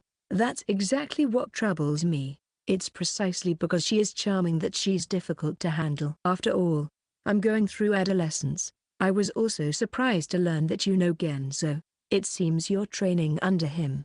Are you planning to succeed at Tsumayu? We have had a long-standing relationship with that place, but there hasn't been anyone to succeed it. I don't have such intentions, but the boss has been very kind to me. It's a curious thing. It seems you have a connection with the Himiyama family. Genzo is the name of the boss. In my mind, I recognized him as the boss, so when they mentioned his name, it didn't click at first. The Himiyama family has had a close relationship with them for decades. Certainly, even if there were secret discussions, nothing would leak from there. It's only natural for a prominent politician to have at least one such establishment. Being invited to that place is also considered a status symbol. By the way, you seem to be quite famous. I apologize for prying, but I looked into it a little. However, for some reason, everything about you remains ambiguous, and I couldn't grasp the full picture. But there's no doubt that you're the real deal. It's truly amusing. With a smirk, Rishu-san shows me a stack of documents, but none of these seem to have any charm. Don't you think? Are these candidates? The documents I was given are essentially detailed resumes. Wait, isn't this becoming a list that I shouldn't be looking at? I may have retired, but I still have influence in the local area. People gather seeking my endorsement, but they all seem lacking in some way. Do you know what qualities are necessary for a politician? What would that be? Practical skills, perhaps? That may be necessary, but it's not an absolute requirement. My son and Misaki's older brother aren't that type. However, such types are weak in elections. Unfortunately, popularity matters. Himeyama-san's older brother actually works in a central government agency and seemed sincere and diligent. The essential quality for a politician, in my opinion, is the ability to attract people. Leave the detailed work to bureaucrats. It's about having a broad perspective, a vision for the future, and the ability to execute decisively. You could say it's about personal charisma. People won't act without self-interest, but they won't support someone without virtue. It's a rare and valuable ability. I see. The secret to smooth interpersonal relationships is to avoid discussing politics, religion, and baseball. Not wanting to delve too deeply into the topic, I casually look for a way to wrap up the conversation and head home. I can't shake off this unpleasant premonition I've had since earlier. It feels ominous. By the way, would you be interested in becoming my successor? Inheriting my network would be a good opportunity. There's no rush, though. You're still young, and there's plenty of time. Despite being a high school student, you have the ability to attract people, which makes you suitable for a politician. What do you think? Well, even if you ask me. Ha ha ha. Don't worry. Leave it to me. I'll take care of all the arrangements. It's a discussion for the future, after all. I've been troubled by the issue of succession for a long time. Now, I can finally put that burden down. It brings peace to my mind. But still, we must choose someone before the next election. Is there anyone? My future employment was decided without my consent. This is taking it to a whole new level. And then I realize, could it be that the random person who greeted me at the wedding? I've been getting a lot of formal followers on social media. What do they expect from a high school student like me? It seems like preparations are already underway. Fumu, you want to get engaged to Misaki? Wait a minute. That would be a chaotic and rushed path. If things continue like this, I'll become a real relative of Himeyama-san. Wait a minute. Oh, right. Papa Tojo said he would help if I'm in trouble. This is it. Rishu-san, I have a perfect candidate in mind. I'll just push all the troublesome matters onto Papa Tojo. He mentioned that his goal was to enter national politics, but it got derailed after angering Himeyama-san. He's the perfect candidate. I don't want to be considered as a successor. I also want to focus on raising my precious oranges. Oh? So you forgive that foolish man? How generous of you. Your capacity is truly admirable. Accepting even those who have been your enemies. In the world of politics where treachery runs rampant, such qualities are necessary. It makes me want to make you my successor even more. Could it be that Himeyama-san's lineage has an unconditional rule of increasing my likability? Papa Tojo is a wonderful person. He seems to have a good eye for things. I see. Very well. In that case, let's trust your words. Rishu-san is contacting someone, but I'm proceeding with the conversation without knowing the details. I hope everything is going fine. Well, it's unfortunate, but Papa Tojo brought this upon himself. Become the sacrificial lamb for my sake. Good morning, Miki-chan. Are you feeling better from the flu? I missed you. Kana-chan. My fever went down quickly, but I couldn't go out or meet anyone, so I've been bored and lonely. Thanks for keeping in touch every day. It's okay.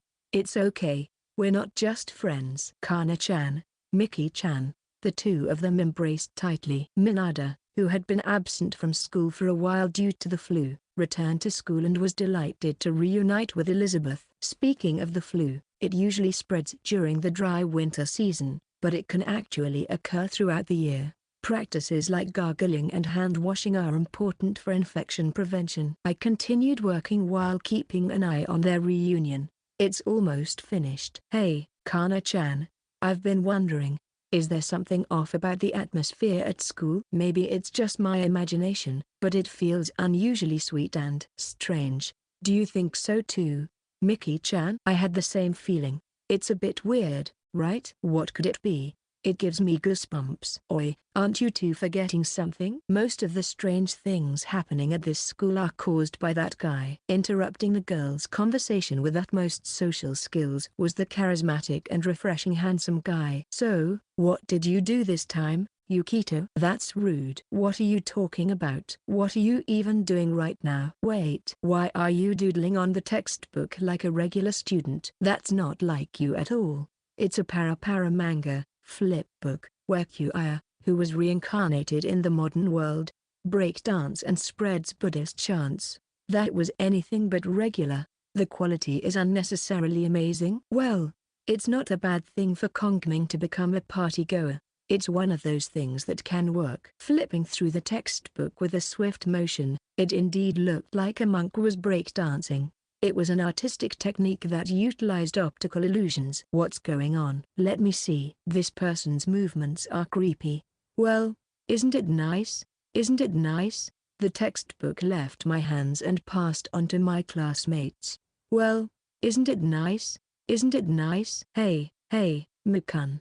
Is it really Kokono-kun the cause of all this? Yes. Well, isn't it nice? The carefree handsome guy casually interjects with his own remark. It's not about the manga. Yukito, why have you been calling your sister Anisama lately? Yuri-san said there was a character in a manga she got hooked on who used the term. She asked me to call her that for a while because she found it enviable. So it was about manga, huh? Indeed. In that manga, calling someone Anisama is usually done by a same-sex underclassman, so it's unknown whether I, as her younger brother, am truly satisfied with using that term. And even Mom started asking me to call her Mama because of it. It was quite a situation. Isn't that a bit embarrassing? She's been taking care of me all this time, so it's a small favor in return. That doesn't seem like the issue here. But anyway, why are you suddenly saying such things?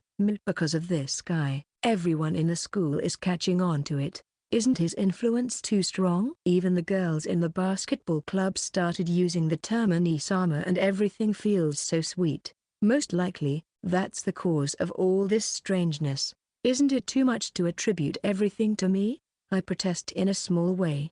But no one pays any attention to me. It seems that Minder and the others are also convinced. Why are they so easily convinced? It all started a week ago. My sister, who was reading a manga in the living room, closed the book with a snap, stood up, and slowly approached me.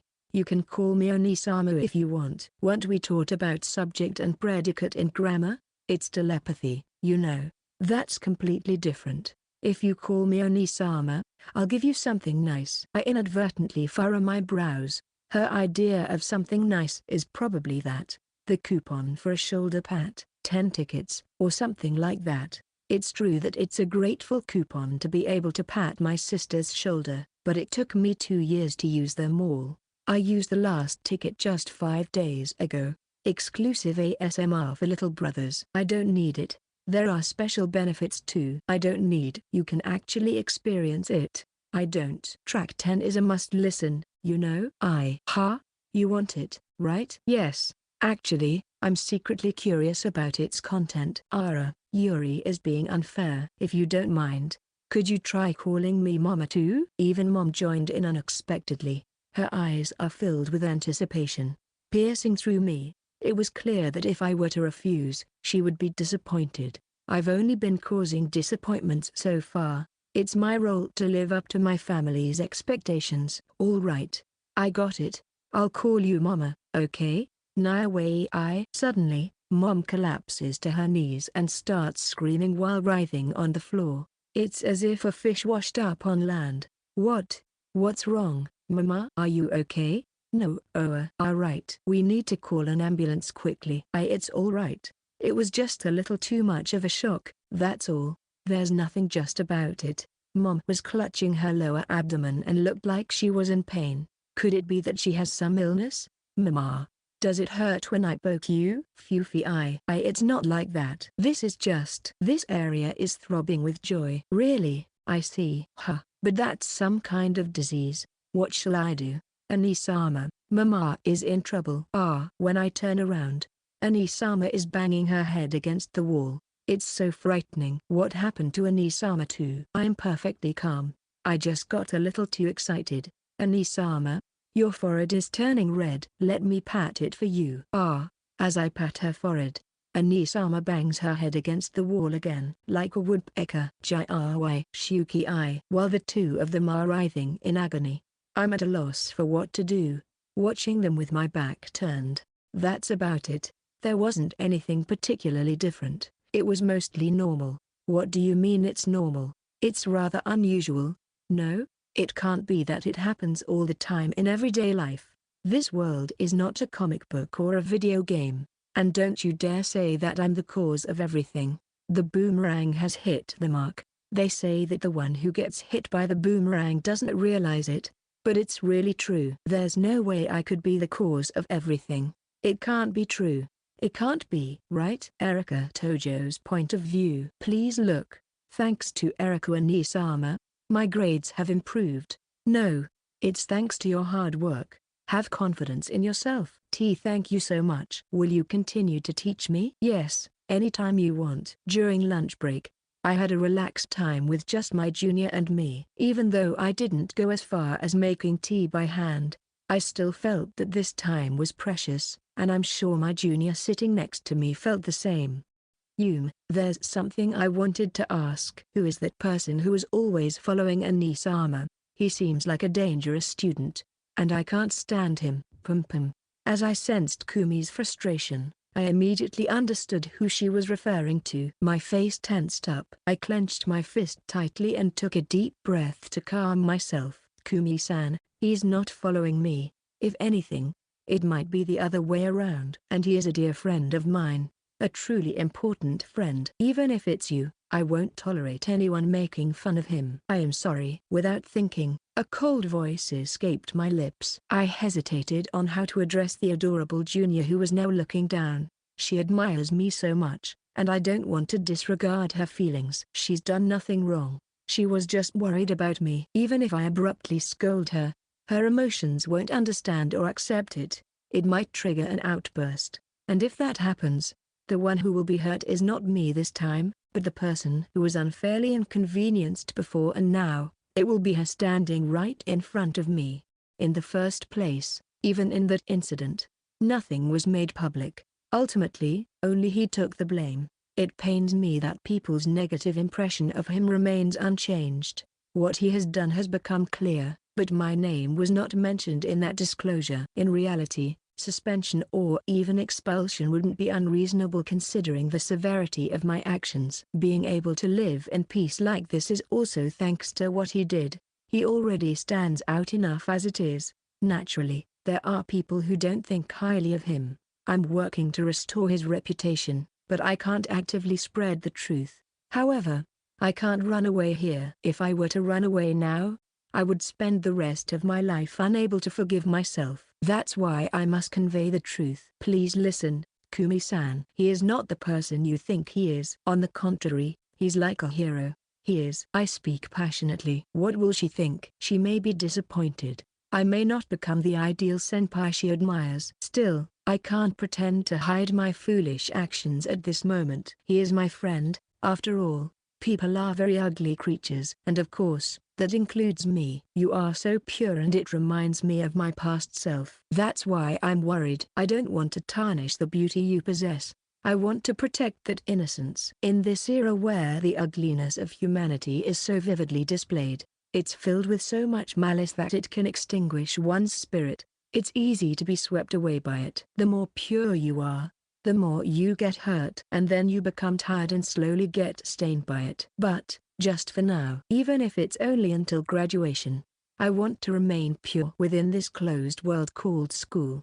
I want to stay as the ideal I aspire to be, even if it's impossible. I find myself wanting to be the Oniisama she seeks. I wanted to do my best to be able to always have peaceful moments like this. Both her and him. I wish for everyone to be kind to one another. I cherish you, Kumi-san. That's why I want you to have many people you cherish as well. Not only her classmates, but also juniors, regardless of gender. Seek her advice and support. And she gained immense popularity. Her attitude was always kind, approachable, and compassionate. Eventually, Erika Tojo would also be known as Saint Senpai. Father, I don't care what happens to me. Please help me. If things continue like this, it will be because of me that Kokono-san. That must never happen. In a rush, Erika returns home and hurriedly enters her father's study. Seeing her daughter in a panicked state, Hideyumi, while bewildered, calms Erika down and prepares some coffee before urging her to speak.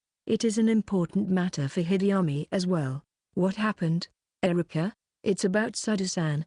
Takefumi Sado, the eldest son of the Sado family, currently 20 years old, and the person who proposed an engagement to Erika. Takefumi's father's company was listed on the Nasdaq exchange 4 years ago.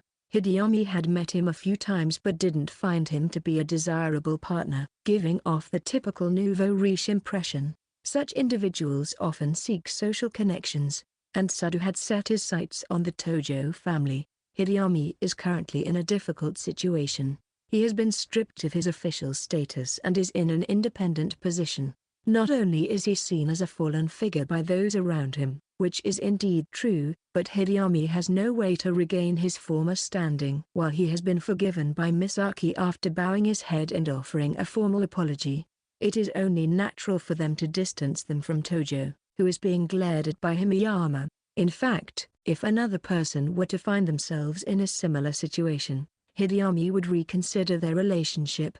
The difference in influence is that vast elections require money. With the loss of his party as a backing, Hideyami will face a tough battle. He cannot rely on sheer numbers as he has done before. His current position is precarious, and there are countless candidates aiming for his seat. Keen-eyed Sado saw an opportunity there and offered assistance, under the condition that his son Takefumi become engaged to Erika. While Hideyami was outraged and rejected the offer, Sado's forceful and increasing pressure is wearing him down. If Takefumi were an outstanding individual, Hideyami might have considered it, but he couldn't see that in him, and Erika also harbored dislike towards him. As a father who genuinely loves his daughter, he couldn't use her as a tool. The Sado family lacks the pedigree and status, and Hideyami lacks allies. On the surface, it may seem mutually beneficial, but in reality, it is a takeover of the Tojo family. If Erika were to be engaged to Takefumi, he would inherit the Tojo name. Sado would obtain history. It was something that Hideyami couldn't tolerate. That man. What a fool. Ha ha. Ha ha ha ha ha ha ha ha ha. Father? What's the matter? Sorry. This feeling of relief is just. Erika, there's nothing for you to worry about. Such obstacle to Kokono-sensei are meaningless. According to Erika, after school, she was ambushed by Takefumi and persistently invited to a meal near the school gate. By chance, Yukito Kokonoe intervened, but during the altercation, Takefumi made threatening remarks towards Yukito and his family. It is unclear whether he was enraged or simply deluded himself into believing that Sado had such power, but it was like provoking a devil. We're getting more and more head over heels, aren't we? Erika, cherish this relationship. There is no more suitable person for you to marry. But even if you put that aside, you must not sever your relationship with Kokono-sensei. What do you mean, father? The next election, I will enter national politics. A phone call that just came in has completely changed Hideyami's difficult situation. He is still filled with excitement, a feeling he has not experienced in a long time. Asked for a response, he immediately gives one. A shudder runs through his body. The Tojo family's long-cherished dream, which he once had stolen away, is being brought back, and it is none other than he who is making it happen. It seems that Kokono-sensei has recommended me as a successor to Rishu-sensei. Eventually, he will officially take over that constituency, but until then, he will support me. What a bold man. Hideyami is amazed. He doesn't know the details of how this decision was made, but it is extraordinary for someone who had caused him harm as an enemy not only to be forgiven but to be saved. Erika, too, has been saved by Yukito Kokonoe, and there is no doubt that he will become an outstanding figure who accomplished great feats in the future. If that is the case, Hideyami swears to protect his seat until then. No, that's not enough. His mission is to expand his influence, gain support, and strengthen his foothold even more than before for the sake of the country. I have received a great favor that cannot be repaid. So, I will repay this debt through my work. I will pioneer the path for Kokono-sensei. He is not currently in the position to do so, but it may be decades in the future. Time is plentiful. Until then, Hideyami has decided to devote himself to serving this country. Father, about Kokono-san. Erika was heartbroken that she had ruined the Tojo family's long-cherished dream, but now she had dragged him into her family's affairs. She could not repent enough. If Sado had tried to touch Yukito Kokonoe, She had even been prepared to accept his offer of a fiancé, but that unexpected development was beyond his understanding. Hideyami absent-mindedly opened his SNS. Looking at the trending topics, he burst into laughter. What I understand is that he is definitely not an entity to be opposed to. An entity? What do you mean?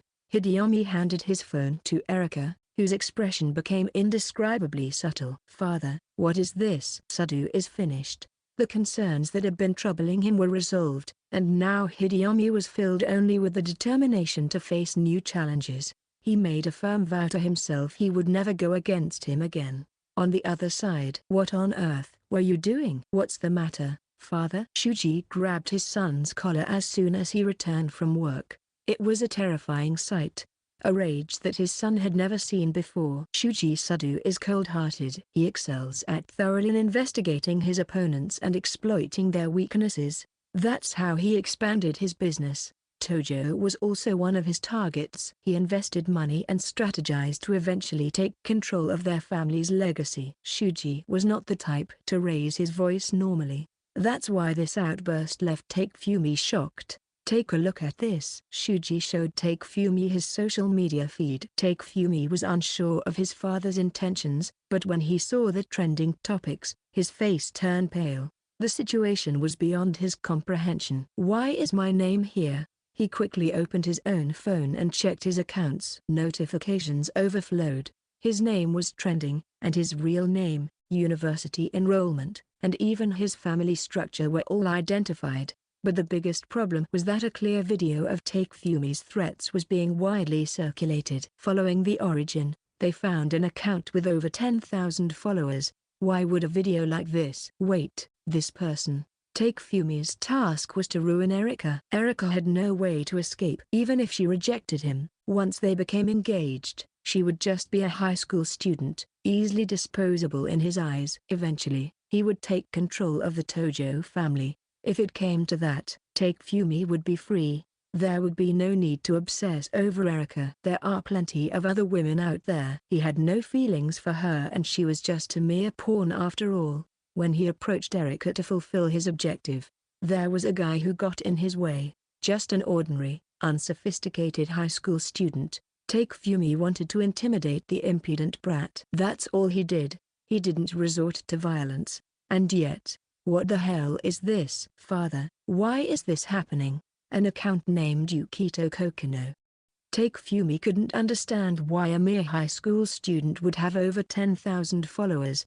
The posts causing the controversy were extremely simple. With the video, there was only one line got threatened out of nowhere by some weirdo. LOL. Even an emoji laughing while sweating was added. He was clearly being provoked. Just one line. Only a single line.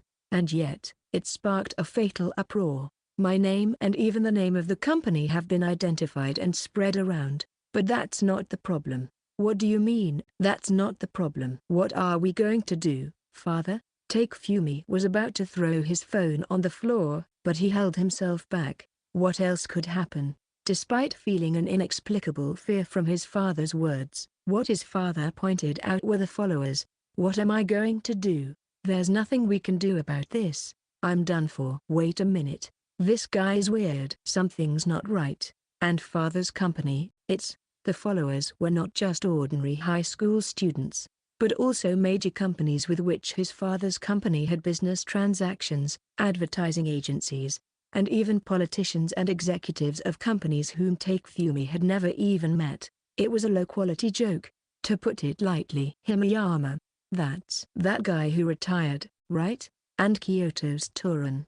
It can't be. This is absurd. How is there such a connection? It's the result of your reckless actions. You have to fix this yourself. Takefumi had followed his father's intentions. He had just been a bit careless. That's all. But even so, he had received education from his father as well. That's why he understood. This was impossible.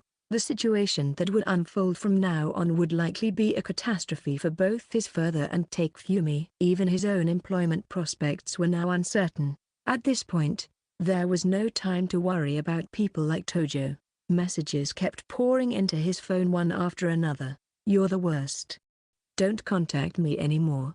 Fearing that it would spread to themselves, Friends and acquaintances were cutting ties. Even the person he had been dating dropped him without hesitation. It was a heartless web of relationships. Go and apologize immediately.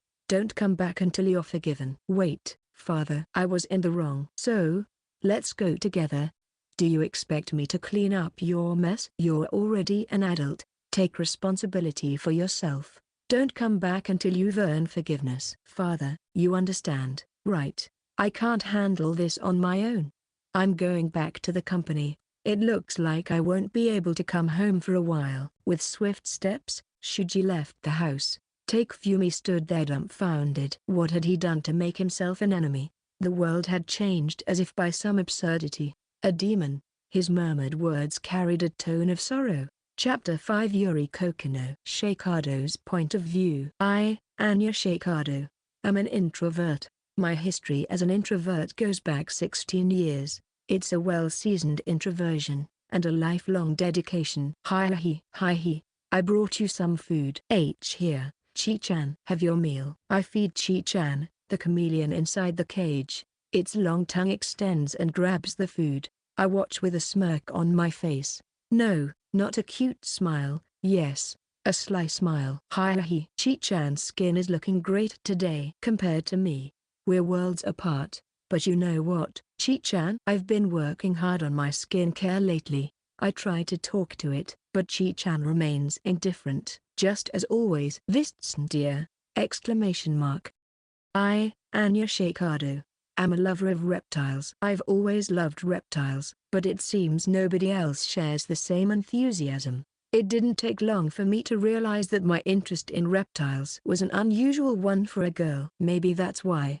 From my early memories of kindergarten, but especially in elementary and middle school, I didn't have many friends. I couldn't join in the girlish conversations of my classmates and remained untouched by romance. I was always alone, sitting in a corner of the classroom. I am truly an introvert. Always with messy hair, hunched posture, and a gloomy smile. No one in my class would ever want to approach me. Forming pairs, creating groups with people you like. That was impossible for me. I was always forced to join groups where there were leftovers. Thankfully, I was never bullied or mistreated. Rather, people found me repulsive and kept their distance. They didn't even know I liked reptiles. I kept that a secret, but my introverted aura seemed to push my classmates away. Before I knew it, I had become invisible, treated as if I didn't exist. Maybe I had also turned into a colorless, transparent being. I remember back in elementary school when I told a girl, with whom I often talked, that I liked reptiles. She said, "You're weird." It was a gentle denial wrapped in a euphemism, and I realized that she stopped talking to me after that. Even someone as socially inept as me can tell when someone is being overtly rejected. You're weird. Underneath that, there's a feeling of creepiness. When I realized that, I cried. I, Anya Shikado, am weird. That thought became natural to me. Gradually, I stopped talking to my classmates, and my rejection was naturally conveyed to them. Isolation deepened, and I remained alone, always vaguely unseen by anyone, as the colorless, transparent Anya Shikado, kept in the classroom cage. My parents worry that, as an only child, I don't have any friends, but there's nothing they can do about it. Maybe they should have given me a younger brother or sister. I might try asking for one on my birthday. But it can't be helped, can it? I don't know how to make friends. Talking to others is difficult. The threshold for introverts is high. Curiously, I find it harder to communicate with humans than with Chi-chan. The world is so unfair. Aren't you lonely, Chi-chan? I wonder how Chi-chan, always alone, feels. I can't comprehend its emotions, but I still have these conversations with Chi-chan every day. I didn't want to go to school. I just wanted to play with my pet like this. I go to school because I have to. I don't want to worry my family any further. I'm sure it will continue like this in high school. Just like in elementary and middle school, the introverted me will be treated as an invisible presence, a non-existent being. Tedious daily life. Colorless every day. That's what I thought before entering high school. But then, I met him, a god. There was a god in this world. Before entering high school, I thought I was different. But perhaps that was a misunderstanding. The words I heard in elementary school weren't true. My perception shattered like tiles falling off. I was like a frog in a well. Before me lay an immense ocean. He is someone who doesn't care about anything. To him, I'm just ordinary. Overwhelmingly ordinary. I'm embarrassed by my misconceptions and feel extremely ashamed. Unbelievably dazzling. Overwhelmingly intense. He doesn't think I'm different. He doesn't think that of anyone. He doesn't care. Why yes. That is charisma. The introverted charisma. Thanks to him. Now I'm just a regular classmate as well. He turned me from being special to being ordinary. Anya Shakado, who is not special but just ordinary. This brought a significant change within me, turning the school, which used to be so burdensome, into something enjoyable. During summer vacation, I feel lonely because I can't go to school. Now, for the first time, I'm able to enjoy school life without isolation. However, as I have grown so accustomed to the life of an introvert, I am puzzled about how to communicate. I clearly lack experience. Still, no one rejects me. Even when my love for reptiles was exposed, my classmates accepted it as part of my individuality. And of course, they should. There's someone with an incredibly strong personality right in front of us. My uniqueness is nothing compared to that.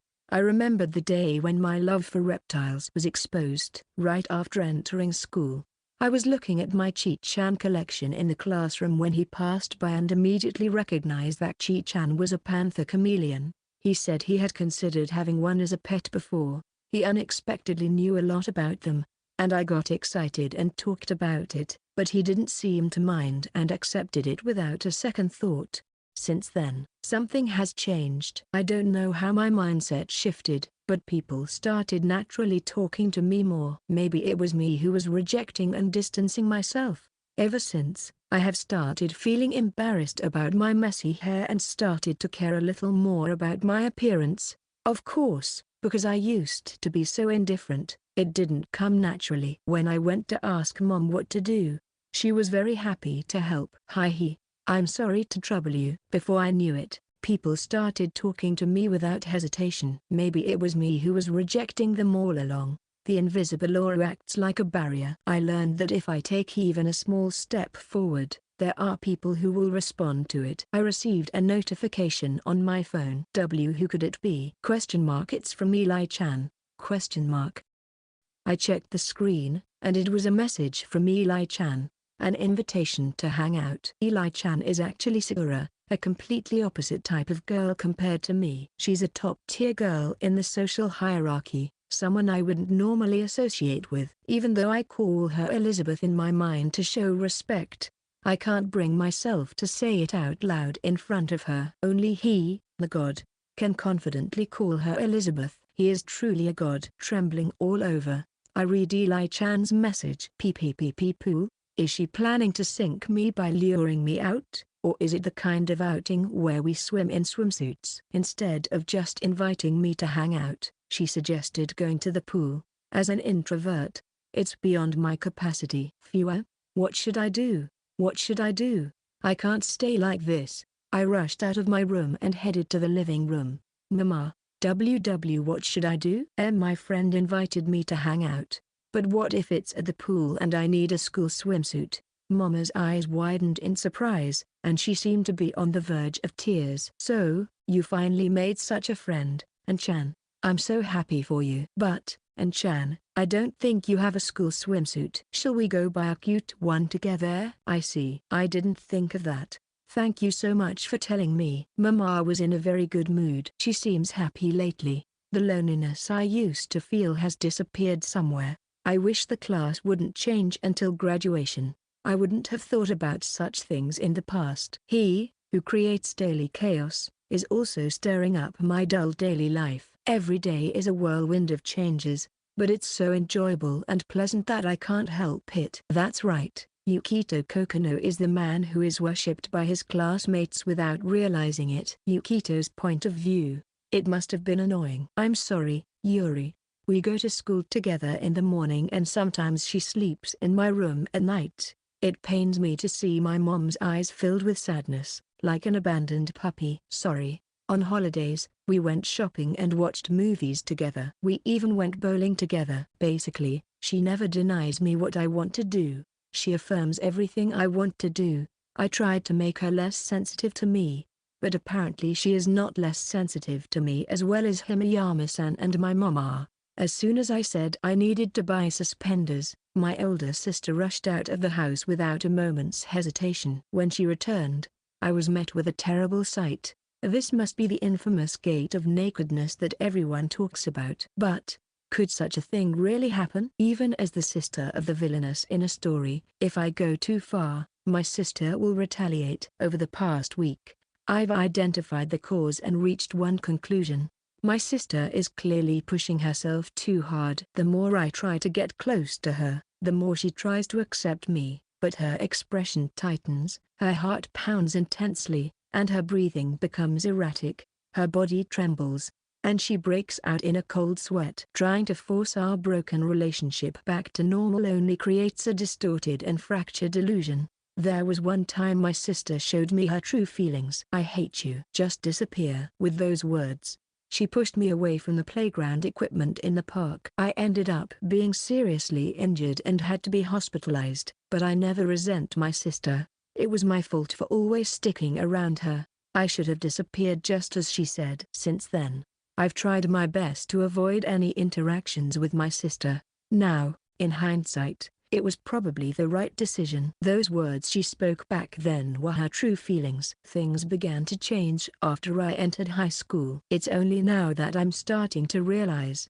that's why my sister is suffering. It's become especially apparent lately. She's deliberately keeping her distance. She spends most of her time locked up in her room and sometimes avoids meeting me altogether. Of course, when I visit the room, she warmly welcomes me, and she's always willing to do things together when asked. But I know afterward, she's suffering alone. I've even heard her crying late at night. Yes, my sister had been forcing herself to like me. After my serious injury, my sister, tormented by guilt, tried to become an unwavering ally. She vowed never to repeat the terrible incident she caused. She used her rationality to suppress her true feelings of dislike. Inside my sister, there exists only the feeling of liking me. She will never allow herself to harbor any other emotion toward me. However, if she continues to force herself like this, there will be a breaking point. Between the conflicting emotions, my sister continues to suffer.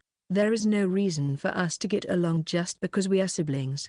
If she dislikes me, then it's okay. Trying to forcefully deny it only makes things complicated. There are siblings who don't get along, and there are countless others who remain indifferent to each other. Since the accident, my sister and I have maintained a suitable distance from each other. Thus, it's not hard to imagine that the current situation, where that distance is wavering, is an unbearable pain for her. Realizing this, I purposely closed the distance between us over the past week. What my sister needs is the courage to admit that she dislikes me. To release her heart from the prison of lies and face her true feelings. I can see that my sister is growing increasingly haggard day by day. She's reaching her limit of endurance. Even so, I won't stop getting closer to her. Even if it pushes her to a corner, I will continue until she completely reveals everything. Enough is enough. She has cherished me until today.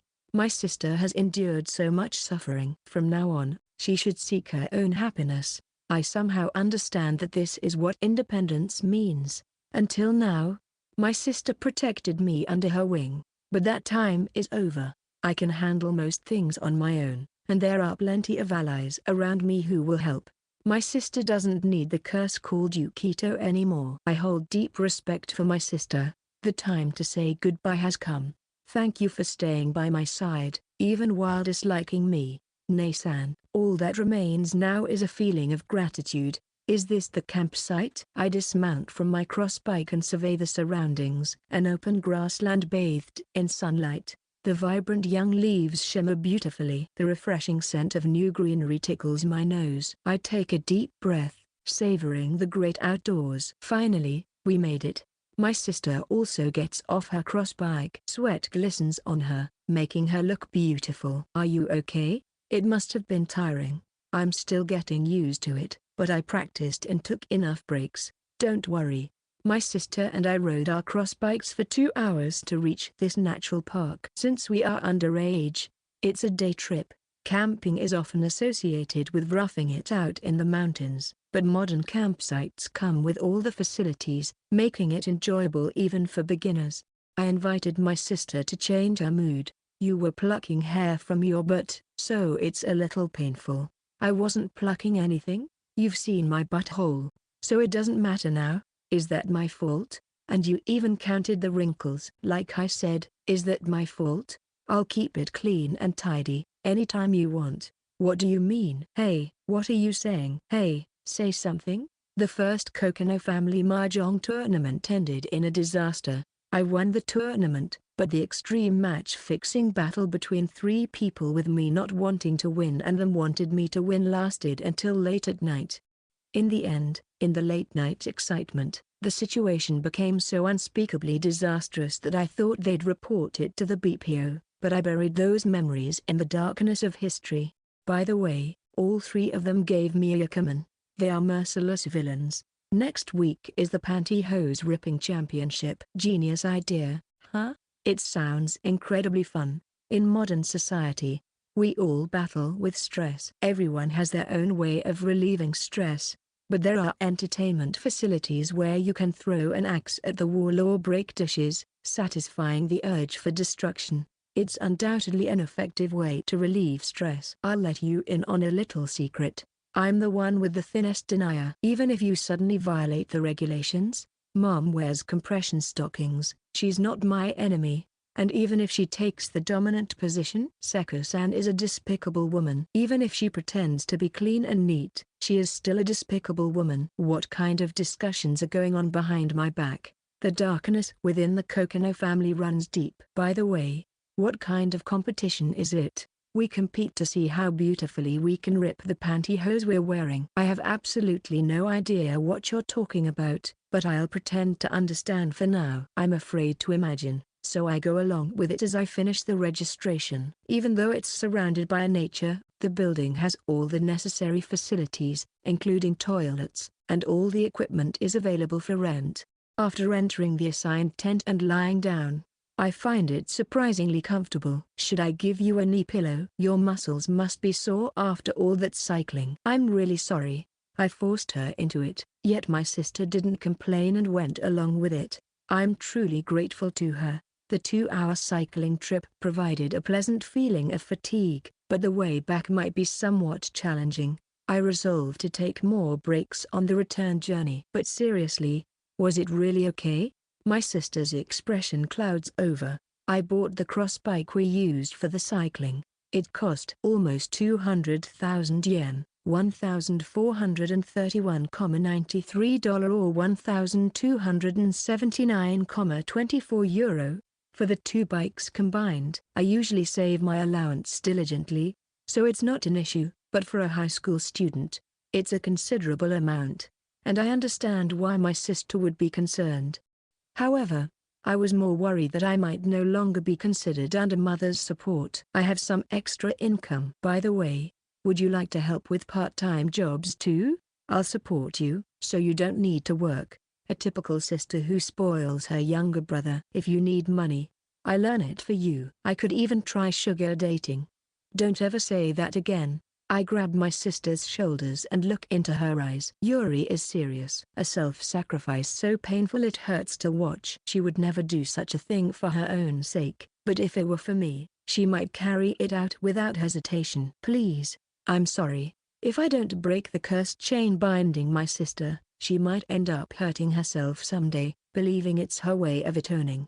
Today is the only day to settle things. I must make my sister admit that she hates me. I told you I have extra income, right? I'm getting a bit hungry, so let's have a meal. I take my sister's hand. It used to be my sister who always held my hand. In place of our busy mother, my sister tried her best. Yet, thoughtlessly, I didn't consider her feelings and destroyed everything. It was me who pulled the trigger for her downfall. The one burdened with the greatest sin is not my sister, but me, and it's even more heinous. I've been exploiting my sister's guilt and extracting her kindness as a great sinner, an unconscious demon, a king of tyranny. I enjoyed her one-sided devotion and acted arrogantly. I took away my sister's smiles and her life, and yet I still crave more. After being pushed from the playground equipment, I unknowingly exacted revenge, pushing my sister into hell. I accepted her apology, but I didn't grant her forgiveness. It's utterly cruel and heartless. You're kind. I'm a demon. If my sister is an angel, then I'm a demon. So, I will embrace that role to the fullest. Even if I hurt her again, this will be the last time. What should we do at the camp? Want to play mobile games? Is it outdoor or indoor camping? A philosophical question. Doing things like entering a heated kotatsu and eating ice cream in the middle of summer is a sinful act. In the midst of skyrocketing electricity bills, it's an unforgivable act. Lunches. Of course, a barbecue. No need for primitive fire-starting methods. I'm grateful for modern conveniences, but I worry if we could survive on a deserted island after a shipwreck without them. In the American father's house, it was all about meat, so this time, I prepared seafood for the barbecue too. I'll do it. My sister is struggling with the grilled turbot shell, so I take it from her and quickly remove the meat. Yuri is not good at dealing with bitter tastes, so I take out the liver for her and hand it over. Thanks. But why turbot shell? I wanted to cherish seasonal ingredients. Plus, eating only meat might get tiresome. You're always so particular. I wonder what will become of you in the future? Since studying under the chef, my culinary skills have improved dramatically. Until now, my cooking skills were strictly limited to household chores, but I have become capable of making elaborate dishes and have started to specialize. Thanks to that, I have begun to develop peculiar obsessions with ingredients and such. Nei-san, the meat is done. Thanks. I can't help but eat a lot, but I have to be careful not to gain weight. On the contrary, you're too thin. I think it's okay to gain some more weight. You think so? I guess that's true. If I want to lose weight,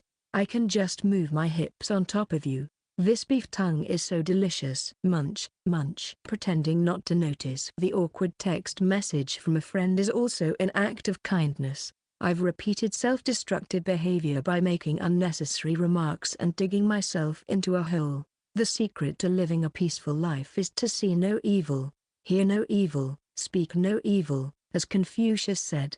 I peel the shrimp and hand it to my sister. Yuri is clumsy, perhaps feeling a bit sorry or maintaining her dignity. She responds with an "and" to the chicken she has. Under the dazzling sunlight, I thoroughly enjoyed the barbecue with my sister. Phew, I'm full. Yeah, let's start cleaning up. We quickly begin to clean up. Since the camping equipment is rented, we only need to take back the leftover ingredients. Hey, why did you suddenly decide to go camping? A question that should have been asked earlier. I should have confirmed it when I invited her. However, whenever I say I want to do something, my sister never questions me. She just accepts it, and I do the same for her. That's why our relationship was twisted. I look up at the blue sky and check the position of the sun. It might be the right time. Just wait a moment. I'll get the things. I go to retrieve the boxes that I had sent to the camping site beforehand. As my sister observes the 2 boxes, she looks puzzled. Without paying any mind to that, I carefully unwrap the well-packed materials with a cutter. The item I take out is a picture inside a frame. Tada. Here, a present for you. Nei-san, a present for me? You even bought me a cross bike, so what could it be? My sister gasps. She stares intently at the picture. It's titled My Sister 10 Years Later.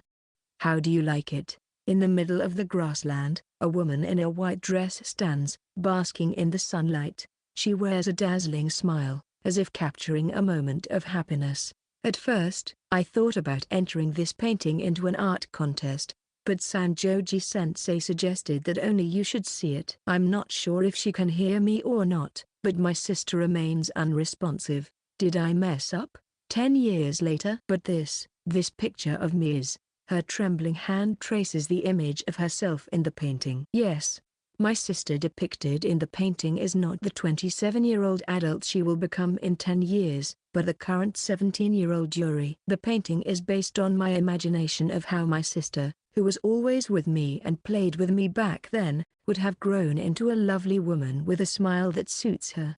After the accident, My sister apologized over and over again, and I just accepted it. After that, the days of my sister's redemption began. I noticed that my sister stopped smiling when I was 6 years old. Now, 10 years later, she is still imprisoned in her own guilt. In the painting is my ideal image of my sister, the way she used to be when I loved her so much. It's the future that should have been, a fate that I twisted and bent in conflict.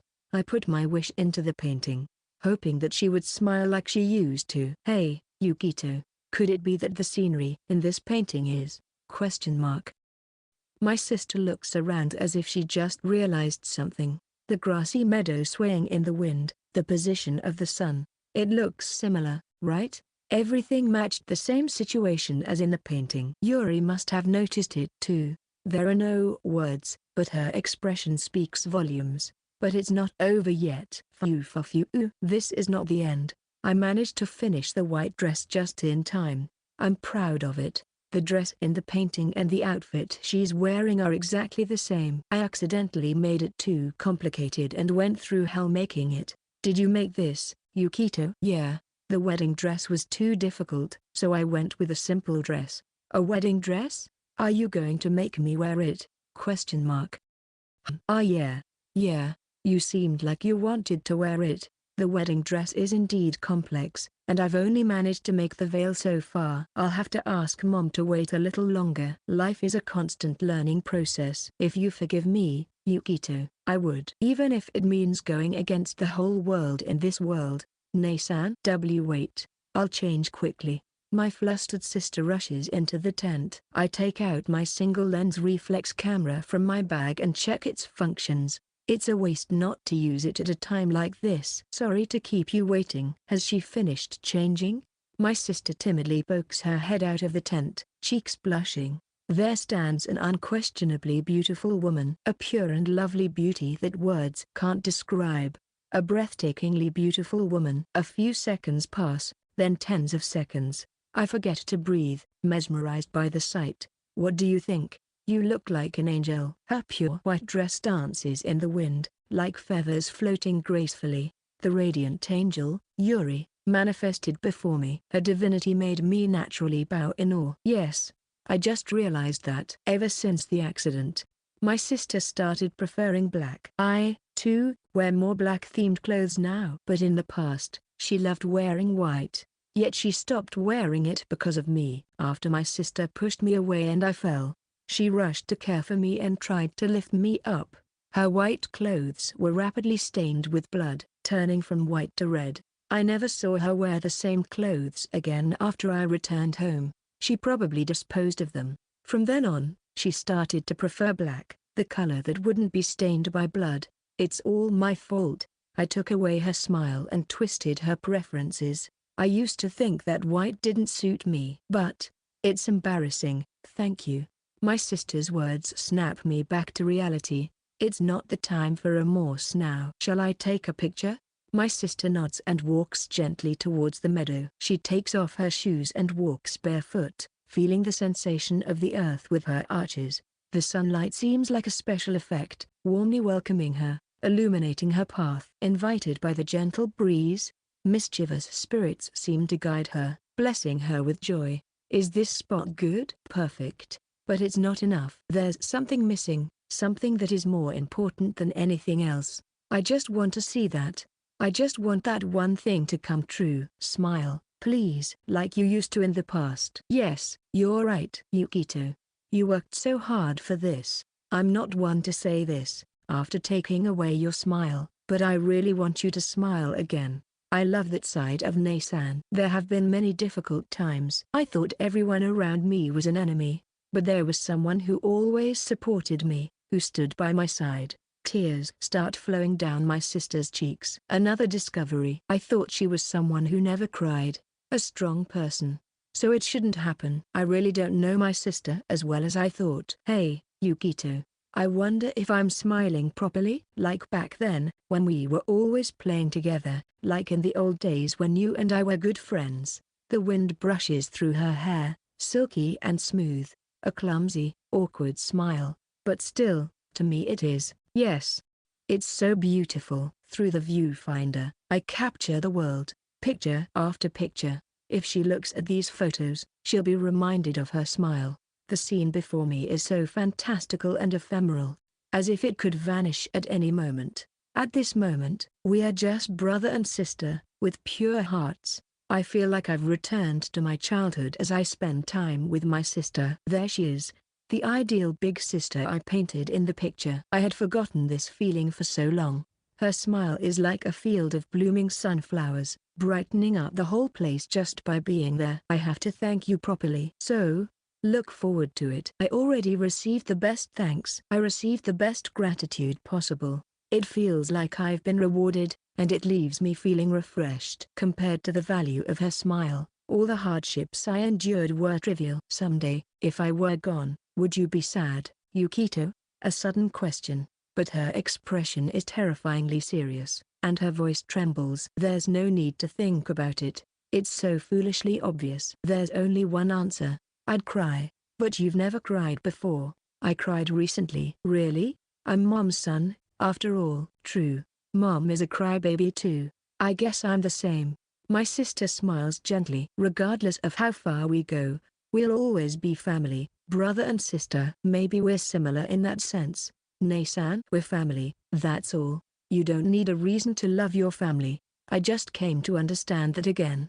My sister speaks as if she's finally come to terms with something. Under the clear blue sky, far above in the vast expanse, we, as brother and sister, return to a state of normalcy after a long time. Nei-san, should we head back? Yes, I won't forget this day you gave me. The wind sways my sister's long hair. Thank you, Yukito. She hugs me gently, and I am enveloped in the scent of the sun and the grass. Is this what negative ions do?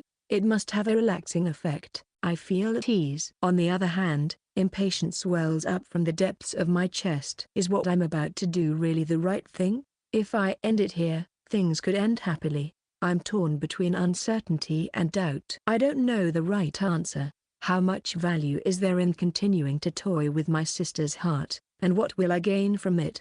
I shake off my internal struggle. However, the melancholic feeling doesn't dissipate. Yuri's point of view. My little brother made me cry. I had sworn that I wouldn't cry again, but he easily broke that vow. Pathetic. Yet, strangely, my heart feels uplifted. Perhaps the tears I shed were not of sadness, but of joy. When I get home, I decide to practice smiling in front of the mirror. I relax my cheek muscles, which are stiff and tight. I have to be worthy of the dress he made for me. The feeling of awe still lingers within me. He gave me such a precious memory. This way, I won't feel lonely even if we're apart. I tell myself another lie. In order to give up, should I accept the confession of a classmate named Mizuguchi who confessed to me? But I have no intention of doing that. Even though I say so, I can't involve others in this. The only one who will get hurt is my brother if I do the same imitation as that stupid young me. To love someone as an ordinary girl. I wonder if that's something I could do. When did I stray from the right path? When did I fall so deeply in love? My little brother never blamed me. On the contrary, he apologized, thinking he caused trouble. He never told anyone about my guilt. He didn't ask for anything in return and kept his distance to let me live normally. I failed to notice his delicate kindness and kept closing the distance, never satisfied. Even though I know I shouldn't fall in love any further, even though I know I shouldn't cross that line, denying it all is futile. I love him. I am in love with him. I cannot pretend these feelings never existed. After what happened, how could I not love him? It's only natural that I would fall in love. How much preparation did he make for this day? How much effort did he put in? I am not worthy of such attention. How should I respond to him, knowing that he did all this for me, only thinking about me? Where is this? On our way back, Yukito suggests a detour, a familiar park. The place where I hurt Yukito so badly. Since then, I've never approached it again. Why now? Gone? They removed the playground equipment. The answer to the muttered soliloquy was given by Yukito. It was a question that didn't need to be asked. If such a major accident had occurred, the playground equipment would have been removed immediately. The place where the playground used to be was now empty. a strange void left behind. Recalling the image of Yukito, crouched down and covered in blood, my body stiffens, and my breathing becomes erratic. I hide my trembling hands behind my back. Sorry. Why are you apologizing? Anxiety swirls within me. Just moments ago, I was so happy, but now an inexplicable fear engulfs me. Even in the summer, it feels as if the temperature has suddenly dropped. The curtain of night falls. In the darkness, only the streetlights illuminate us. Perhaps under this spotlight, the trial will begin. The dream I longed for so much now terrifies me. That day, I destroyed your world, Nei-san. You know, that feeling of trying to join a close-knit group but feeling alienated. It's a common experience for loners like me, like being an intruder between 100 lilies. I intruded into the relationship that you and your friends had built. Like an outsider, committing a sin that should be repaid with death. I trampled on your world. It was my fault, and your rejection was only natural. I'm the one at fault and you carry the guilt. No, you're wrong. You're not at fault. I'm the one who almost killed you. I want to shout, but my voice won't come out. A victim defending the perpetrator is unforgivable. It goes against justice, but there is no anger or blame in my brother's voice. His words flow calmly, without a trace of resentment. Is this the world as seen through Yukito's eyes? The world seen by my little brother, a world colored in faded sepia, always looking up at the sky from the bottom. Yukito always refrains from saying anything bad about others. I used to find that endearing, but now that I know and understand, I can't bring myself to say it. What a sad world this is. Yearning for the sky from the depths, from the very bottom. Continuously striving for heights that can never be reached. In the darkness, with no one around. But, Nei-san, you forced yourself to affirm the broken world. You accepted me as an outsider and determined that it was the right thing to do. You killed your emotions and shattered your heart. I can't remember the emotions from that day. Now, I can't even fathom why I committed such a foolish act. But if I follow my memories, it's true that at that moment, I detested and rejected my brother. That's the truth, Nei-san. It's okay now. You don't have to force yourself. If you hate me, then it's okay. You don't have to pretend, twist yourself, or try to like me. It's all right. Gently, Yukito takes my trembling hands and holds them against his neck. Exclamation mark. Do you mean to say you noticed? I just had a feeling sometimes. My blood runs cold. No, that's not it. I don't feel that way at all. I want to shout, but who would believe such an excuse? I can't utter words seeking punishment, driven by the temptation of further sins. I placed my hands around my sleeping brother's neck many times, but it was like a ritual. It was to acknowledge my unforgivable sin. I had no intention of actually strangling him, but if Yukito noticed, if he ever woke up sensing my presence, how did my foolish act appear to him? Perhaps he felt fear in the face of a non-existent murderous intent. If that's the case, then to Yukito, I'm still a murderer. I can't bear to see you suffer like this. If you hate me, that's fine. So forgive yourself and set yourself free. What are you saying? There's no way I could hate you. Yukito tightens his grip over my hands. A chill runs down my spine. No, stop it. Stop, stop, stop. Don't make me do that much. An ominous shiver runs through my spine. An invasion of life.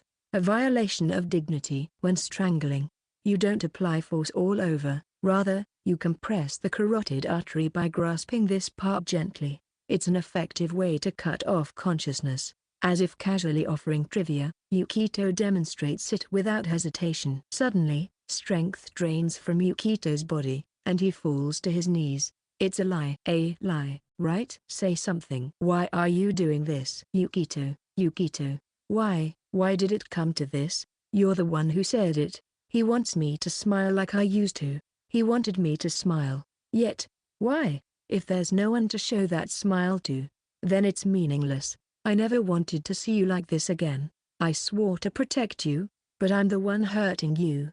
I shake my little brother's body. He's barely conscious. I won't let him die. No way. Struggling to control my rising confusion, I grab my phone. Right, an ambulance. Yukito's hand grabs my arm.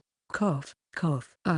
He seems to regain consciousness. coughing and struggling to breathe. Are you okay? Why would you do something like this? In a world without you, there's no reason for me to. In a world like that, there's no reason to live. In a world like that, I don't need it. Yuri-san, sorry I couldn't disappear. The same words as before. It feels like a sharp knife gouging out my heart. I killed Yukito.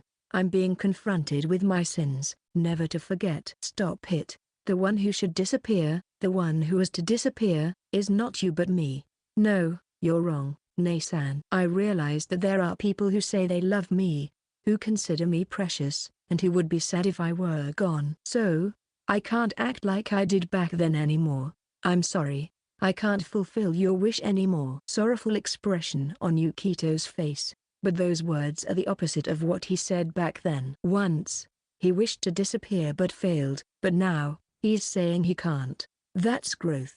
He knows he's loved, and he wants to live for someone else. My wish? That you disappear? There's no way that's true. You don't have to force yourself.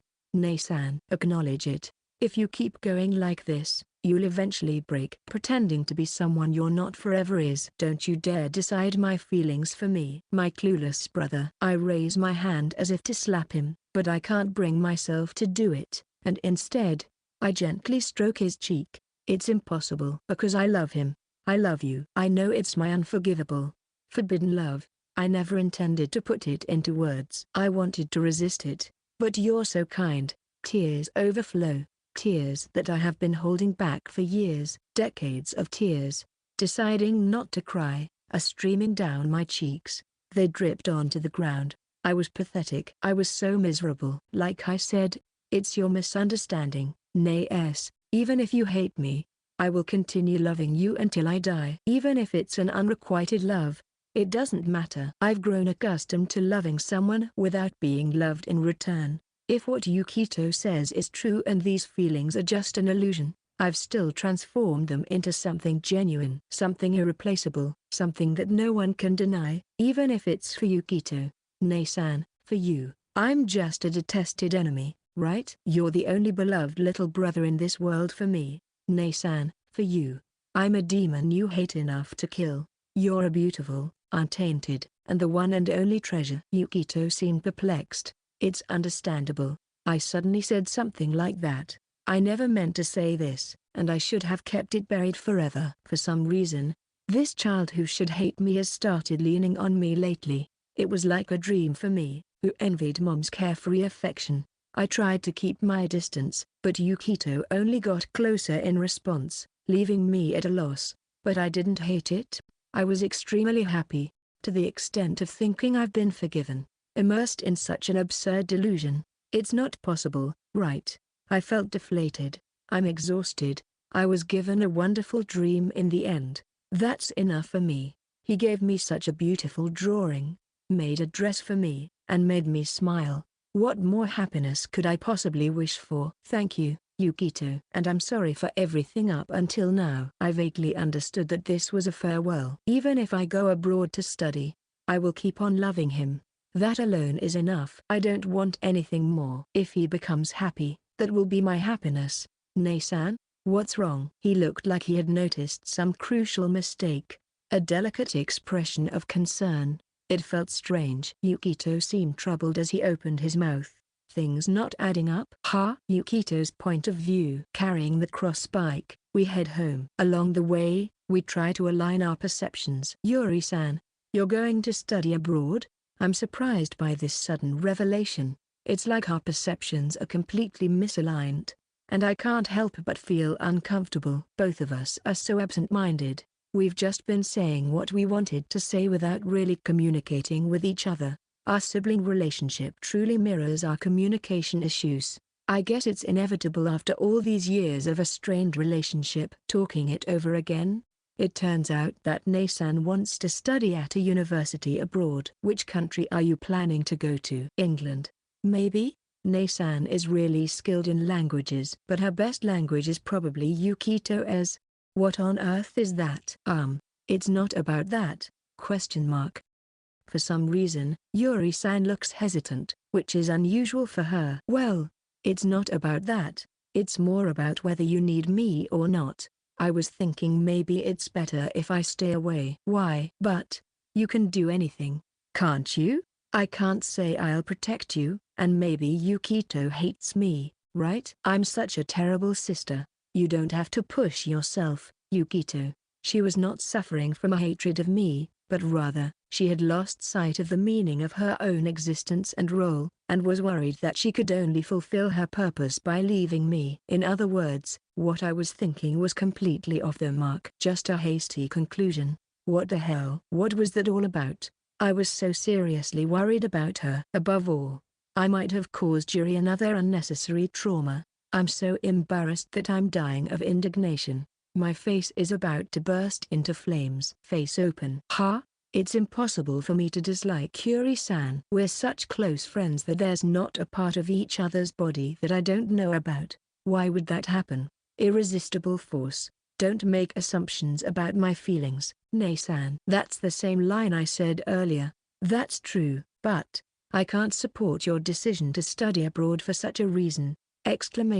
Sorry.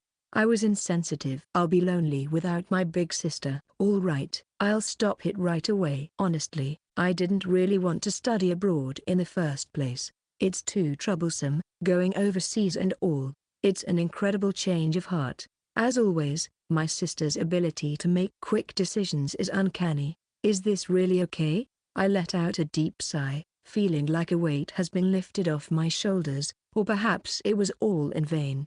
But if my sister's worries are resolved, then this should be a happy ending, right? Let's just be happy about that for now. It seems like there were misunderstandings on both sides. Yes, I wonder what I was worrying about. It took quite a long time to sort things out, but we'll fill in the gaps one by one. We have plenty of time from now on. That's right. All right. Let's start with my motto. Everything I have is yours. What's yours is yours, and I myself belong to you. You're overflowing with a spirit of service. Is this what an angelic being is like? I hope she doesn't attract any weirdos with that attitude. I'm really sorry for causing you trouble this time.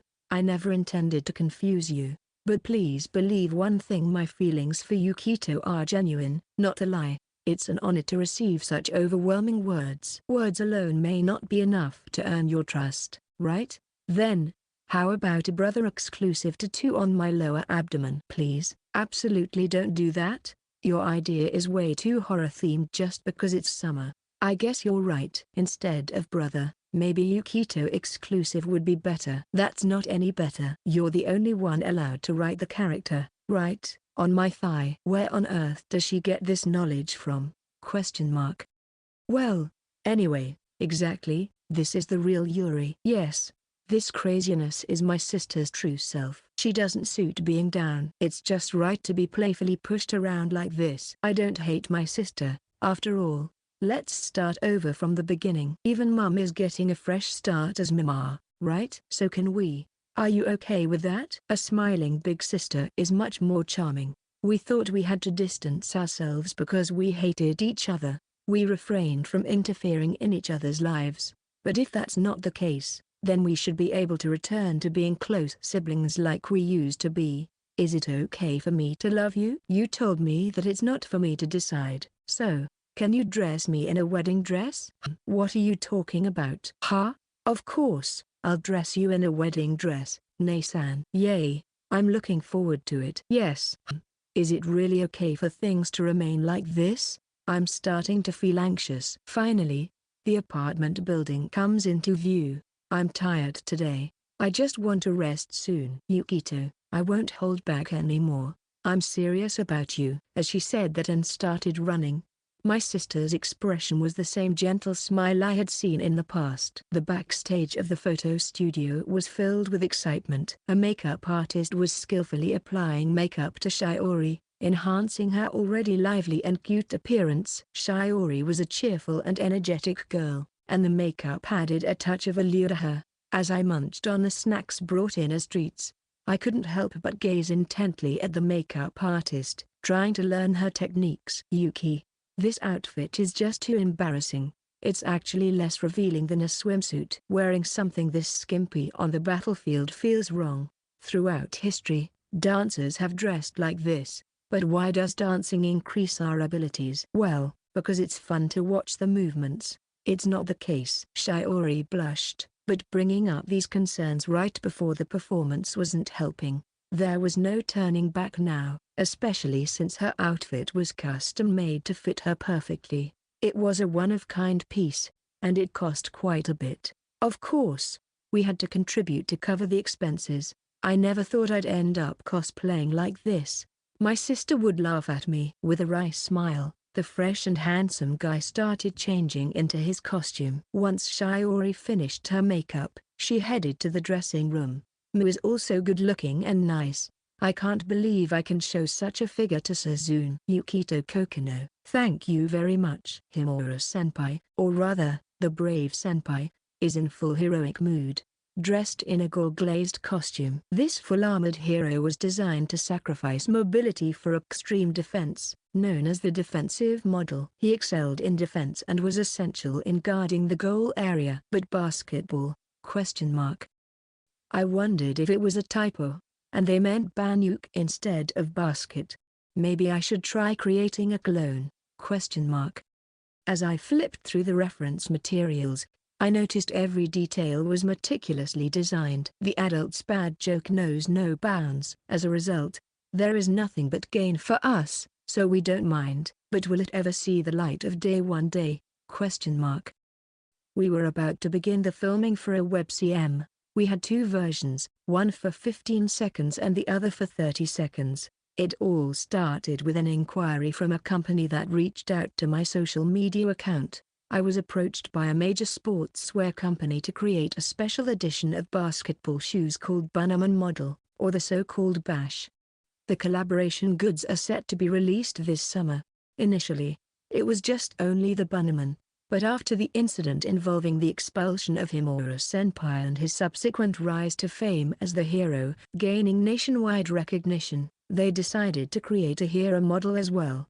In addition, the cheerful and handsome Kuki and the exceptionally athletic and beautiful Shiori, who often appear together in the videos, have also attracted a lot of attention. Since we're all together, they decided to produce them as a team called Snow Rabbits. This is all just pure mischief. Thanks to the greedy scheming of the adults, the project progressed at lightning speed. But with that decision, Bunnyman, Hero, and then them, Kuki and Shiori, with no unique nicknames, felt a bit lacking in character. So, we brainstormed together with the staff and came up with this idea. Reincarnated as a basketball team, let's abbreviate it as RABASU. Re equals reincarnation, BASU equals basketball. Search for the hashtag #RABASU. The commercial is also based on this concept, but instead of being reincarnated into another world, we are transmigrated from a fantasy world of swords, magic, and basketball into the modern world. It's an outrageous setting. This groundbreaking solution gave each of us unique characteristics. Hero Himura-senpai, Sword Saint Kuki, and Dancer Shiori formed the party of the hero, Sword Saint, and Dancer. Originally, Shiori was set to be a magician, but it just didn't suit her at all. I mean, come on, Shiori as a magician? No way. We even considered making her a martial artist, but I put a stop to that idea. Sure, she's physically strong, but she's still a girl. It would be pitiful to turn her into a brute character. Think about it. The dancer fits her appearance much better than a martial artist, right? Unanimous decision, except for Shiori. So, that's how the 5 types of Bash shoes were decided to be released. What, you say there are only 4 types? Well, just wait a minute. Don't you think a princess is essential for an isekai setting? When I think of a princess, I imagine someone with beautiful, long hair. It was only natural for me to approach my sister with this idea. It was the perfect follow-up to the part-time job offer. I feel a bit uneasy about this. With a noble aura and wearing a gorgeous dress, Yuri finished changing and revealed herself. The guys cheered. There was a stunning beauty right there before their eyes. She looked just like a princess who had transmigrated from another world.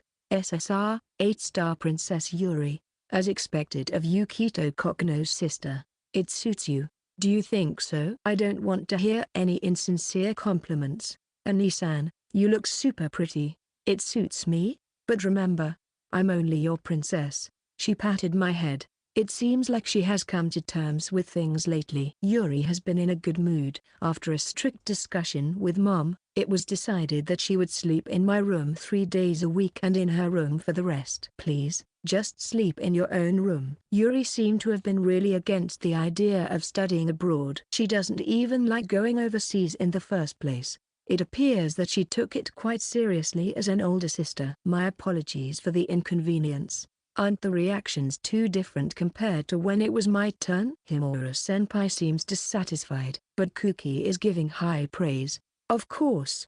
Of course. Yuri is a beauty, after all. After the CM shoot is over, let's do some role-playing in these outfits in another world. What exactly? Right. How about this? You save me from a group of goblins who are about to assault me in this world where we got transmigrated, and then you make a dunk. What an innovative concept. I shouldn't have asked. I regret it. What kind of world is this Robasu exactly? After Yuri finishes changing with composure, Shiori, in her dancer outfit, comes out blushing, with a mysterious veil covering her mouth and a bikini-type top. She wraps the lower part of her body with a cloth like a pero. The audience marvels at Shiori's mysterious appearance. It's kinda naughty. You shamelessly harassed me without even trying to hide it. Shiori freezes in place, but I really want her to dance and buff us. In a fantasy world, there's always an existence of absurd armor with seemingly no defensive capabilities. The bikini armor is the prime example, and Shiori's outfit lacks any protection as well. She won't survive a single blow.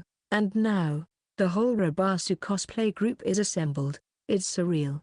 We already have several events lined up this summer to wear these outfits. Shiori is on the verge of tears. By the way, besides the CM, we've signed sponsorship deals as well. The contract requires that during our warrior training, each of us wears the designated bash shoes. Whenever we go for training, someone always records a video and uploads it. It's the ultimate form of promotion. And it's not just shoes.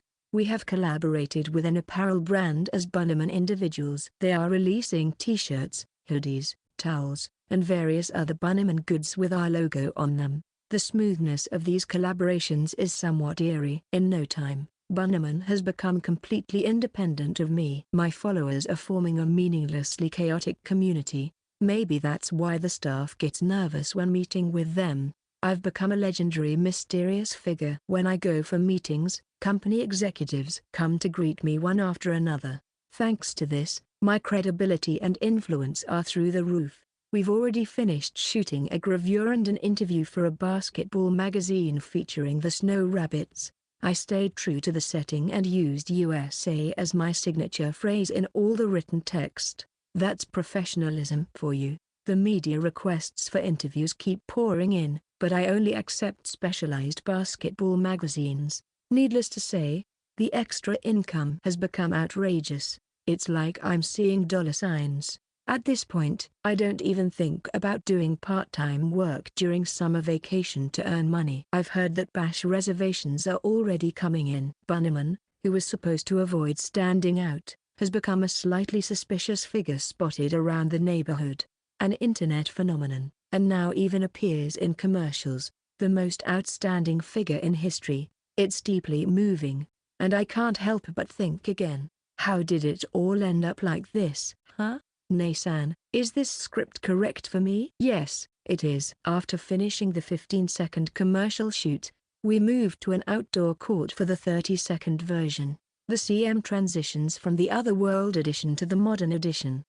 It's a two-part commercial setup, where the 15-second version is shown on video sharing sites, and the full 30-second version can be viewed on the official website. It leaves viewers curious for more and leads them to access the official website for the continuation. In the Otherworld edition's ending, we get transmigrated back to the modern era, and the stage shifts to a basketball match once again. Inside the location bus, I check my script and find out that, for some reason, my last 5 seconds are blank. After confirming with Kuki and the others, they all have the same lines, each adjusted to our respective roles, except for the last part. The stage directions simply say blessing Yuri.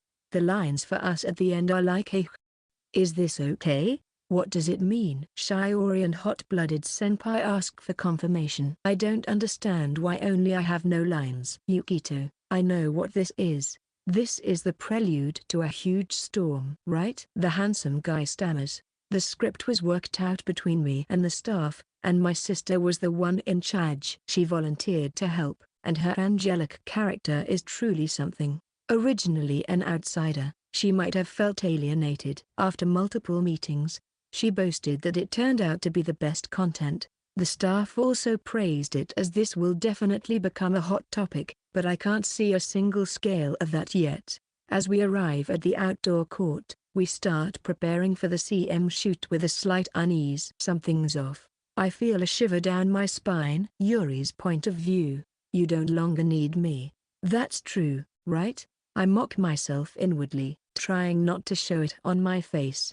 I never imagined a day like this would come. The days when I used to suffer from sleep deprivation seem like a lie now. It's all thanks to my little brother. I was always involved in some kind of commotion since I was a child. I said I would protect my little brother and had a strong determination to do so. But before I knew it, there was no longer any need for me to protect him. I'm sorry. I feel bad for Yukito, but I can't go back to the way things were. What we have is not a reset but a remake. Instead of starting over, we're recreating ourselves into something new. I almost committed murder, but it was my little brother, the one I intended to kill, who saved me. It's impossible. There's no way I could harm my brother. There's no need for me to protect him because he is so strong and brave. It's an arrogant misunderstanding.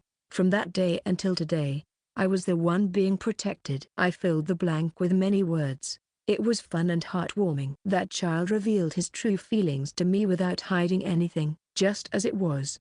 He cared about me. He didn't hate me. From them, I felt cherished. I was never hated. That alone made me feel so rewarded. My heart was warm. I didn't force myself to believe that I love my little brother. On the contrary, it was the opposite. I believed that I was hated. I thought I deserved to be resented, that I should be hated. But it wasn't like that. Just like back then, I was liked, I was loved. Once I learned that, I couldn't control my feelings anymore. Holding back was impossible.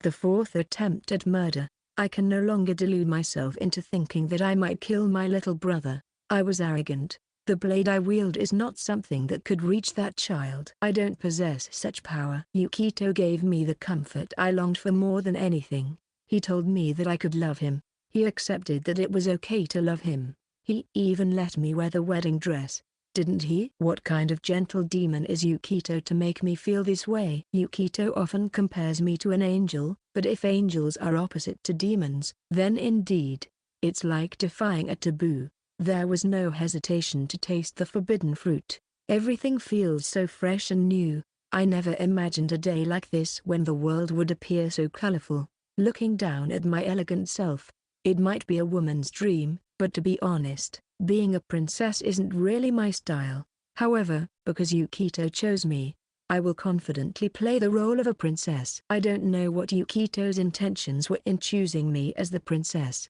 but I can't just be a princess waiting for a hero in a castle. Wait. I will prove that to you. Bannerman's shot missed, and he fell to his knees. That's impossible. The confrontation with the evil demons that had plunged the world into chaos had come to an end. The hero, the sword saint, and the dancer were covered in wounds, yet their expressions overflowed with the joy of victory. Our fate ends here. The long-lasting battle between Bannerman and the hero party reached its conclusion. Transmigrating to another world and facing their strange destinies, the final chapter of their extraordinary encounters came to an end. Exiled and revived from the depths of despair, the hero's determination shattered Bannerman's ambitions. Even though I wrote the script myself, what is this? As I returned to my senses, I couldn't help but calmly provide some commentary. I quietly waited for that moment. Now, hero, finish this. The dancer urged for the final blow. This could be seen as Bannerman being defeated, leading to a happy ending. You might think that's how it goes, but it's not supposed to be like that. We were approaching the climax. In my dress, I hurried to where Bunnyman had fallen, trying not to trip. My little brother lacks a sense of crisis. Kyusu. Well, that's what makes him cute. He entrusted me with the script without any doubt, even though he could have questioned it. He even gave me the role of a princess. Does that mean I'm a princess to Yukito? If so, I'll live up to those expectations. Everything is so dear. Every single thing. I realized there's no limit to these feelings. I had given up. I thought I was no longer needed. Even now, I can't forgive what I did. I doubt I'll ever be able to forgive myself. Still, the one who saved me was none other than my little brother. As I look at the painting hanging in my room, I practice my smile in front of the mirror every day. I want to get as close as possible to that child's ideal, to become a proud big sister he can rely on. I have received far too much to repay it.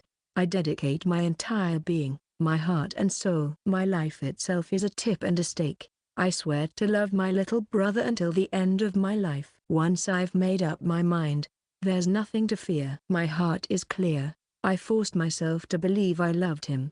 And now I'll keep forcing myself to love him, and that's fine. A life like this is surely enjoyable. It was until now, and it will be from now on, all for you. There is no one in this world who could make me happier than you, Yukito. Bunnyman, I love you. I embrace him with all my strength. Yukito stumbles a bit from the force, but I catch him securely. His muscles feel firm and strong.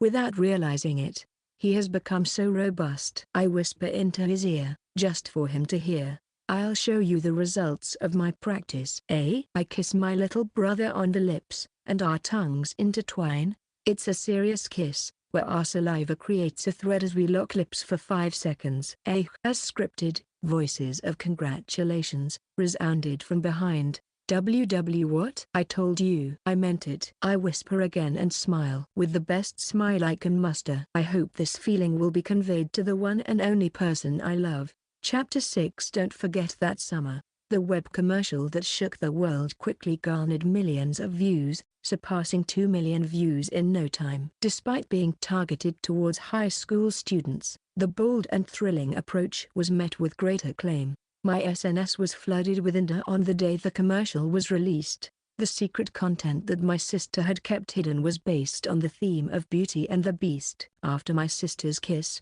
sparkling effects enveloped me, and just before the curse of the Bunnyman was broken, the commercial ended. The viewers were left wanting more. The second installment is already in the works. In the end, my true identity was not revealed, but it didn't really matter anymore. The setting was too elaborate, claiming that I and the princess were once in love before I became Bunnyman. It was an overly complicated setup. My sister's smile captivated the hearts of the viewers and charmed a large audience. Offers for her appearances are pouring in, but she casually said, "I'm not going to accept any of those." No way. The reservations for the Bash shoes are doing great. We already received a pair, and they are the latest model with excellent performance, incredibly comfortable to wear. You can check the site here. Click the URL below. Due to the sponsorship deal, we receive a new pair every 6 months throughout our 3 years of high school. You're flaunting it in front of a single person like me. Damn lovey-dovey couples. I told you, Yukito Kokonoe. Didn't I? Don't make this situation any bigger. I told you, right? You should have listened, right? I haven't responded. Why would you hold a limited time shop event? Can't you be quiet for once? The school office is flooded with inquiries because people know about it. Don't worry, sensei. We've already prepared a hoodie and a t-shirt for you. Wear it as lounge air. You can even choose other merchandise according to your liking. Fine. Make it a free size. I might resell it if I need to. Don't do it. Some wise person once said that summer vacation is short, but I don't think so. It can be considered one of the privileges of being a student to have over a month of holidays. At least, once you become a working adult, it's challenging to have such an extended break unless a state of emergency is declared. As I thought about how funny Clampon looks when it laughs, I half listened to Sayuri-sensei as she goes over the notices for summer vacation. I'm in serious study mode right now.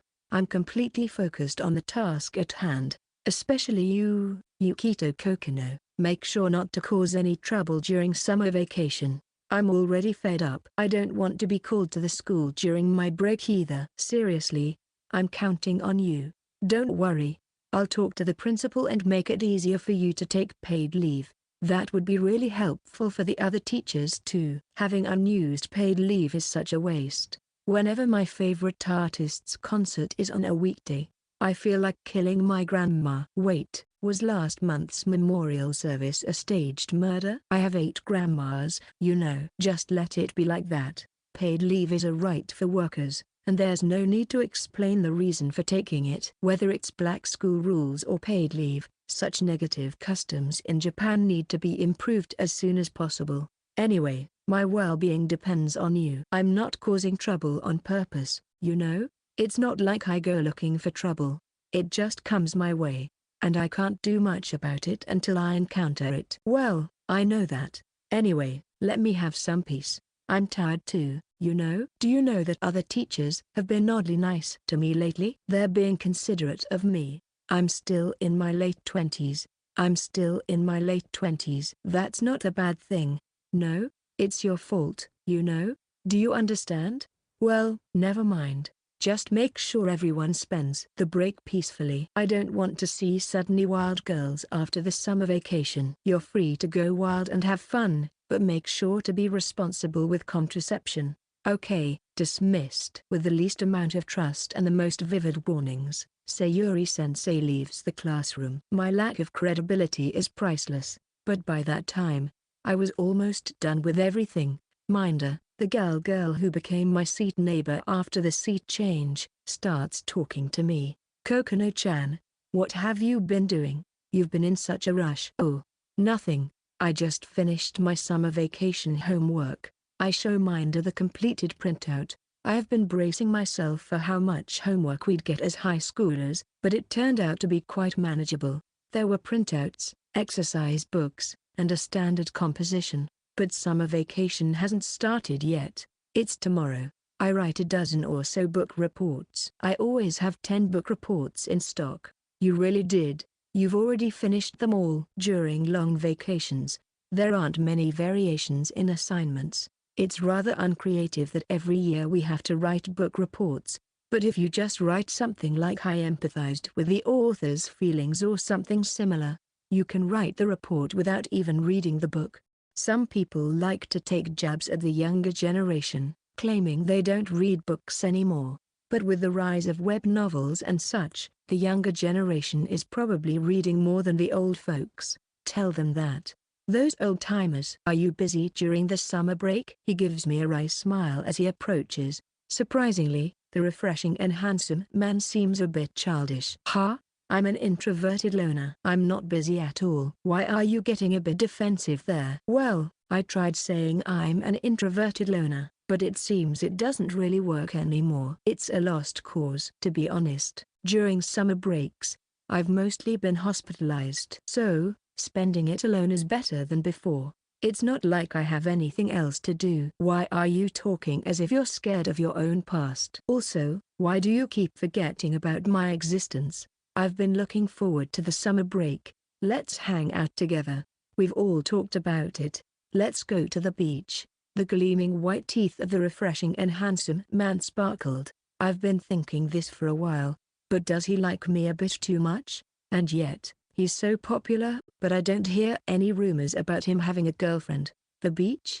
I just went there with Shiori. We're not going fishing, we're going for a swim. Come on, Yuki. Let's go. A beach trip? Honestly, I don't remember ever doing that. Yukito's coming too, right? It'll be a wonderful memory. It seems that Hinagi will be going as well. The beach, huh? This kind of summer might be fun. All right, let's give it a try. Yeah. I'm sorry, Sayuri-sensei. Just after you called me a damn Ryu, I'm going to become a real Ryu. Part-time job? You? Yeah. Watching you and the others made me want to try doing something during summer vacation too. Is it because you got addicted to gacha and need money desperately? I've told you not to waste money on it, haven't I? No, it's not that. I just want to experience different things like you, Yukito. During the break time, while happily drawing a complicated maze in her notebook, Hinagi-chan comes to me for advice on her summer vacation plans. It seems she's considering getting a part-time job. Cafes or convenience stores, maybe? Isn't that bothersome? Really? Ha, this is a problem. This is a problem. Hinagi-chan's thinking is sweeter than Tokyo Hoko's. A typical kind of sweet. Listen carefully. The service industry nowadays is becoming increasingly complex. Even something as simple as payments has various options like cash, credit cards, IC cards, and electronic money, making it incredibly troublesome. Working part-time just during the short summer vacation won't give you enough time to learn the whole process. Besides, companies are reluctant to hire students for such a short period, despite the manpower shortage. I see. Now that you mention it, it might be like that. I didn't really think about it, but being a store clerk must be tough. So, what kind of part-time job do you think suits me, Yukito? Hinagi-chan is raising her eyebrows in thought. Her enthusiasm for work is something I'd really like to appreciate. A part-time job for Hinagi. Is there anything suitable? Clinical trials, MLM, information products, acting as a middleman, resale, scam promotions. Wait, what are those ominous words for? I don't think it's going to work. Exactly. I try to calm her down by showing 3 fingers. Don't worry. Stay more relaxed. It's the Yukito Kokonoe's rule of right hand. The thumb means courage. The index finger stands for hope, and the middle finger is toilet. Geez. You are really fine. I'll listen to you. Just say it. See? It's easy to remember because it forms Yukito. Got it? Hinagi-chan lets out a deep sigh, furrowing her brows. In other words, if you get a stomachache and need to go to the bathroom during class or on your way to school, you should be brave enough to take immediate action. Then there is hope. Patience is poison to the body. The feeling of despair you get when you can't go to the bathroom is so great that you can't even relax your mind. What are you talking about? I got sidetracked. What was I talking about? Oh, yes, I'm talking about money. I sealed that rule, though. It's the Yukito Kokonoe's rule of left hand. The thumb means kidnapping, the index finger stands for threat, and the middle finger is escape. It's perfect for quickly making cash. You idiot. I get scolded by Hinagi-chan for suggesting such absurd ideas. I see. Hinagi, do you still love reading books? Yeah, of course. That's why I've been kind of dreaming about working at a bookstore or something. The aprons are so cute, right? He. Her face lights up with a big smile. I see, she enjoys reading. You said you wanted to experience various things, and it's not like you're in desperate need of money for a part-time job. Is that right? Why yeah. What's up? Did you think of something again? Leave it to me, Hinagi. This will suit your pace. Fulfill your thirst for knowledge, and it's all up to your motivation. Is there such a convenient part-time job? Well, it's not exactly a part-time job, but how about trying to write a web novel? I do like reading, but I've never written a novel before. Everyone starts somewhere, right? All right, let's do it. Monetize your passion. Wait, you're suddenly saying this, but first, let's start by studying recent trends. Hinagi. Check the rankings and learn from popular works. As Sanjoji-senpai said, it's the summer of art. So, let's make it your summer of knowledge. That's why I'm counting on the expert, Natsume. What is it with you, Kokonoe-san? Why are you suddenly on your knees? That's right. Here, I'll give you Tokyo Hoko. Don't make blatant bribes. It's too sweet and I'm getting thirsty. Here you go, melon soda. Kokonoe-san, let's think about the taste lineup a little more. Hey, Yukito. Am I really going to write a novel? Trying everything is important. You can't gain experience without taking action. True. Yeah, it sounds interesting. I'll give it a try too. Hinagi-chan seems to be getting excited about the idea. And so, the aspiring author, Hinagi Suzurikawa, took her first step into the world of writing. Hey, Kokonoe-sensei, can I see your homework? I can't just give it to you for free, you know. After school, a traditional scene on the last day of summer vacation unfolds. A scene that has been going on since before the vacation started. You're not going to ask for money from your classmates, right? Question mark. She looks up at me with pleading eyes, shaking me precisely as expected of a gal. She's well versed in these negotiations. Kukaku, but you're too naive. Minder, I've been learning how to deal with gals. In that case, how about showing me your panties? Wah? Question mark. Hey, Yukito, what are you saying? You can't do something like that. They hurriedly try to stop me. The whole class is buzzing. Better to be safe than sorry. Today's my favorite bear, and if it's just a peek, it should be fine. It's for the sake of summer vacation. After all, I'll endure it if you want to see that much. Kokono-chan, Minder-san, don't take what he says seriously. Yuki, what's gotten into you? What's wrong with you two? Calm down a little. Listen up, okay? To avoid being manipulated by gals, I need a preemptive strike, like a preemptive punch. I think you mean a preemptive punch, not panties. Huh? Did I get something wrong? According to my sister, since you're unlucky with girls, if a gal starts bothering you, go for a preemptive panty strike. But maybe I misheard her. Right, a punch, not panties. Yeah, I don't want to see them, okay? Seriously, I don't. When I returned home, my mother was waiting in the living room with a serious expression. The atmosphere was heavy, and I wondered if something had happened. I searched my memory, but there were too many possibilities, and I couldn't pinpoint anything specific. Who am I? Really? There's something very important I want to talk to you about. Will you listen? Sure.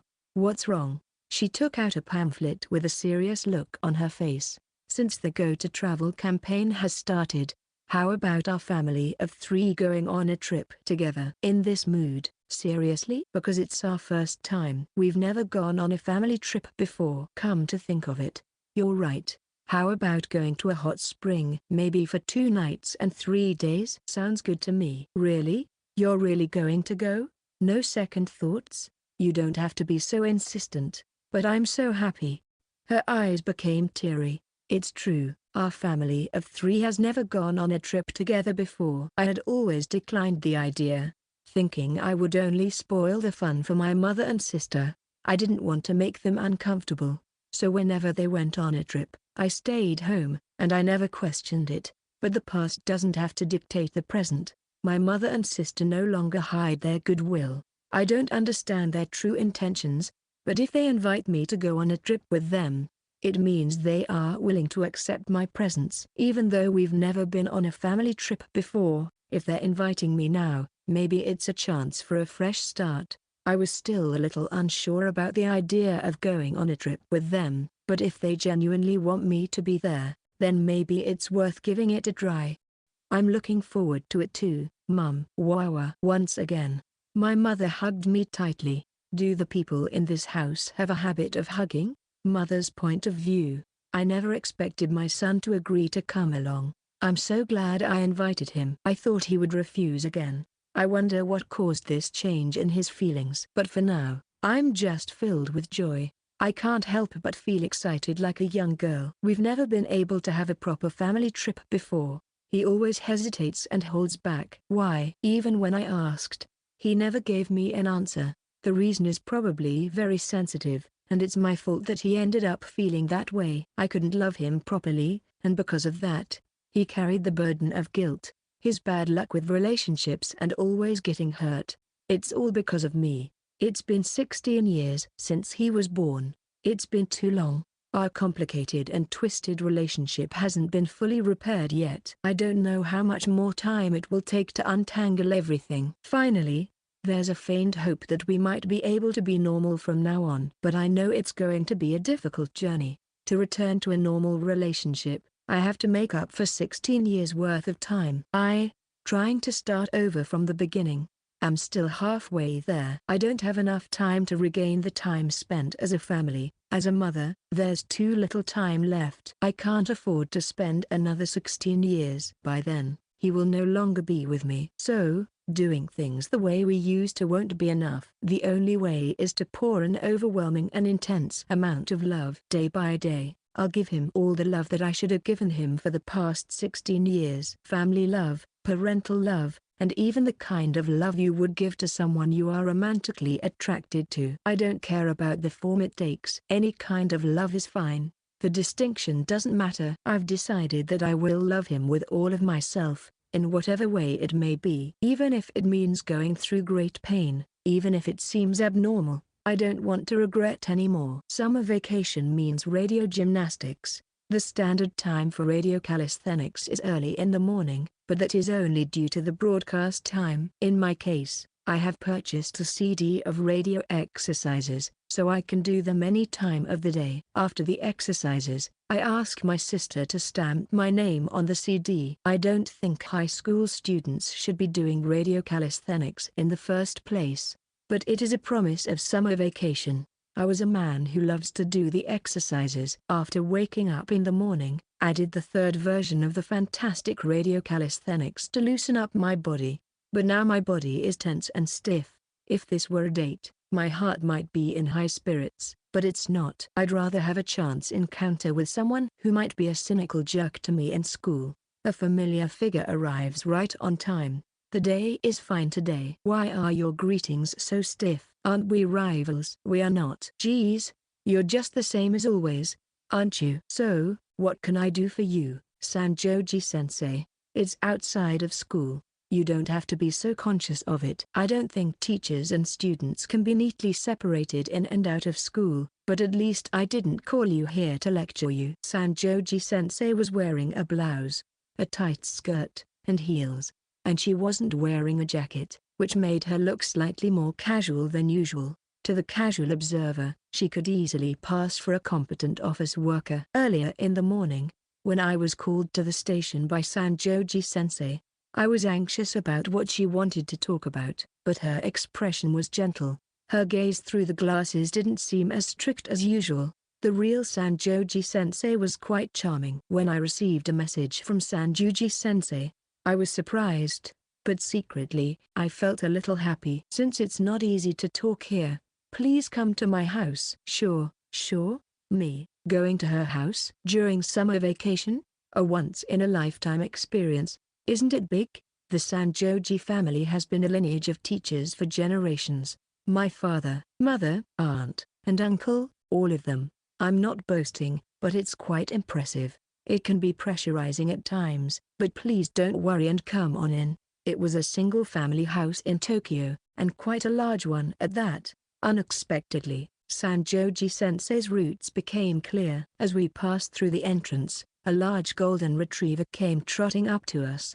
It didn't bark, but instead rubbed its body against us. Taking advantage of its momentum, I patted it. Oh, it's rare for Inukichi to warm up to someone. What about that naming sense? As I patted Inukichi, it let out a contented sound. There was a time when the idea of getting a pet was discussed in the Kokonoe family, but at the time, my mother was busy and my sister wasn't the type to take care of it. So the idea was abandoned. I wanted to have a pet. Actually, she's a female. Poor Inukichi. Inukichi's sad eyes seemed to be pleading something to me. Now, let's go to my room. Wait here, I'll bring some drinks. Excuse me for disturbing. There was no specific indication of who else might be present, and there was no response either. In ordinary cases, a home visit would involve the teacher visiting the student's house. So why was I, the student, at Sensei's house, and that too, at the house of Sanjoji-sensei, who wasn't even my homeroom teacher? In a sense, it was like enemy territory. I didn't know when I might step on a landmine. Sanjoji-sensei's room was about 10 tatami mats in size, spacious and comfortable. It reflected her personality, as it was neatly organized. I couldn't touch her personal belongings, so I sat quietly on the provided cushion and looked around. Ignoring my nervousness, Sensei brought cake and drinks. Do you like sweet things? Yes. Sweets hunting is my only hobby. Fufu. You're like a girl. Sensei, who usually scolded me for various things, had a refreshing smile. She took out an album and placed it in front of me. Then, she looked straight into my eyes. Kokonoe-kun, do you remember me? I've been called out by you quite often recently, so I guess I see you a lot. No, that's not what I mean. We met back in elementary school. Elementary school? I see. We had a promise to get married, didn't we? Stop lying. Don't make up things. That's not it at all. Stop teasing with me. There's a considerable age gap between us. Sensei's enthusiasm was waning. The situation had taken an unexpected turn. However, even if she mentioned our elementary school days, I had absolutely no memories of it. Perhaps due to the fact that I had always encountered nothing but hardships, I've become quite adept at forgetting things. Even if I remembered, it would only bring pain. I'm sorry, but I don't remember at all. I see. Well, I must have made memories you wouldn't want to recall. It was my immaturity that made you feel that way. Take a look at this. Kokonoe-kun. Sensei opened the album, and there were many photos of elementary school students in their uniforms. Among them was a boy with an extremely stoic expression, looking very serious. That boy was alone in the photo, with no one else around. Was that me? And the name of the homeroom teacher written there was Suzuka Sanjoji. I was your homeroom teacher when you were in elementary school. I'm truly sorry for that time. With teary eyes, Sensei stood up and deeply bowed. Elementary school and the homeroom teacher. Just hearing that much, even I, as expected, started to remember. Speaking of the early years of elementary school, that was when I got involved in my first false accusation incident. One of the personal belongings of a woman who was here as an educational intern is missing. And somehow it turned up in my desk. I was innocent.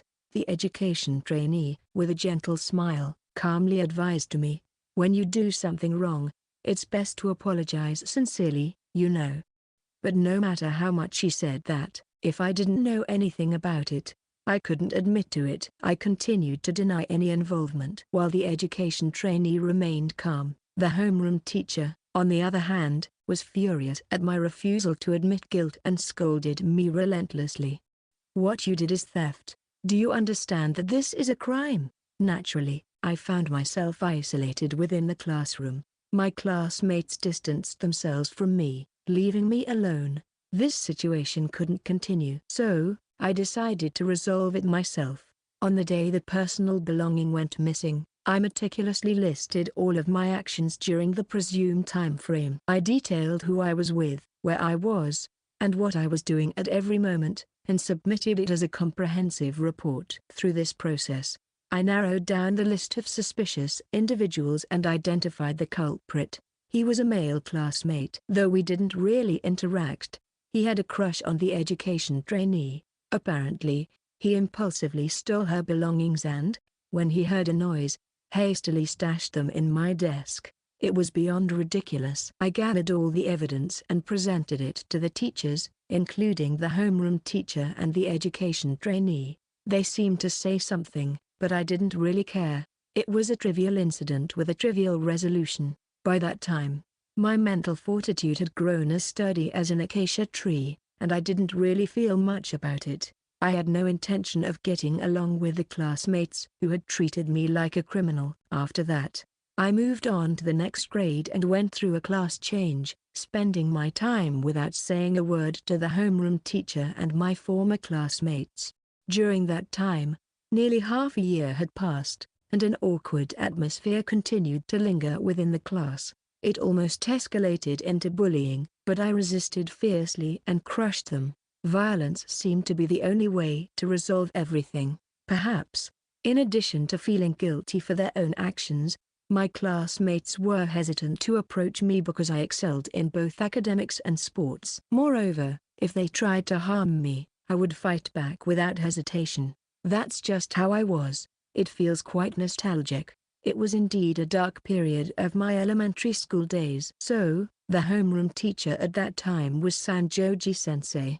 I completely forgot. I apologize for that. I should have created many happy memories for you, but I erased them all. I don't think I can be forgiven even if I apologize. Still, please let me apologize. Sanjoji-sensei kept bowing deeply, refusing to lift her head.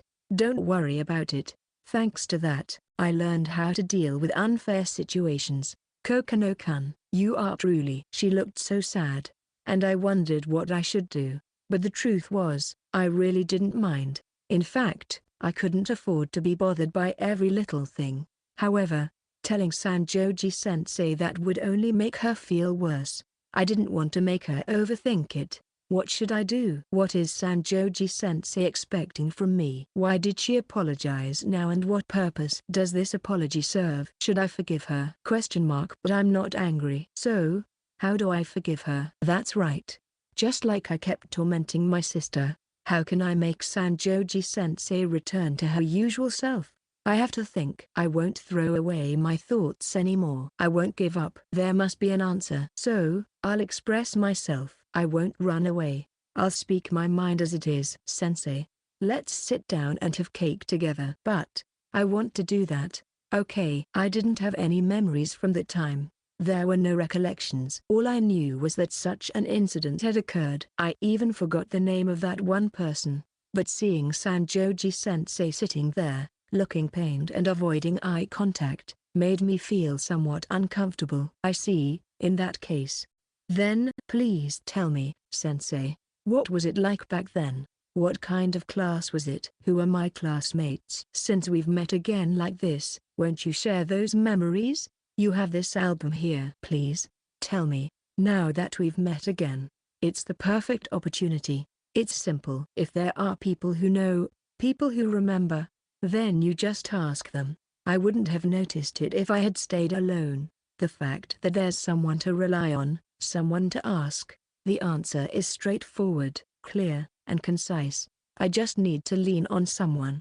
Is that all right? I don't remember anything at all, so I won't know unless you tell me. I understand. There are more albums. Please wait a moment. While still on all fours, Sanjoji-sensei headed towards the bookshelf in the back. However, I realized, crap. This is bad, really bad, says Yuka-chan. Sanjoji-sensei is wearing a skirt, and not just any skirt, but a short tight skirt. Even if she's wearing stockings, being on all fours like that, with her backside facing this way, inevitably results in that. Sensei, your panties, they were purple. I saw something lovely, and thus, I stored that image in the memory of my heart. By the way, Sensei, why did you become a high school teacher? As I looked through the album, Sensei told me various things. Choir competitions, sports days, field trips. Back then, I boycotted all of those events, but in hindsight, it was childish. A result of youthful indiscretion. I got afraid. For a whole year, I was at a loss and unable to do anything.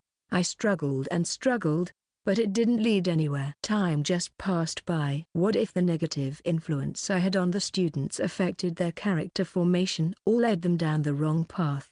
Thinking that way, I became afraid to stand in front of the class. It was also shocking when a student openly asked to be transferred to another class. Sensei's expression turned somber. It hinted at the depth of her struggles. I lost my confidence, my passion faded, and I thought I couldn't do it anymore. I even resigned at one point. But I realized that in high school, a teacher's influence on students might not be as significant. So, I took the teacher recruitment exam again. And that's how we met again. It was because of me. I'm sorry, Sensei. I felt compelled to lower my head in the face of her heavy past. Even though I had completely forgotten about it. No, it's not your fault. It was my maturity. I couldn't fully become an adult. The year after resigning, I spent every day reflecting on myself. The students probably see me as the worst homeroom teacher, either erasing me from their memories like you or trying to forget that past entirely. Either way, I can't face them. She offered a troubled smile, but her expression carried a sense of sadness and pain. Please. I managed to pull myself together somehow, but this reunion feels like fate. You might have already sensed it, but she had her spirit broken and gave up on her dreams. Just by being associated with me, her career was ruined. Please help her. Suzurikawa-san told me a lot about you. I believe you can make a difference. Leave it to me. Thank you. You truly are a kind person. Sensei smiled with relief. It was a small favor, but I didn't mind. It was an easy task. However, as cruel as it was, there was one thing I needed to bring up. By the way, don't you think a favor should come with a reward? Suddenly, a foreboding atmosphere swept over Sanjoji-sensei. and she began to break into a cold sweat. Rustling sounds came from my bag as I pulled out a sketchbook with a flourish. Could it be, Kokono-kun? Is this about that request? Definitely, it's about that request, right? I am looking forward to this. Now, shall we begin? It's impossible. Rethink this, please. There's no charm in this messy body. Isn't that right? You'll be disappointed anyway. I shook my head as if to say, give me a break. Is there something wrong with being messy? You said earlier that apologizing doesn't automatically mean forgiveness, right? Well, I haven't forgiven you yet. I remember being so humiliated in front of the class. It was tough, and it hurt. I deeply regret being so thoughtless. However, that doesn't mean, it doesn't look like you're genuinely regretful, huh? I teased her relentlessly. I was really getting into it, as I'm usually on the defensive. But even so, it's embarrassing, and, at this point, it's a bit late for excuses. I continued to rile her up. Despite the usual one-sided struggle, I was quite enjoying it. But it's embarrassing, it really is. She was still making excuses while poking her index fingers together. Think about it this way. If you, as a teacher, accidentally witnessed a female student entering a love hotel with some old man, and then you questioned them later, would you believe it if they said nothing happened? Well, that's unlikely. Even though we should not punish someone solely based on suspicion, entering a place like that together would be sufficient evidence to conclude something happened. Even if it turned out nothing happened, it wouldn't change the initial assumption. Exactly. So, today, you called me to your home, and do you think people around us would believe there was nothing going on if you say so? No way. Wait, we haven't been caught, and I didn't call you over with that intention. That's not for us to decide. Don't worry, we're at your home, so there's no way anyone would find out. However, if nothing happened, it would be suspicious, and something happening would be natural. Don't use logical arguments to persuade me like that. It's almost convincing. You know, you're always like this, making an old woman like me. Fine then, forget it. I pouted and acted like I was upset. Wait, why the sudden change? Don't give me the cold shoulder like that. Are you planning to ask Kida-san for help? Is that what you're going to do? I didn't say anything in particular. I was just sulking. All right, I'll undress. You just want someone else to do it, right? But please give me some time. I'll go shave my armpits. No, better yet, I'll get laser hair removal. I can't bear this as it is. Nope, that won't do. It's a form of art. At my age, there's no chance of meeting anyone new. So, even if my grooming is a bit sloppy, it can't be helped. And what do you mean by art anyway? It's just your personal interest. That's right. You say that with such a pure, untainted gaze? Well, look, even Inukachi here says the same thing, right? Barf barf. When did Inukachi get so attached to you? Inukachi entered the room quietly and climbed onto my back. He's heavy. The battle of words and wits between me and Sanjoji-sensei would continue for the next 30 minutes. Passcodes, fingerprint recognition, face recognition, security measures are becoming stronger day by day. While there are people out there who claim that losing their smartphone would be the end of their lives, I'm just too lazy to bother with any lock at all. Besides, I don't really use my phone much, and there's hardly any important data stored in it. So, even if someone were to see it, it wouldn't be a problem, or so I thought, until now. I guess my biggest enemy is my sister. I was in my room, alone, holding my head in my hands. What am I going to do about this situation? After returning from Sanjoji-sensei's house, I had once again done something stupid. I had stored the forbidden image of something purple in my mental memory and thoroughly enjoyed it. Feeling guilty about it, I honestly confessed to Sanjoji-sensei that I saw something I shouldn't have. I thought that would be the end of it, but for some reason, she replied, I apologize. Since you're also a high school student, if you're curious, you can take a picture too, but it absolutely must not be discovered, okay? I didn't understand. Let me say it again, I didn't understand. So now, instead of being stored in my mental memory, the forbidden image is saved in my smartphone's memory, specifically in the storage. It's a picture that can never be shown to anyone. It's way too dangerous. If someone were to see it, It could cause trouble for Sanjoji-sensei too. However, I think the one at fault here is Sanjoji-sensei, not me, right? Do I have no choice but to bury it? I search for a hiding spot. But in my room, which is filled with more of my mum's and sister's belongings than mine, there is no safe place. If I want to hide it, I'll have to look outside. How about burying it underground like a time capsule and retrieving it after several decades? Maybe this is how erotic magazines that are found outside are created, through similar circumstances. Where were you today? Running around like that? As usual, my sister, who has no concept of knocking, comes straight to my room after taking a bath. She might be the only one who would commit such a reckless act of peering into my smartphone without hesitation. How can I hide it from her? Wait a minute. Why aren't you wearing pants? It's a preemptive underwear move. Enough with that joke. It's not something you keep pulling out like that. Enough already. My sister, who is in an outrageous summer style with just a tank top and shorts, casually drinks milk. My gaze was going all over the place. And I was right about the preemptive underwear. I'll have to complain to Shiori about it later. It's fine, right? You like it too, don't you? Please don't decide things on your own. What's your favorite color? I'll wear it for you. I think your kindness is going in the wrong direction. Huh? You do like it, right? Yes. Why on earth am I making such declarations? It was the declaration underwear. You're such a good and honest kid. As a reward, I'll show you the summer triangle. Her supple waist and slender curves were alluring. Just to be sure, which side is Vega, which side is Deneb, and which side is Alter? The summer triangle in the sky, or should I say astro pants? This must be what they call perverted stargazing. So, where have you been since this morning? I went to Sanjoji-sensei's house. Why were you invited to a teacher's house during summer vacation? I wasn't scolded or anything, so there's no need to worry. That's not the issue here. I'll listen to everything, so tell me everything. Lately, my sister has been oddly curious about everything. Maybe she's trying to make up for the lack of regular conversations we used to have. It doesn't bother me.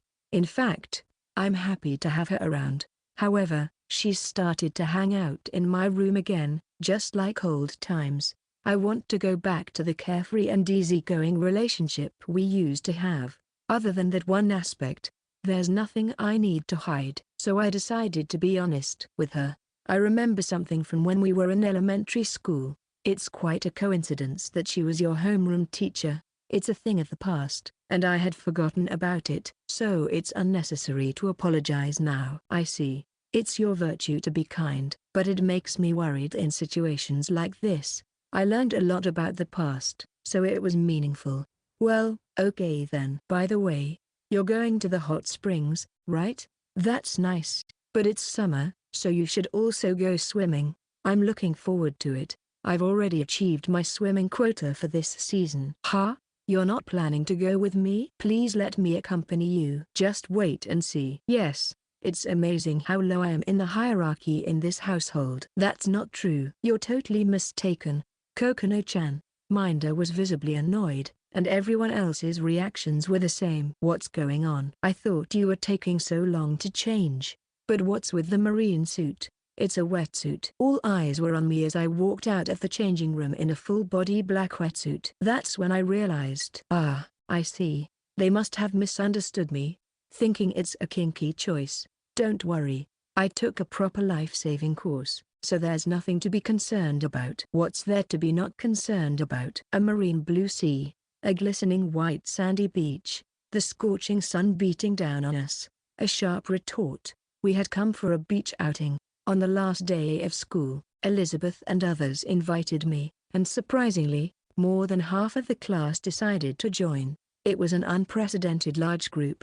We're way too close as a class. To ensure there are no accidents, I decided to take a lifeguard training course. You can take the course from the age of 15, but you need to have already acquired water safety and BLS qualifications. Furthermore, gaining practical experience from here allows you to obtain further specialized certifications, but unless you're aiming to become a professional in this field, that shouldn't be necessary. You're really? Hinagi-chan sighed. Exasperated, her stylish bikini caught everyone's attention. and words of admiration slipped out unconsciously. Hinagin, you're so cute. Thank you. Hinagi-chan blushed and played with her hair. Should I continue the pursuit? Yes/no. Yuki, how do I look? Shiori was monopolizing the male attention with her bouncing assets. It's way too big. Oh, did she mean her height? Seriously, she's so tall. Shiori has a healthy and fresh vitality. She's like the princess of the beach. The beach princess. Maybe the resistance has lessened in her dancer outfit, as her swimsuit is quite revealing. Naughty. Again? Ignoring Shiori, who was still in shock, the others cheered again at the sight of the female students in their swimsuits. It was a stimulating view of the girls that they never got to see at school. It was the true taste of summer. Nice. Looking good for summer. Let's have fun today. I'm a bit embarrassed, but I'm not very good at swimming. Actually, then, should I teach you? Takahashi and Natsume were engaged in a friendly conversation. The lively atmosphere returned as everyone chatted. It's been a while since I last came to the beach. In junior high, I was busy with club activities. How about you, Yukito? It's my first time in a while. What an unexpected answer. Sorry, refreshing and handsome guy. Unlike you, the embodiment of popularity. I'm enjoying my summer to the fullest. I've already finished my homework, and I feel invincible. In fact, I'm itching to study more. Sheikado and I came to the beach yesterday too. All right, Sheikado. Let's dig it up right away. I've been waiting for this. Fufu. With a mischievous grin, Sheikado headed towards the deserted sandy beach, grabbing his nape. Some of us followed curiously. Hey, Yukito. Were you really at the beach with Sheikado-san? Just so you know, it's not like we came here to swim, it's for insect collecting. Contrary to appearances, Sheikado was quite active. He would even catch insects as food for his pet reptiles. So, we decided to come to the beach early yesterday and buried about 30 plastic cups in the sand. The cups were filled with bait, and when insects actively moved around at night, they would fall into the cups in search of food and get trapped in a classic trap. We began taking out the cups one by one. Some were empty, but others had black insects inside. Yay. Hi-hi. Q-I-hi. Hi. To Sheikado's excitement, the reaction of the girls were not good. Perhaps reminiscent of people who don't like insects quickly flee from this place. G equals cockroaches. Although rhinoceros beetles and dung beetles may look similar, Sheikado could easily distinguish them. Even so, isn't the name of insects such as ground beetles and dust beetles too terrible? Wouldn't it be terrible if there were a fake Yukito Kokonoe or something? It would probably have sharp eyes and all. It was worth setting a trap. Thank you. I'll never forget this favor. It's too heavy. Just forget about it already. It's way too much gratitude for just accompanying them for insect collecting. Mission complete. Let's go back and swim. Wait. I'll put them in the cage. The cage is filled with soil, and after spraying water with a mist sprayer to moisten it, they carefully place the insects inside along with insect jelly, then gently close the lid of the cooler bag. In the scorching summer, leaving the insects exposed to direct sunlight would be harsh on them, but Insector Sheikado takes perfect care of them. Truly a princess of Lebza. Once again, they walk back to where their classmates are gathering, firmly holding the cage. The plastic cups used for traps have already been properly collected, so there's no need to worry. Just like the Japanese supporters during the Soccer World Cup, I, Yukito Kokonoe, am picky about cleaning up the trash. By the way, didn't you apply sunscreen? I already did. Could it be you wanted to do it, Yuki? I feel embarrassed having Yukito apply it for me. Idiot. Hinagi and Shiori blush, but I'm moved by their unexpected response. If it were mom or sister, they would hurry me to put it on. You guys are so pure. Please stay pure like that. It's a request from Yukito Kokonoe. What's the right response to that? Yuki. What's wrong, Yuki? Mum. I mean, you should do it yourself there. So why are you taking off your swimsuit? Wah. It's still too early for us. Yuki. It's a daily memory that's too frequent and can't be forgotten no matter how much I try to forget. What are you doing on a regular basis? Yukito. You're having a hard time. It was worth setting a trap for. Thank you. I'll never forget what you did for me. It's too heavy. Forget it in moderation. It's too big a favor to pay for just accompanying him on his insect collecting trip. Mission accomplished. We're going back and swimming. Wait. I'll put it in the basket. The basket is filled with soil. After spraying water with a mist and moistening it sufficiently, I put in the insect jelly and gently place the insects. Then put them directly into the cooler bag and put the lid on. It is harsh for the insects to be exposed to direct sunlight in the middle of summer. Insect Shakado also provided perfect aftercare. The Princess of the Reapus. Once again, I grabbed it with a munch and returned to the place where my classmates were gathered. The plastic cups used in the trap have already been collected, so don't worry. Like a Japanese supporter of the World Cup soccer team, I, Yukito Kokonoe, am very picky about cleaning up trash. By the way, don't you need to put sun cream on? I already did. Did you want to put it on, Yuki? It's kind of embarrassing for me to have the snow hair apply it for me. That's stupid. The first time I saw the two, I was impressed by their unexpected replies. Mom and Sis would have urged me to apply it as soon as possible. How pure you guys are.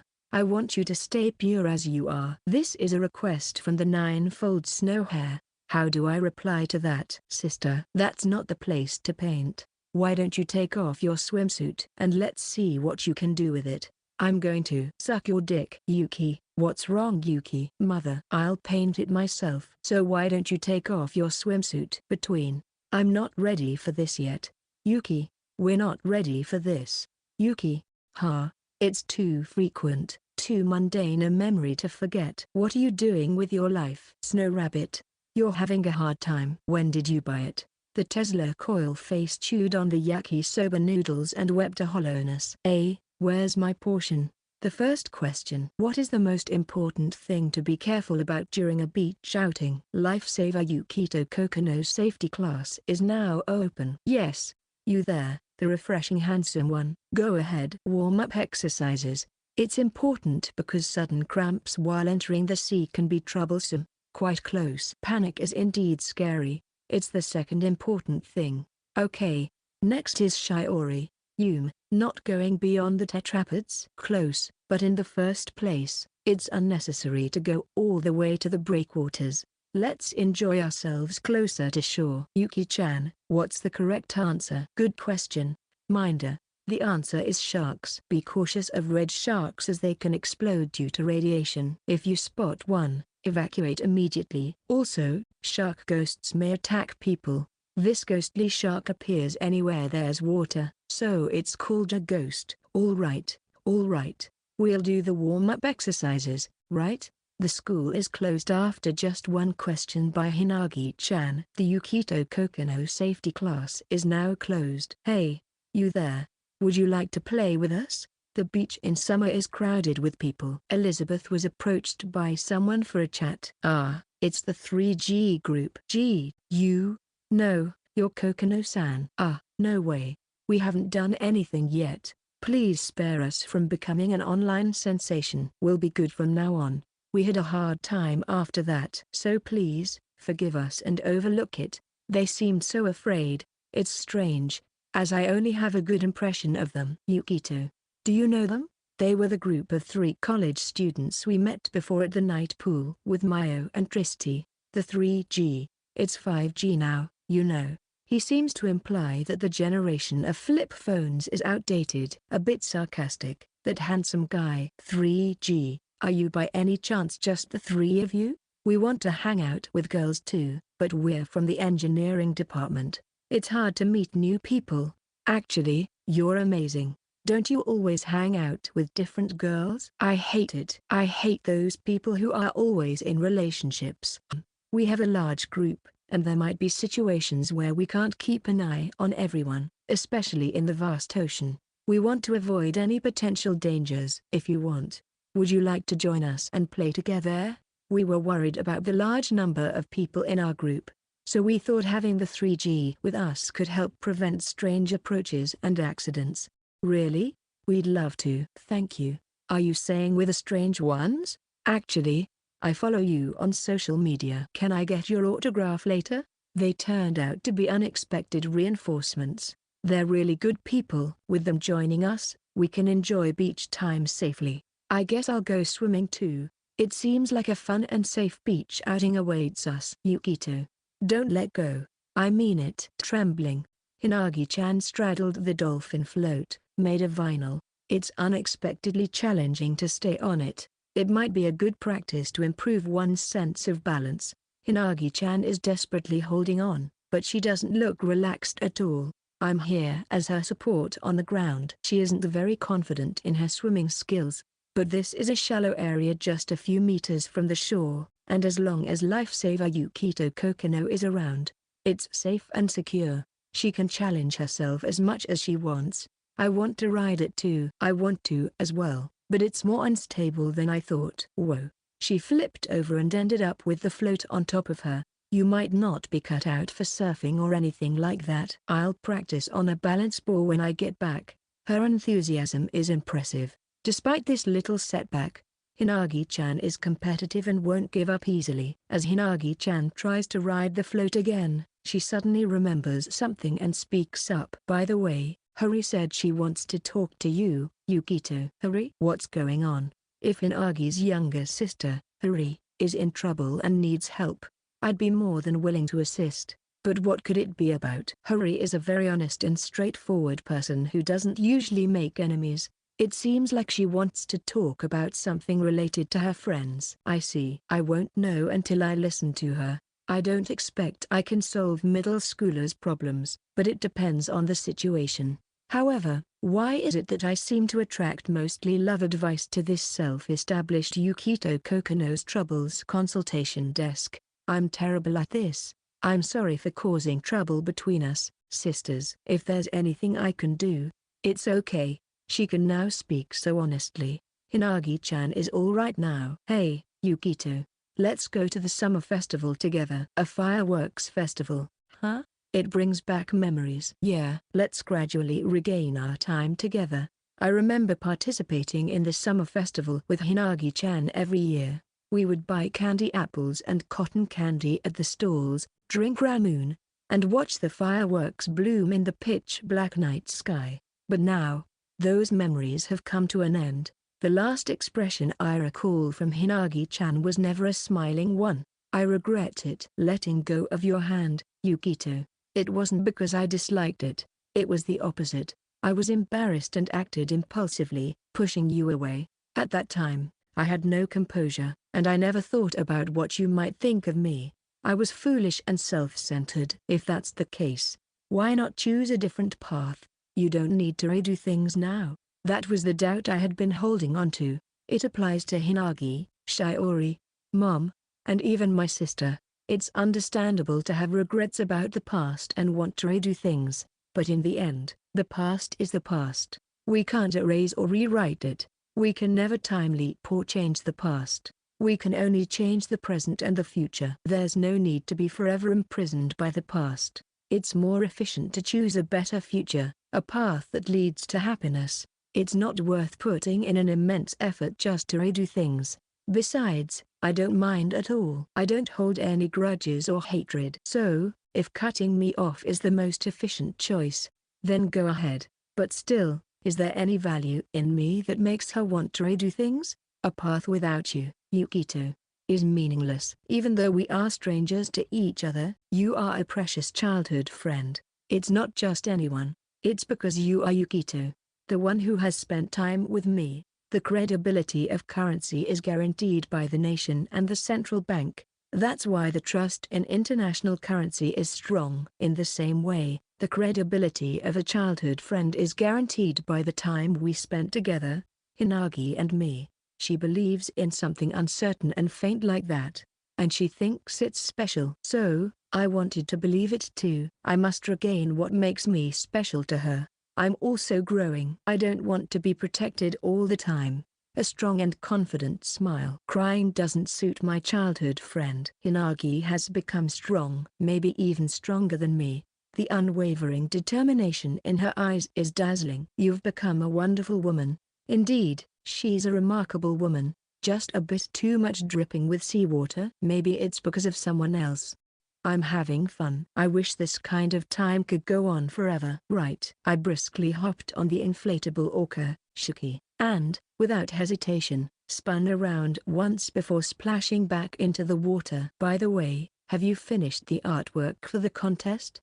Having given up on the orca ride, we were taking a break at the beach while enjoying shaved ice with the sound of waves and the hustle and bustle of the surroundings as our background music. We spent some time alone together as childhood friends.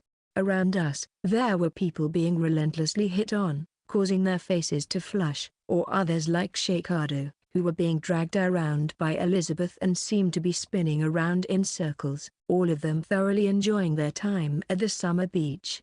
As for me, I might not have any artistic talent. I was shocked by my lack of sense. You're not aiming for a prize, right?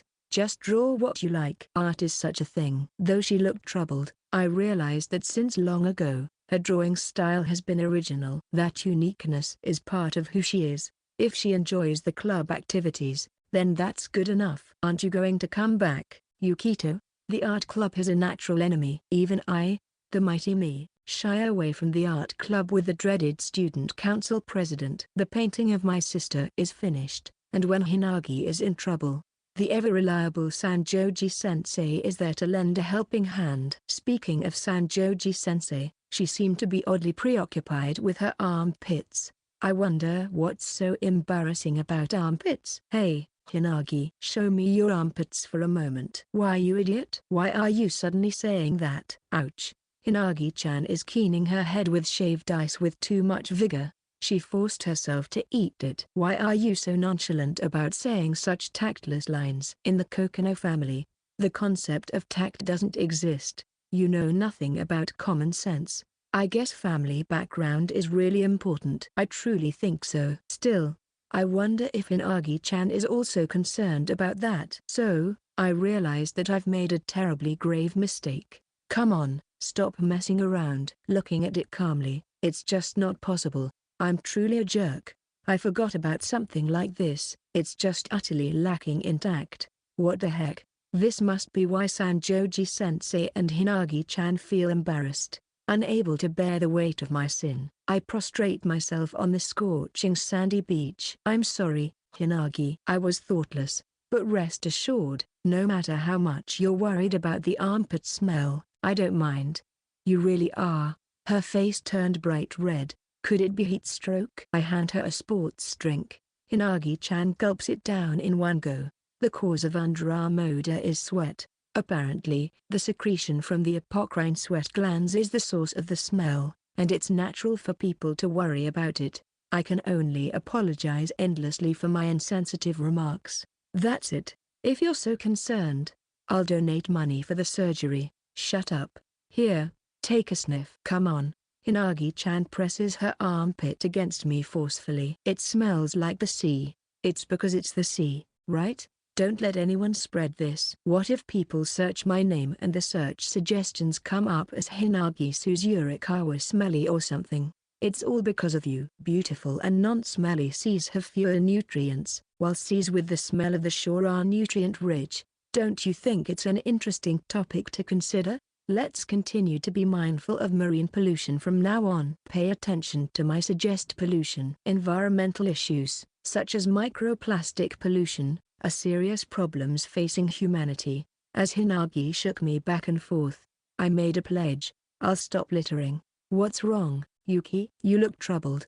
I was looking forward to the beach trip, excited and full of anticipation. My chest was swelling with excitement, my heart racing in anticipation of thrilling moments. Yet, it seemed like nothing exciting or embarrassing was happening around me. I couldn't help but feel disappointed. Something's not right. There's hardly any accidental revealing going on. Yuki, are you saying weird things again? It's a beach trip, right? Normally, there should be some revealing moments happening around here, right?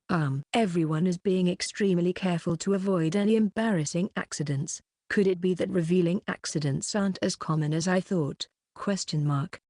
If that's the case, it's a letdown. Oh, what a disappointment. I wanted some excitement. Yuki looks more down than I've ever seen before. I thought something was off. Mom and my sister usually have an accident like once every hour, so I thought it was just a normal thing. That's not an accident. It's a deliberate and extremely malicious act. At home, my mom is always saying things like, "Oh, my shoulder strap came off again," while revealing herself all the time. Although it doesn't happen frequently, the fact that she does it so often is probably due to some ghost's influence.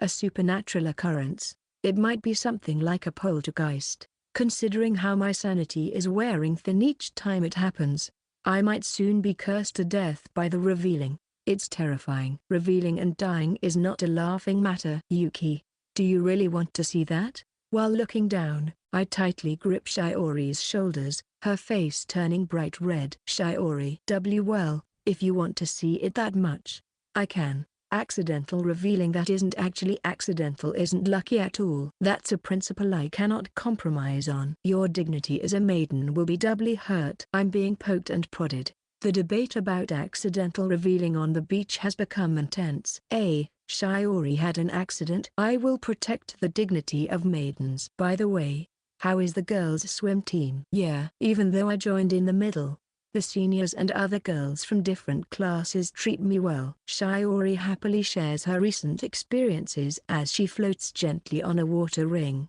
I wasn't too worried, but it seems she's doing really well without any issues. The girls' swim team captains were also delighted, and the advisor welcomed her warmly. She was accumulated a huge debt of gratitude, so she plans to repay it eventually. Besides, Shiori isn't the type to isolate herself. Being a manager is great, but Shiori is more attractive when she actively participates. Captain Sasaki also wanted to thank you. Thanks for that, he said, but in the end, it was you who decided to join. That is not true. If Yuki hadn't encouraged me, I would still have been hesitant. The boys' basketball team manager is important, but I wasn't sure if that was the right path for me. I need to be more observant like Yuki. This won't do. That's not true. Shiori should have realized it herself eventually. I just sped up the process. Shiori has talent that would be a waste to let go to waste. The stage where she can shine is not the boys' swim team. Don't let your guard down, Shiori. I spray a water gun playfully. We're here to have fun at the beach. There's no time to be down. You have a wide range of variations, like a rabbit or a squid. Yuki. But, I won't lose either. I'm a dancer after all. So, here I go. You actually liked that embarrassing outfit, huh? You were the one who made me wear it, Yuki. In fact, I was the one who suggested that a sexier outfit would be better. Are you an audacious villain in disguise? Shiori counters back relentlessly. She's not holding back. Maybe she's been holding some resentment towards me. In the sea, our sweet romance is just playing around, nothing more between us. It's a fierce battle, betting on not revealing too much. Calm down. Do you really want to expose yourself again? I believe that Yuki will protect the dignity of a maiden. The territorial battle that suddenly began continued the offensive and defensive back and forth. It's a monster with unusual physical strength. We are evenly matched. It's a neck-and-neck battle. If it comes to this, I have no choice but to use my secret weapon. I have no choice. I'll have to activate my special weapon. Farewell, Shiori. Wait, Yuki. You idiot. I toss it with a thud, and a massive spray of water splashes up. By moving our bodies and playing with all our might, our minds and bodies feel refreshed. So, I got paid from the commercial Yuki invited me to. That's why I'm thinking of giving everyone a pair of sneakers as a present. What do you think? After using up our energy, we take a break and eat grilled squid at the beach house. According to Shiori, the girls from the swim team have reserved the sneakers. However, Shiori is grateful for being warmly accepted as someone who joined in the middle of things. That's why she thought of giving sneakers as a present. How Shiori uses the money is up to her. It's not my place to interfere. But even so, I deliberately put a hold on it. The second edition hasn't been announced yet, but Shiori should be fine with it. Shiori, this is still a secret, but wait a little longer. Is there something? She looks puzzled, but it should be something meaningful. In a while, the second edition will be announced. This time, there will be a goddess model and saint model. Variations have increased without me noticing. If you're going to give a present, I thought having multiple design options to choose from would be nice. The Bannerman and Hero Party model sneakers seem to be pre-ordering really well. During a meeting, I accidentally mentioned that there are other goddess and saint models at Hoshikawa High School. And in no time, the second edition was decided. They might release a bard model eventually. While I'm witnessing the serious efforts of adults who don't miss a business opportunity, isn't this all about basketball anymore?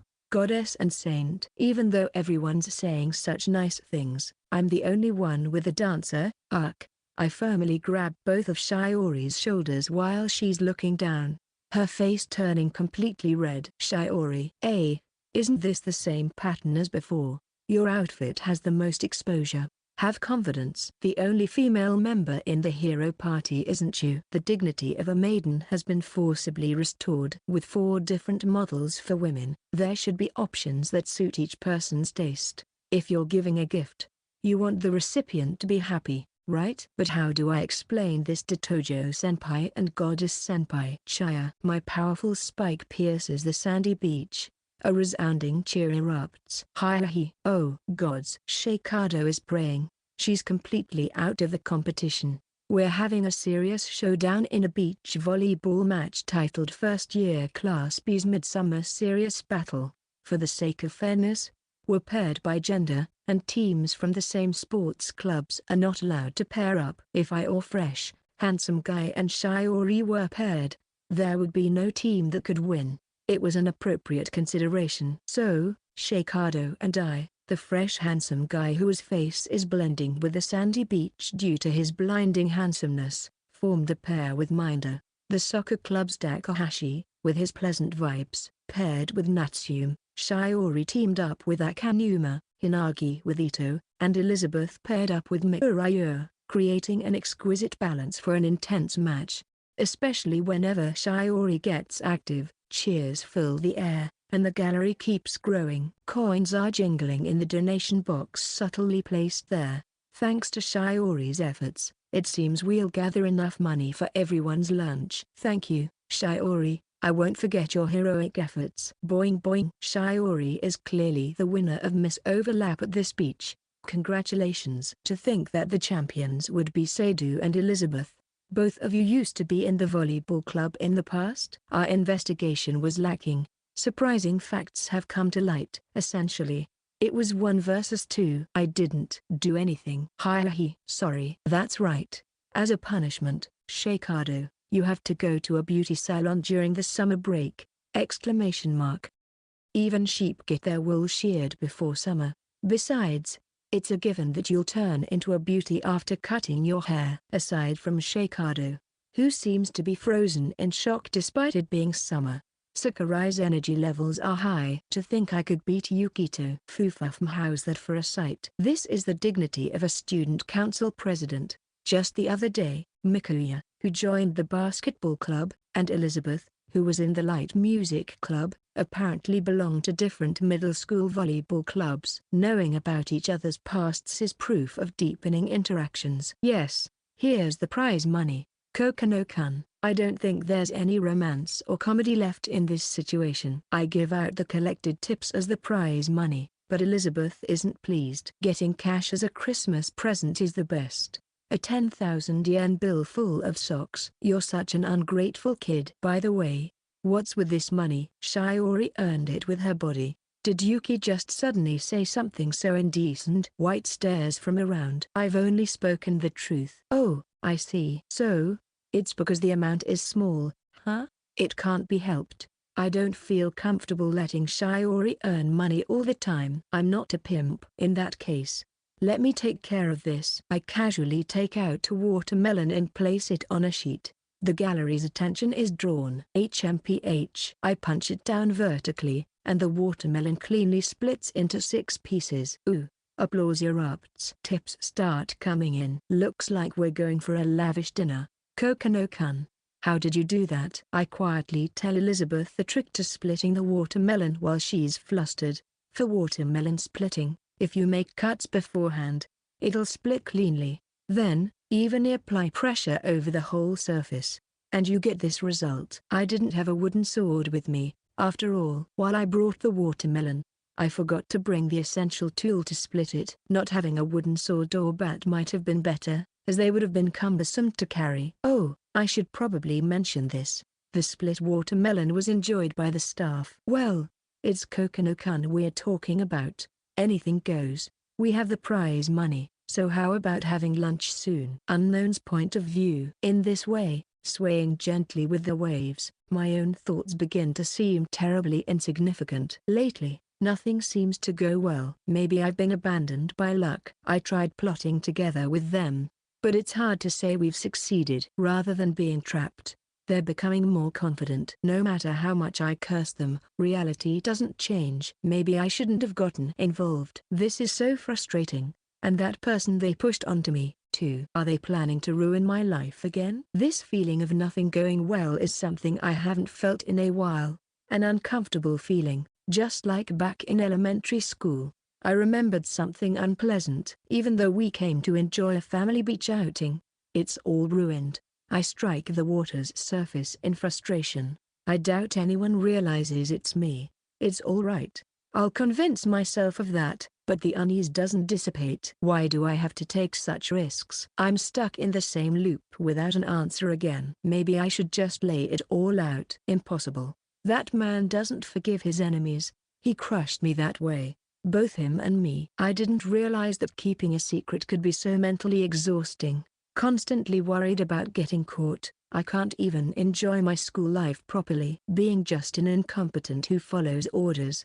I don't understand his screwiness. If I'm in the same school, it will become clear. He's truly untouchable. Unwanted topics keep reaching my ears daily. There's no way I can directly attack him. I have no allies. Even if I asked the upperclassmen for help, I doubt anyone would cooperate. Rather, if a student approached with such a topic, there's a high chance they'd report it to him. For some reason, that guy isn't alone. Annoyingly enough, he's well liked by many. Teachers and upperclassmen don't matter. Everyone is concerned about his movements, protecting him. If I were to oppose him, it's me who would be isolated. Especially if my elder sister, who values him highly, were to find out. I don't know what would happen. Unlike him, she'd be serious about removing me. Truly a dead end.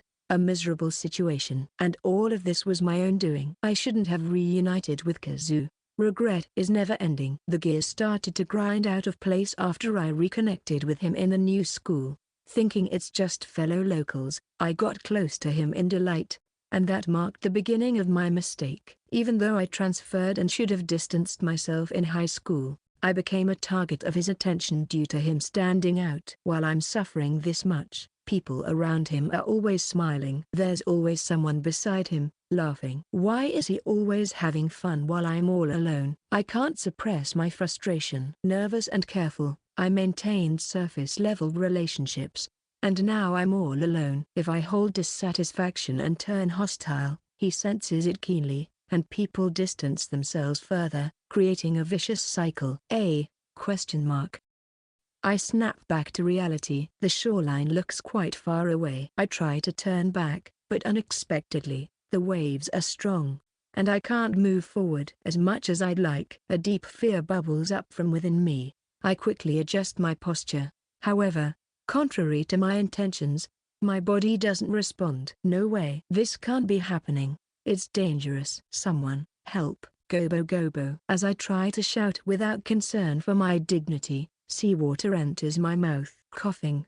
My left leg cramps. Why is it just me ending up like this? Am I going to die? In a place like this, I still have so much I want to do. If this is the punishment for belittling others, then there's undoubtedly a higher power. Thinking such things belatedly, tears overflow. Looking back, I've only resented people, hated them, letting my hatred for him fester, blaming everything on him. And I committed a sin. No, it wasn't me at first. It was him. It's because I met him. At first, I understood it, that I was at fault, but as we started exchanging bad words, my thoughts gradually twisted, changed. I drowned in malice. I've never even been in love, never liked someone, let alone anything beyond that. Perhaps my intense yearning for beautiful things stems from my own overwhelming ugliness. Damn it, help me, please. I'll apologize. I'll change, please, someone. My voice doesn't reach anyone because I'm alone. Different from him. I should have just ignored that guy and lived properly. I should have spent my youth. The beautiful surface of the sea seems like the maw of a demon, waiting to swallow me. Its mouth is open, lying in wait for its prey. How deep is it? I can't see through the pitch-black ocean floor. How small and fragile humans are. We can die so easily. All the time we've accumulated disappears effortlessly. I have no more will to resist. Mom, Dad, I'm sorry.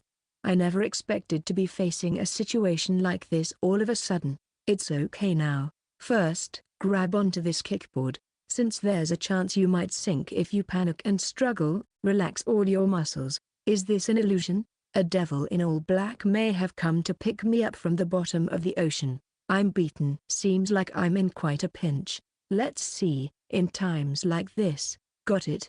The other day, I tried to lower the favorability rating of the unmoving Wisdom King sister without learning my lesson, and I acted all high and mighty, giving orders and stuff, and she seemed really delighted and carried them out. Is that some new form of harassment? When I met her, she was suddenly wearing just suspenders. I thought to myself, the internet can't be trusted.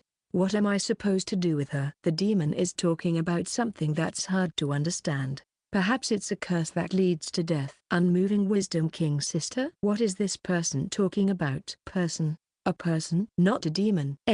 Help. We're getting closer to the shore, so you don't need to be scared anymore. Look. It's shallow. Takai. Lifting. A child, high up in the air. My awareness gradually becomes clearer. It's not a demon, just a person. He behaved brightly to reassure me. Did I make it? I'm enveloped in a sudden feeling of relief.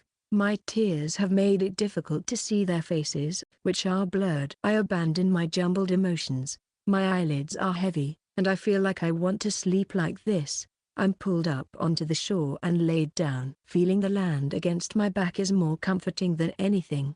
A supple hand touches my left leg, and my body twitches. I remember the pain I had almost forgotten. It's cramping. I'm going to stretch it like this. My left leg is lifted up, and it's bent in a stretching-like movement, then pulled to straighten it. After a few repetitions, the cramp subsides, and I can move freely again. Phew. Are you feeling better now? The demon steps away swiftly. No. This person isn't a demon. He is the person who helped me. I have to thank them. At least, I want to see them just once. Akari. I sense my familiar mother's voice approaching, and my consciousness falls into a deep darkness. Third person's point of view. Shiorin.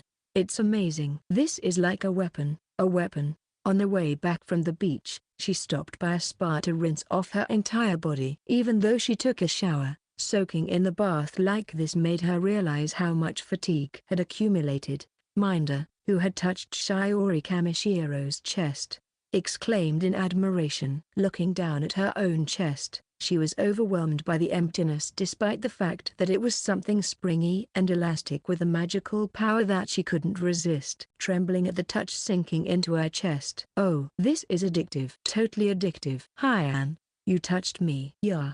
Miki-chan. Cut it out. You're making her uncomfortable. Sakurai pulled Minder away with a sharp tug. Unsatisfied, Minder reached out to touch Sakurai's chest, but sadly, they were in the same boat. Among this group, only Natsume could rival Kamishiro. The classmates' pressure and envious glances were intensifying. Kamishiro wavered before the ABCD encirclement. Cup sizes. Her E-cup breasts felt cramped due to the blockade. Ha! Amazing.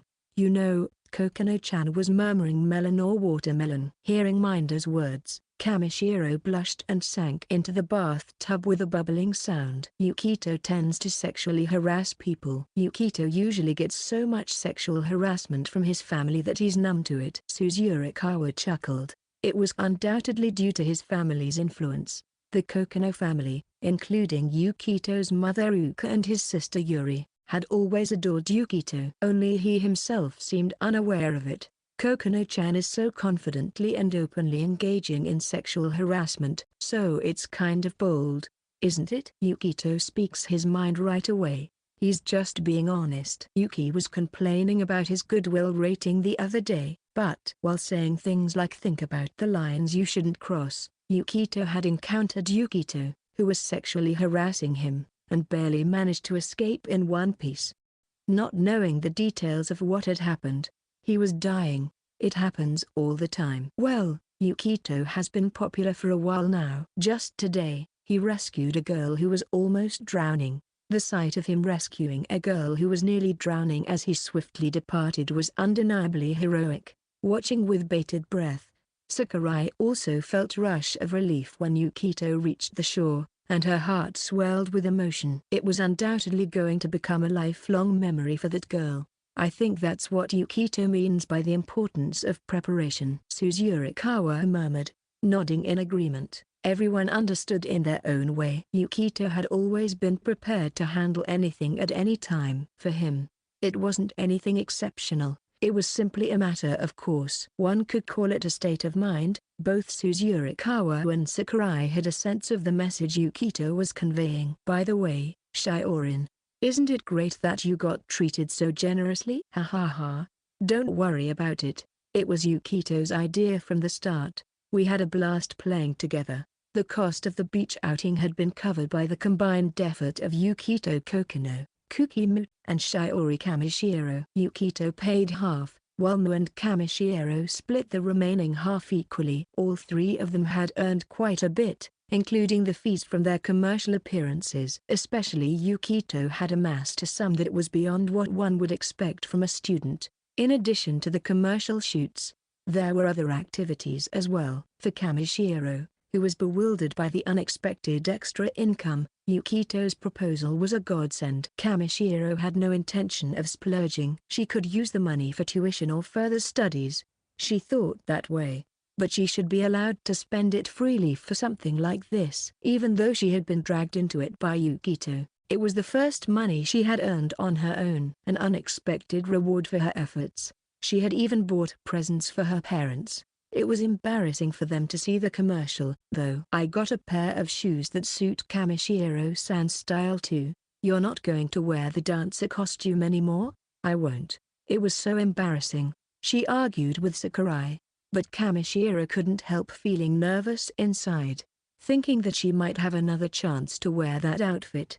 Yukito had hinted at a second round. If things continued this way, it might become a reality. The reality was indeed harsh. Still, Kamishiro had no intention of declining. Even if she ended up wearing that outfit again, the surroundings of Yukito Kokonoe were full of excitement, and waves of anticipation surged. In some way, their classmates seemed to have a shared understanding that they were relying on Yukito too much. This was evident in today's events as well. They were willing to put in any effort for the sake of others. They all felt that they wanted to give back as much as Yukito had done for them. Perhaps that's why Class B was so united. Come on, Anya-chan, join us. Shorty. Hi-he. The world of differences in bust sizes. Reality is cruel. I must destroy it. Sakurai brought Anya Shikado along, who had been standing quietly by the side, while gently patting her chest.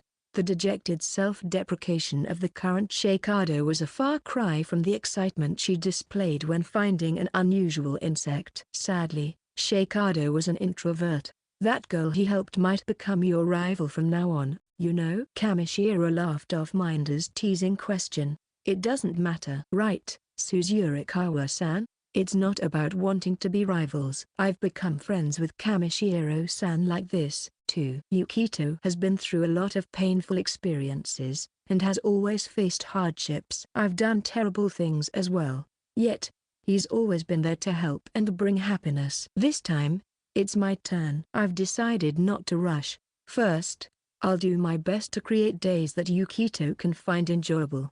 I want to make an effort, too. Kamishiro quietly listened to Tsurikawa's words. There was no jealousy in her tone. Kamishiro felt the same way. It was more of a comrade-like relationship than a rivalry. It's fine to take it slowly. There's no need to rush. Yukito Kokonoe told Kamishiro that he wasn't going anywhere. Kamishiro had a vague conviction that Yukito wouldn't immediately enter into a relationship with someone else. If Yukito were to decide such a thing, he would surely tell Kamishiro and Suzurikawa first. I want to be a warm person like Yukito, someone who can bring happiness to others. Once spoken aloud, her goal became clear. This was the path that Shiori Kamishiro would pursue from now on. Perhaps the desired future awaited at the end of that path. Have the boys finished in the bath by now? Yukito might be causing some kind of commotion again, but there was no need to worry about that. There was surely happiness there. Epilogue. I'm sorry, you came along all the way, and I couldn't help you. I should be sorry. I'm the one who couldn't be of assistance.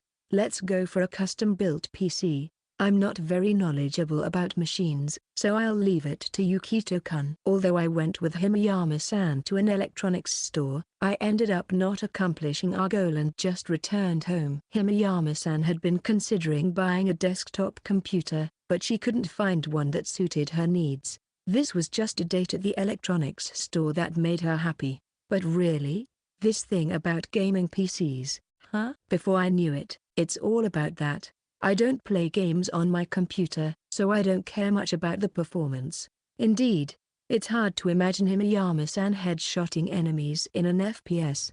While chatting, the gentle older sister, Himeyama-san, firing guns indiscriminately in an FPS while typing in chat was a surreal image. Some people have a personality change when they get behind the wheel of a car, so I couldn't entirely dismiss the possibility. I had worried that she might be harboring stress and had descended into darkness, but it was good that it wasn't the case. I hoped she'd continue to stay unaffected by such things in the future. But why is it shining so much? Is there a reason for that, Yukito-kun? It's the Decotora theory. Decotora? Just because it looks cool when it's shining, it became like that due to a misconception. So, is it really just shining for no reason? It's really just shining. Does that have any meaning? Such rational observations can sometimes be quite cruel. So, after that, having given up on the gaming PC, we decided to order a custom-built one.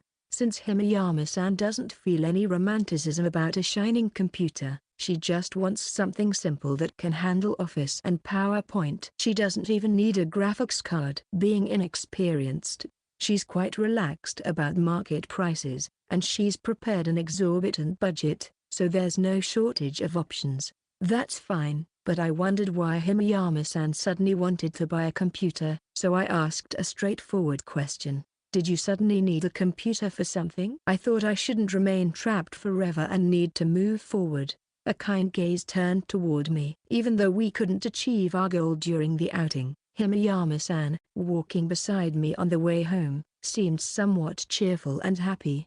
I see. I think the same way. Yukito-kun, you really don't understand much, do you? I don't think such casual responses are appropriate. That's strange. Doesn't polite language work? Isn't it supposed to smooth things over if you just say yes to everything during conversations with women? Isn't that a pretty big prejudice?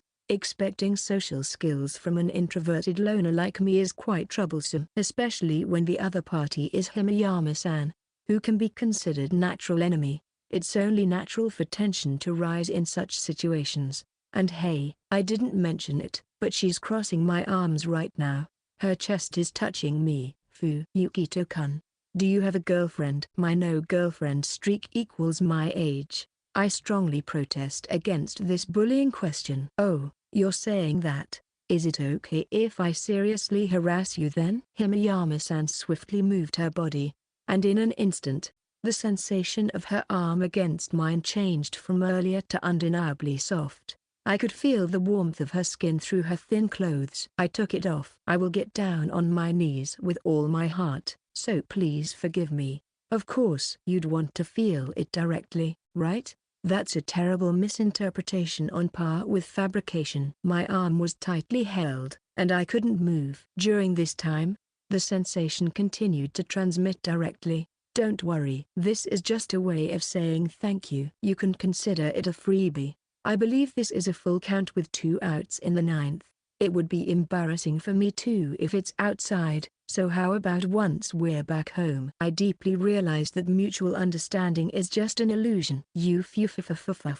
Ultimately, humans are foolish creatures who cannot truly understand each other. My fate was about to be sealed. As I was desperately trying to find a way out of this predicament, Himeyama-san's words, which she probably didn't think too much about, lingered in my ears.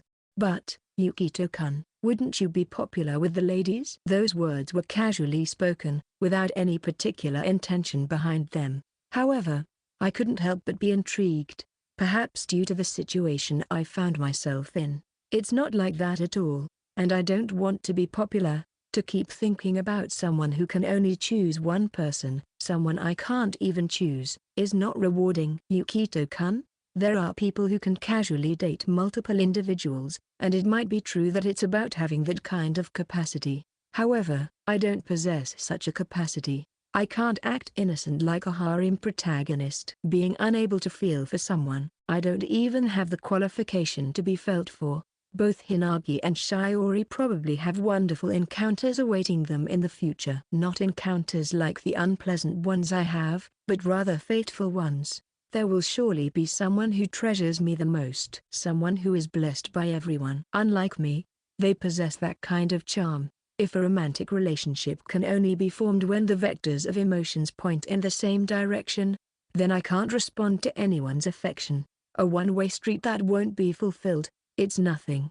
Let's go back. Shaking off those thoughts. Will the day come when I can respond to someone? Even if I fantasize about such an illusion, it's meaningless. Since that day, you've remained strong, unchanged. But that strength of yours will surely... Himeyama-san starts saying something, and her grip on my arm tightens. Despite it being the height of summer, her body presses firmly against mine. Even someone caught in a snowstorm wouldn't stick this closely, would they? Thank you. Please step back a bit. Isn't your true feelings the opposite of what you're saying? I'm an honest person. If you keep up, I'll truthfully point out the things you'd rather keep hidden in your mouth. Fufafu. I wouldn't want to see where Ishness, the sea god, vomits. It's clearly difficult to walk like this, but Himeyama-san doesn't seem to care. As we walk through the arcade, Himeyama-san stops in front of a miscellaneous goods store. Would you like to take a look, Yukito-kun? Yes. I don't have any bags, so it's fine. The shop isn't particularly spacious, but it's crammed with antiques and small items. For someone like me who isn't familiar with these things, it's refreshing. Needless to say, my room is devoid of any interior decoration. I miss that overly barren room. Now, my mother and sister have invaded my room with their belongings. Take your beauty products back to your own room. Whose private things are those rubber items placed beside the pillow? This placemat is lovely. Should I buy it? Yukito, do you want anything? I have no sense for these things. That's surprising. You seem knowledgeable about everything. No one like that exists. Sadly, I lack even a fragment of aesthetic sense. For the time being, I believe that black is the answer to everything. Because I'm an introverted loner. Apparently, saying that recently sounds like a self-deprecating boast and makes people uncomfortable. Sorry. Do I really need clothes other than tracksuits and pajamas? That's the feeling I'm starting to have. Is there something as a memento? Oh, how about this, Yukito? Let's get the matching set of mugs. Well, that's a bit. Himeyama-san holds 2 mugs with a smile. They come in a set of 2 as a pair. If she and I were to use these, it would be ridiculously unnatural. I mean, it might be a bit presumptuous, but even the shopkeeper is looking at us like, what kind of relationship are these 2 in? I want to know what kind of relationship we're perceived to have. I think it's probably seen as a sugar mommy relationship. I just moved here, so I haven't prepared any tableware for guests or anything. I'll have to gradually get things together from now on. First, I need to get your things. No, I don't think that's necessary. You will come, right? Most likely. I can't just casually visit the apartment of a woman in her prime. I'm living alone, so it would put me at ease if you come. Didn't that apartment have pretty tight security? Security for Yukito isn't active. You want to touch me, right? Yes. I succumbed to the pressure of her smile. After returning from the miscellaneous goods store, I was invited into Himeyama-san's house. We completed the order for the computer and discussed it while putting together the parts on her smartphone. She seems really unconcerned about the performance aspect, and the cost ended up being quite reasonable. She selected a larger monitor for easier work, and everything should be fine for general tasks. If you don't mind me asking, what kind of work do you plan to do with the computer? Himeyama-san's body slightly jumps. I'm thinking of becoming a tutor for cram schools. I see. That's why I'm planning to use it for preparing teaching materials and such. Back then, I could ask the teachers around me various things, but now I have to do it all myself. How wide a range of subjects are you planning to teach? Probably elementary school students. I really love kids. I want to give it another try, just once. Teaching with you as the instructor would surely be enjoyable. You think so? She wears a smile, but there's an underlying sense of uncertainty, an unexpected reaction, as if searching for something, probing, or perhaps seeking permission. Himeyama-san poses a question, looking for an answer. Do you think I'm qualified to teach someone? Yukito-kun, am I in a position to answer that question? I don't quite understand why she's asking something like that. However, her gaze is earnest, and if I were to answer that I don't have the qualification, it felt like it might have a significant impact on whatever decision Himeyama-san is contemplating. Yes, I believe so. I'm sure. Himeyama-san seems like someone who would teach kindly. I am sorry. I've shown you such an embarrassing side of me. Tears overflow from her eyes. She hastily wipes them away with a handkerchief. Was this decision really that important to Himeyama-san? She's generous and has a sense of understanding. She might be a reassuring instructor for elementary school children. Even though she mentioned it's only about twice a week for the cram school tutoring, seeing her tears makes me feel that it's a significant choice for her. With you as the instructor, things will go smoothly. Thank you. Nah. She hugs me tightly. I can directly feel her softness against me. Could this immense serenity enveloping me possibly be real? Wait, aren't we still not sitting properly? Why is she hugging me like this? My everyday life is just an ongoing series of free hugs. There won't be any immediate consequences. There won't be any immediate consequences. I desperately hold back the impending breakdown of my sanity. If I let it go, it's all over. After this, I was held in her arms for a full 10 minutes. I have attained enlightenment. I am the enlightened one. The founder is Yukito Kokonoe.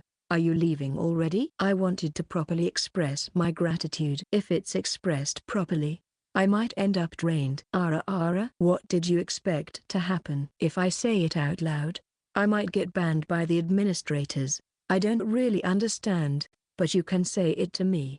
Is that okay? Hi. I hope the management didn't see that. All I could do was pray. I felt powerless. Thank you so much for today. My heart feels a little lighter. I'm glad to hear that. But, I always wonder, is your likability meter broken? No matter what you say, my likability towards you just keeps increasing. That's a bug. You need to patch it. For some reason, Himeyama-san's likability towards me is high. We've only just met, but she seems to really like me. Honestly, if you go by the frequency of the messages she sends me on my phone, Himeyama-san is surpassing the levels of the refreshing handsome guy. It's like a full-on dating app. Then, please call me when the computer arrives. I can set it up. I'll be counting on you for that. Oh, but feel free to come over anytime. Regardless. No, I can't. I wonder how long you can resist me. Foo. This is bad. This is bad. This is not good. Trembling like a frog being stared down by a snake, I'm suddenly saved by Himeyama-san's phone ringing. Opportunity strikes. Well, I'll head home then. Yukito-kun. Sorry about that. Well, see you next time. Yes. This is my chance to escape.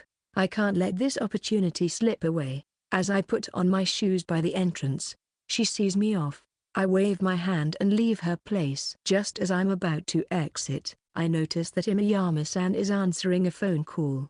Hello? Who might this be? I wonder if it's someone she doesn't know. I can't eavesdrop on the conversation. As I'm about to leave, I notice a change in her tone of voice. Wait, Mikiya-san? I think I heard something like that. Come to think of it, Himeyama-san mentioned that name once before, unable to recall anything further. I just left the scene as it was. Ah, I'm sorry. I made a mistake. Feeling the awkwardness of opening the wrong door, I quickly correct myself. My bad. My bad. I just made a mistake. I close the door and double check, and there's no doubt that it's my room. Rub. I rub my eyes. Was I mistaken? Sweat is flowing down like a waterfall. It's like a self-detox. I gently open the door just a few centimeters and peek into the room. Come in quickly. Nonchalantly, Yuri-san, dressed in sexy lingerie, beckons me. I wasn't mistaken. The item chosen by the imaginary me has excellent taste. Was that really me? As my sense of self starts to crumble due to the existence of Yukito, Yuri-san remains completely unfazed. What brings you here? I'm really angry. Do you know why? Hi. My gaze catches something Yuri-san is holding, and her expression twists. Could that be the sketchbook I used for that incident? Come to think of it, I transferred the images to a USB drive and securely sealed them. But I left the sketchbook untouched. Such carelessness, such recklessness. What a monumental blunder. Covering your head but exposing your rear. Panicking at the discovery of the mistake of hiding the USB drive but forgetting to hide the sketchbook. Wait a moment. It's just drawings in a sketchbook after all, mere products of imagination. There's no evidence whatsoever. It should be possible to somehow bluff my way out of this. It's that girl, right? What's going on? Explain in 30 words or less. Well, the youthful libido exploded. So if you could please understand the situation here. 31 words. Sorry, you failed. Please forgive me. Please. Anything, just spare me. I'll do anything. Anything? Begging for my life. I end up blurting out something unnecessary. Yuri-san reacts with a twitch. Why do the Kokono family members display such an unusual fixation on the concept of anything? I'm looking forward to the summer vacation. Anything, you know. Well then, shall we begin? The cost of a careless remark is great. I'm struck by a sudden feeling of emptiness. Yuri-san wraps her arms around me from behind and whispers in a tantalizing ASMR-like voice in my ear. Now, please listen. Younger brother exclusive ASMR track 3 Mount Kakikachi. Once upon a time, in a certain place, a big sister said to her beloved younger brother, "My, what's gotten bigger here? It's like a mountain under your clothes, and it's not hot and rigid like before." Apologize to the tanuki. I almost involuntarily spew ectoplasm from my mouth due to the explicit content. What are you saying? This is just the tip of the iceberg. The really intense stuff comes next. I'm already past my limit. But what will happen in track 10? Out of curiosity, I ask. It's a bad habit of mine. Why do I end up asking things like that? I guess I can tell you a little. I'll give you a special preview. My first time. Kai. What's wrong? All of a sudden, I just had a sudden urge to imitate the call of the Okinawa rail. Was that really what the call sounded like? Well, never mind. Saying it's the first time doesn't matter anyway. You'll end up turning me into your girl sooner or later, right? Maybe I should confirm it now? My Virginie, I'm gonna knock that shameless student council president out. That person is nothing but a bad influence. What was Yuri-san saying?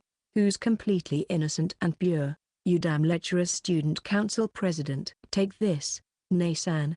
Let's recall her together in the second semester. How about overthrowing the Kudo administration? You finally made up your mind. I've been waiting for those words. As a thank you, I'll give you my life. Too much leverage. The reward return wasn't balanced at all. Don't throw around your life so casually. When you're ready, just let me know. I'll pass. Let's start with say and end with us. Serenuncious.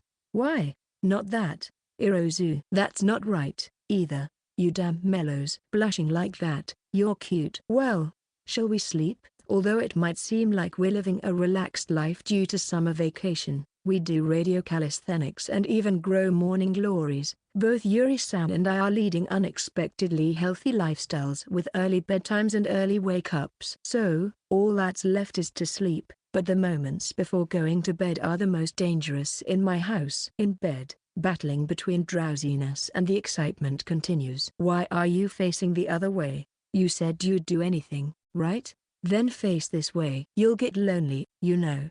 You picked out this underwear. What do you think? Isn't it too sexy? You're in your growth period. I wish my growth period would stop right about now. By the way, Nae-san, are you curious about armpits? Not particularly, but do you want to see? You can do whatever you want. Without any hesitation, she shows me. I just said it on a whim. But yeah, that's it. This reaction is normal. Seriously, Hinagi and Sanjoji Sensei's overreactions were just that. Maybe my common sense is seriously messed up. There's nothing wrong with your common sense. What's with that mysterious silence? Whether your patience will give in or I will win. Let's make a bet during summer vacation. Both options sound bad. While becoming increasingly suspicious, I find myself completely captivated by Yuri-san's beautiful smile. Without realizing it, my consciousness drifts away, and within the embrace of dozing, I fall into a deep darkness. Suaya, what do you think, Yukito? With a nervous expression, Hinagi-chan asks whether it's to boost our spirits or to ease into it first. Hinagi-chan is wearing a beret. She's a manga artist, right? The two of us are the top readers in the class, and we've embarked on creating a web novel during the summer break under the supervision of Natsume. Currently, Hinagi and I are in a strategic meeting at a family restaurant. Hinagi-chan is the one writing the novel, and I'm here to support her. The content is interesting, but it might be tough as it is. Why? What's wrong with it? I read through the manuscript that Hinagi-chan wrote. I won't deny the culmination of Hinagi's hard work. In fact, precisely because it's the fruit of her effort, I want as many people as possible to read it. I felt so genuinely, as it had turned out to be quite an interesting content. Her drawing style was original, but it seems that Hinagi also has a talent for writing. It was an unexpected discovery. According to Natsume, in the world of web novels, readers drop off in the order of title summary main text. In other words, there's a hurdle to overcome before they start reading. That makes sense. If it doesn't seem interesting, people won't even bother starting to read it in the first place. Exactly. Keeping that in mind, take a look at this. We check the draft of the novel together. Ah, I see. The lines are too cramped. If it stays like this, the readability will suffer. There's a difference in formatting between vertically written novels and horizontally written web novels. When the text is all clumped together, it creates a significant visual burden on the screen and reduces readability. Paying attention to these kinds of details falls under the realm of usability. Let's start by adding proper line breaks. If it stays like this, people might end up hitting the back button on their browser. Yeah, working together like this is fun. Having a goal gives us some competition, right? Yeah, that's true, but it's not just that. Still, thanks as always. Hinagi-chan is in high spirits. She continues working while eating a parfait. The title, "This One's Perfect." The summary is well written too. The content is interesting, and we'll write a bit more to build up the length. Is that okay? I have so many things I want to write about, but it's strange, you know? At first, I thought it was impossible, but now I can't wait to continue writing. It seems that Hinagi is feeling a sense of accomplishment as well. By the way, the novel that Hinagi-chan is writing is a romantic comedy. It's a heartwarming romantic comedy about a girl who accidentally hurts a childhood friend through an unintended action, accumulates regrets, realizes what truly matters to her, and repairs their strained relationship. The catchphrase is a romantic comedy that won't be too late. Hinagi's delicate scenes and heart-wrenching regrets weave the story with incredible momentum. The progress is good, so let's start the serialization in 3 days. On the first day, we'll update with 5 episodes, and for the first week, we'll update twice a day, in the morning and afternoon. After that, we'll update daily until the end of the first part, to gauge the reader's reactions. Finally, it's getting exciting. I wonder if anyone will read it? Don't worry, it's so interesting that you should have confidence. Oh, by the way, if it becomes PV1, that'll be me, the first reader. Huh? Should I give you an autograph? Just kidding, That's what I thought, so I brought a colored paper. Really? Don't embarrass me like that. Saying so, Hinagi-chan wrote on the colored paper while grinning. She carefully put the colored paper with the words "to my beloved childhood friend" into her bag. Mufafu. Yukito-kun, you're making me blush.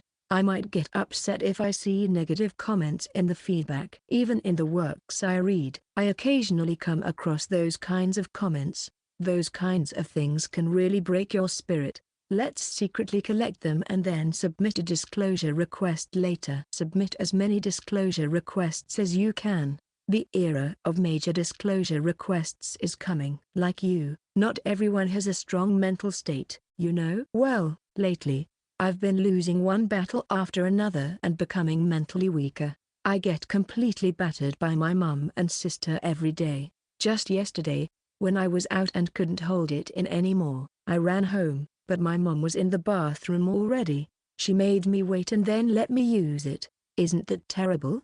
Am I still a baby? I'm a high schooler who's already weaned, you know. But you're the one who isn't using the right-hand rule the most. What was that smug explanation about? Don't hold it in, just go to the bathroom already. And what was Zuko-san doing? Well, it's the usual thing. There's no point in worrying about it. As we finish the parfait and the leisurely time with Hinagi-chan passes by. I hope people will read it. Thank you.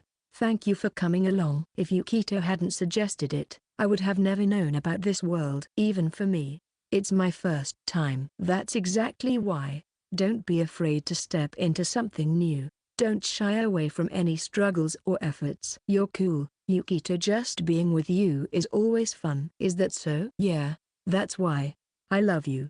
An incredibly dazzling smile. Pure and beautiful, without a trace of cloudiness. My childhood friend, who discarded her tsundere side, is a formidable opponent. Impregnable. It doesn't seem like I can win against her. I have to find an answer. The ball is always in my court. The following week, Hinagi-chan contacted me with an urgent tone. What should we do, Yukito? Hey, what should we do? Hinagi-chan's romantic comedy novel's PV had been steadily increasing since its release. Every day, we nervously watched the PV count, fluctuated between joy and worry reading feedback, and if things continued like this, it might become a significant source of income. We were having that kind of conversation. But what happened? Continuing from last week, I met Hinagi-chan at the family restaurant to hear her out. I got an offer. Huh? Don't I look like my sister now? Doesn't it look like? While thinking about that, I was too flustered to comprehend the words, so I asked again. Sorry, I missed that. Could you say it in Greek? Mi parentile phono apotin, meaning I got a call from a company, Hinnigan. Amazing. I was utterly surprised. My eyes widened. I couldn't decide which was more surprising, her pronunciation or the fact itself. I had no idea how she managed to pronounce it like that. And offer? Wait. Is this actually happening? I don't have time to fool around. What should we do, Yukito? Hinagi leaned forward with an excited yet slightly anxious demeanor. What to do? First, have you talked to your parents about it? No, not yet. I haven't told them about writing the novel. I felt a bit embarrassed to bring it up, and I thought it might be better to wait until I have some results. And I haven't told Harry either. If it was just a hobby, it wouldn't be a problem, but when it comes to publishing, her parents' support becomes essential. It had become more than just about incentive income. Now, what should we do? As I was grumbling about the recent tacky design of Tyrannosaurus Rex in a game, an idea suddenly struck me. Wait a second. Do we really need to be so uncertain? I shot an intense look at Hinnigan. If, hypothetically, this novel got published, Hinagi-chan would be an active high school girl writer. That alone would generate buzz. It would be a perfect promotional tagline. While she might be reluctant to show her face publicly, this is a significant opportunity for Hinagi-chan to leap forward. Her work would be rightfully acknowledged, catching someone's attention, and moving the emotions of readers. She should stand proudly, without hesitation. She's a C-cup. Hinnigan, go for the offer. This is the future you've grasped. Is it okay? After all, not only me but also Yukito helped me so much. Be honest and happy. It's the result of your efforts. Congratulations, Hinnigan. Yukito! Exclamation mark. Hinagi-chan's tears flowed as she clung to me. I patted her back gently. It's still hard to believe that things turned out this way, but if you say that, there's no precedent for expecting things to turn out this way.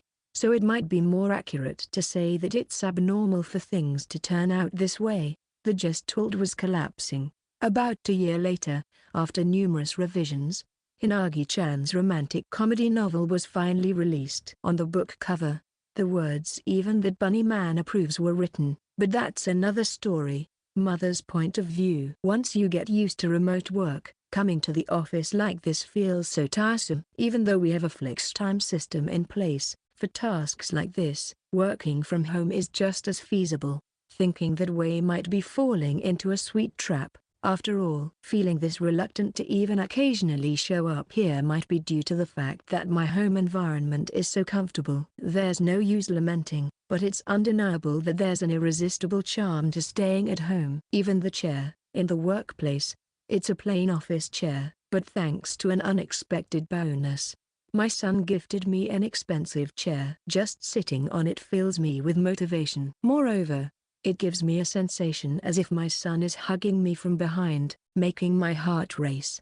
Just having him nearby makes me feel gentle and comforted. He's truly the ideal man for me. Lately, my son's cuteness has been exceeding all limits. If Yukito were a host, I'd probably be lavishing gifts and end up bankrupt. But even then, I wouldn't have any regrets. I like my job.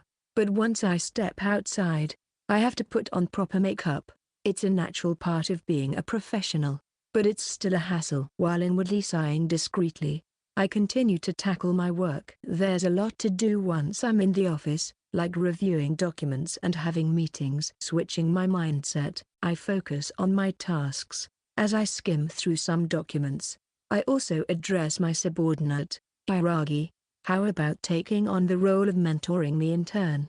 She is a very promising young woman. Me? But that's quite unusual. I never thought the head of department would suggest something like that. She is someone I have a connection with. If she joins the company, she'll be placed under your guidance. I entrust the intern who will be under my department to my subordinate, Hiragi. She seems to be someone who helped rescue my son from false accusations. It's reassuring to know her character beyond what's shown on her resume. Hiragi is also reaching the point where she'll have subordinates. It'll contribute to her growth as well. If she can handle responsibilities along with me after I've established my own business, it would be a relief. Communicating with colleagues is also an integral part of work. Even casual small talk during break times can unexpectedly be useful. These advantages might be unique to the corporate environment. The work itself is very fulfilling and enjoyable. Especially lately, it's been quite rewarding. However, there are people I'm not particularly fond of. Do you want to go out for a meal together sometime? A colleague who's about to leave the office calls out to me. I'm fed up before even confirming who it is. Today alone, it's the third invitation. I've been declining them all just to get home sooner, but looking back, it's from someone in another department who has been approaching me every time I come to the office. I'm sorry. My kids are on summer vacation, so I need to be home. I have to make dinner for them. Despite being divorced, I'm still a mother of two. I wonder why he doesn't invite younger single colleagues instead of me. Poisonous thoughts brew, but he continues without paying attention to my feelings. If I recall correctly, your kids are in high school, right? If they're around that age, you could let them take care of themselves a bit more without interfering too much. They can handle things like meals by themselves, you know. I've already told them I'll be home today. That's fine. We've had the chance to meet, so how about it? I know a great Italian restaurant. Sometimes it's good to forget about the kids and have some adult time. Please refrain from giving unsolicited advice. Goodbye. Oh, sorry.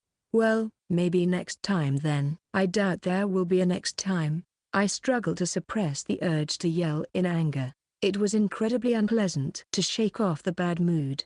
My pace quickens naturally as I head home. What does he know about my family? Forget about the kids, don't make me laugh. My children are the most important thing to me. How dare outsiders, who know nothing, suggest such things? Frustration builds. I'll go home and let my son soothe me. Lately, our conversations have been increasing bit by bit. Just that alone brings immense happiness and fulfillment to my days.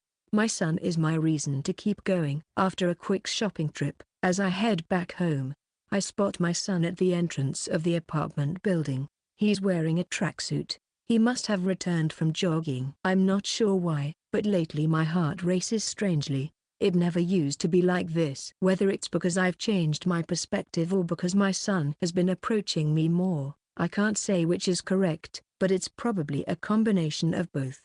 I start walking towards my son with light steps, but I notice he's talking to a man. However, when I realize who that man is, I froze. Why? How could this be? Could it be that man? Yukito's point of view. It's summer, and even though it's well past evening, the air is still humid. After finishing my daily run and returning home, I notice an unfamiliar black luxury car parked at the entrance of the apartment building. A man with a sharp gaze slowly emerges from the car. I apologize. Do you happen to know a woman named Yukito Kokonoe who lives in this apartment building? Are you a suspicious person? He's definitely suspicious.